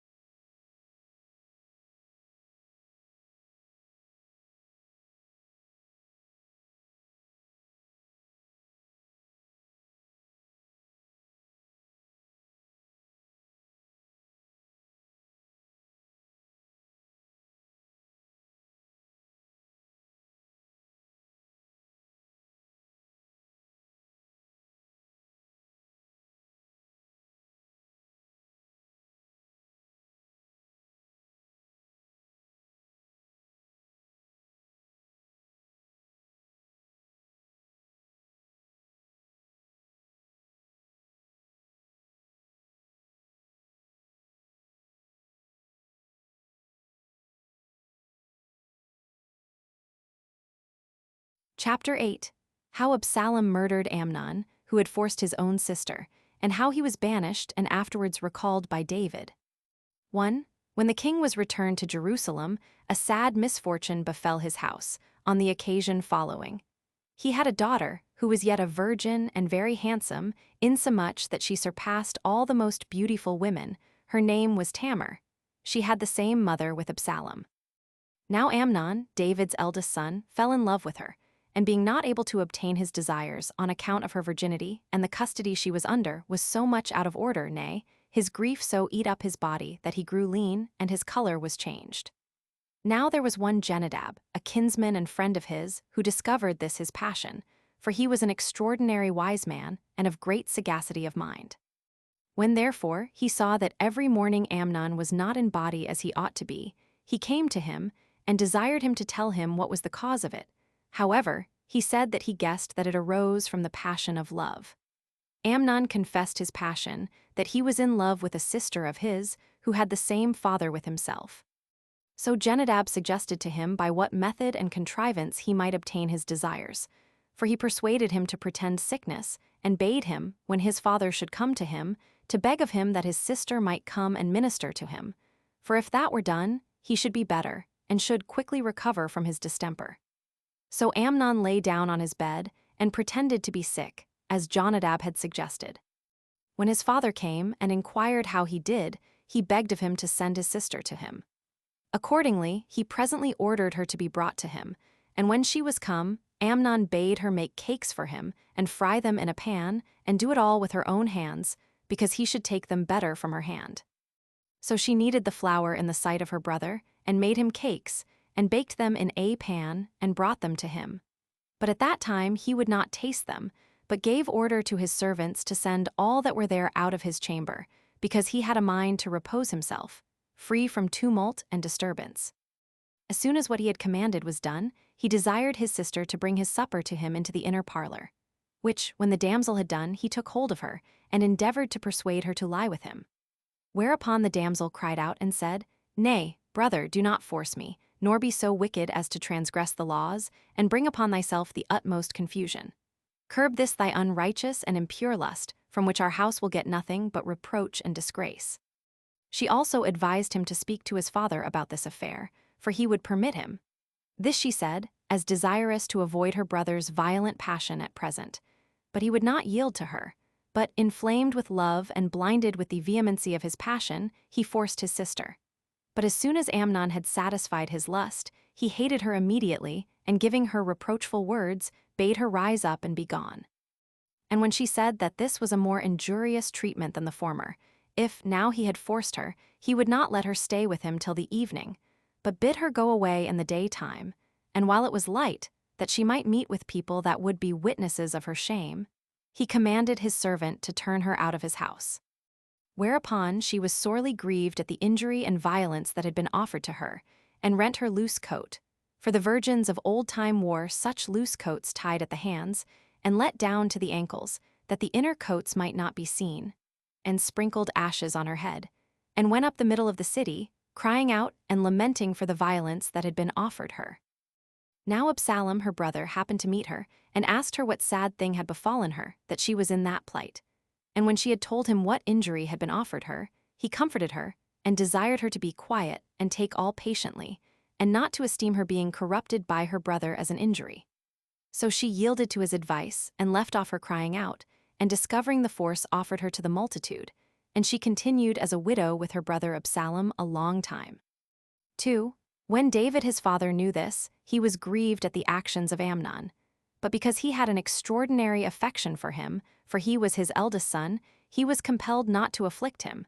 But Absalom watched for a fit opportunity of revenging this crime upon him, for he thoroughly hated him. Now the 2nd year after this wicked affair about his sister was over, and Absalom was about to go to shear his own sheep at Baalhazer, which is a city in the portion of Ephraim, he besought his father, as well as his brethren, to come and feast with him.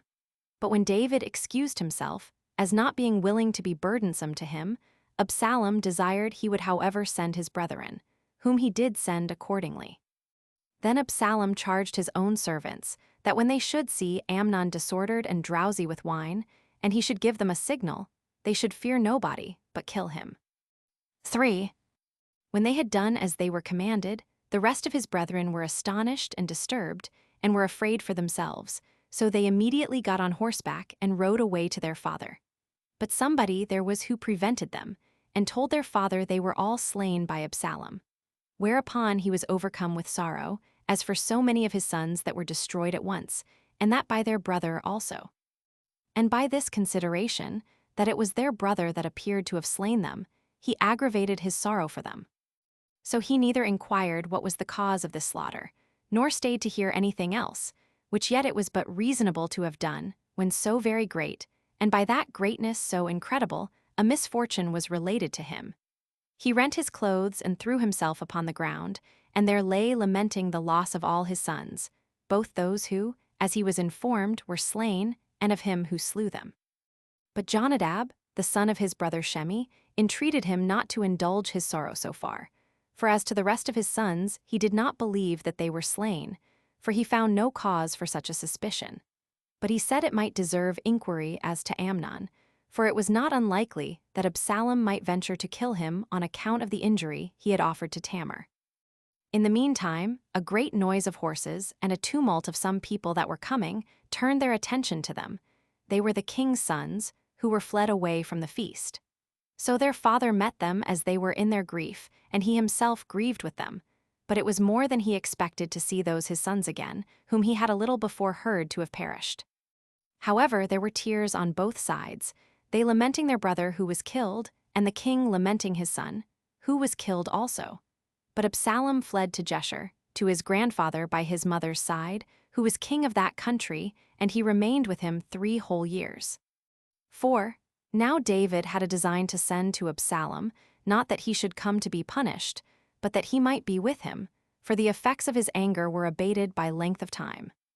It was Joab, the captain of his host, that chiefly persuaded him so to do, for he suborned an ordinary woman that was stricken in age to go to the king in mourning apparel, who said thus to him, that 2 of her sons in a coarse way had some difference between them, and that in the progress of that difference they came to an open quarrel, and that one was smitten by the other and was dead.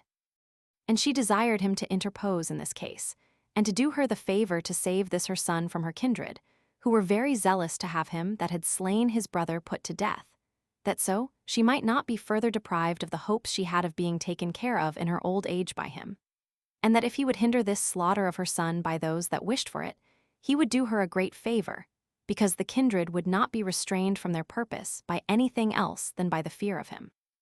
And when the king had given his consent to what the woman had begged of him, she made this reply to him, I owe thee thanks for thy benignity to me in pitying my old age, and preventing the loss of my only remaining child.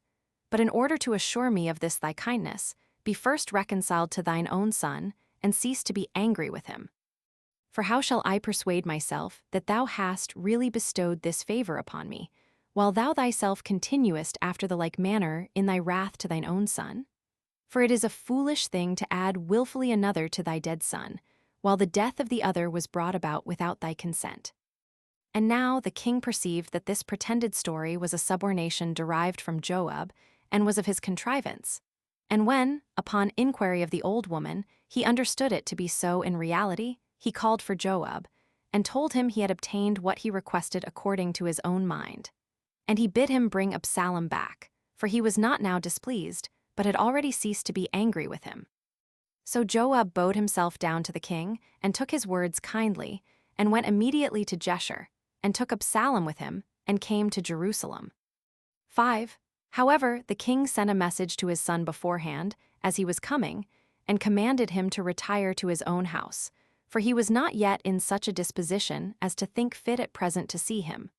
Accordingly, upon the father's command, he avoided coming into his presence, and contented himself with the respects paid him by his own family only. Now his beauty was not impaired, either by the grief he had been under, or by the want of such care as was proper to be taken of a king's son. For he still surpassed and excelled all men in the tallness of his body, and was more eminent than those that dieted the most luxuriously. And indeed such was the thickness of the hair of his head, that it was with difficulty that he was polled every 8th day. And his hair weighed 200 shekels 15, which are 5 pounds. However, he dwelt in Jerusalem 2 years, and became the father of 3 sons and 1 daughter, which daughter was of very great beauty, and which Rehoboam, the son of Solomon, took to wife afterward, and had by her a son named Abijah. But Absalom sent to Joab, and desired him to pacify his father entirely towards him, and to beseech him to give him leave to come to him to see him, and speak with him. But when Joab neglected so to do, he sent some of his own servants, and set fire to the field adjoining to him. Which, when Joab understood, he came to Absalom, and accused him of what he had done, and asked him the reason why he did so. To which Absalom replied, That I have found out this stratagem that might bring thee to us, while thou hast taken no care to perform the injunction I laid upon thee, which was this, to reconcile my father to me. And I really beg it of thee, now thou art here, to pacify my father as to me, since I esteem my coming hither to be more grievous than my banishment, while my father's wrath against me continues. Hereby Joab was persuaded, and pitied the distress that Absalom was in, and became an intercessor with the king for him. And when he had discoursed with his father, he soon brought him to that amicable disposition towards Absalom, that he presently sent for him to come to him. And when he had cast himself down upon the ground, and had begged for the forgiveness of his offenses, the king raised him up, and promised him to forget what he had formerly done.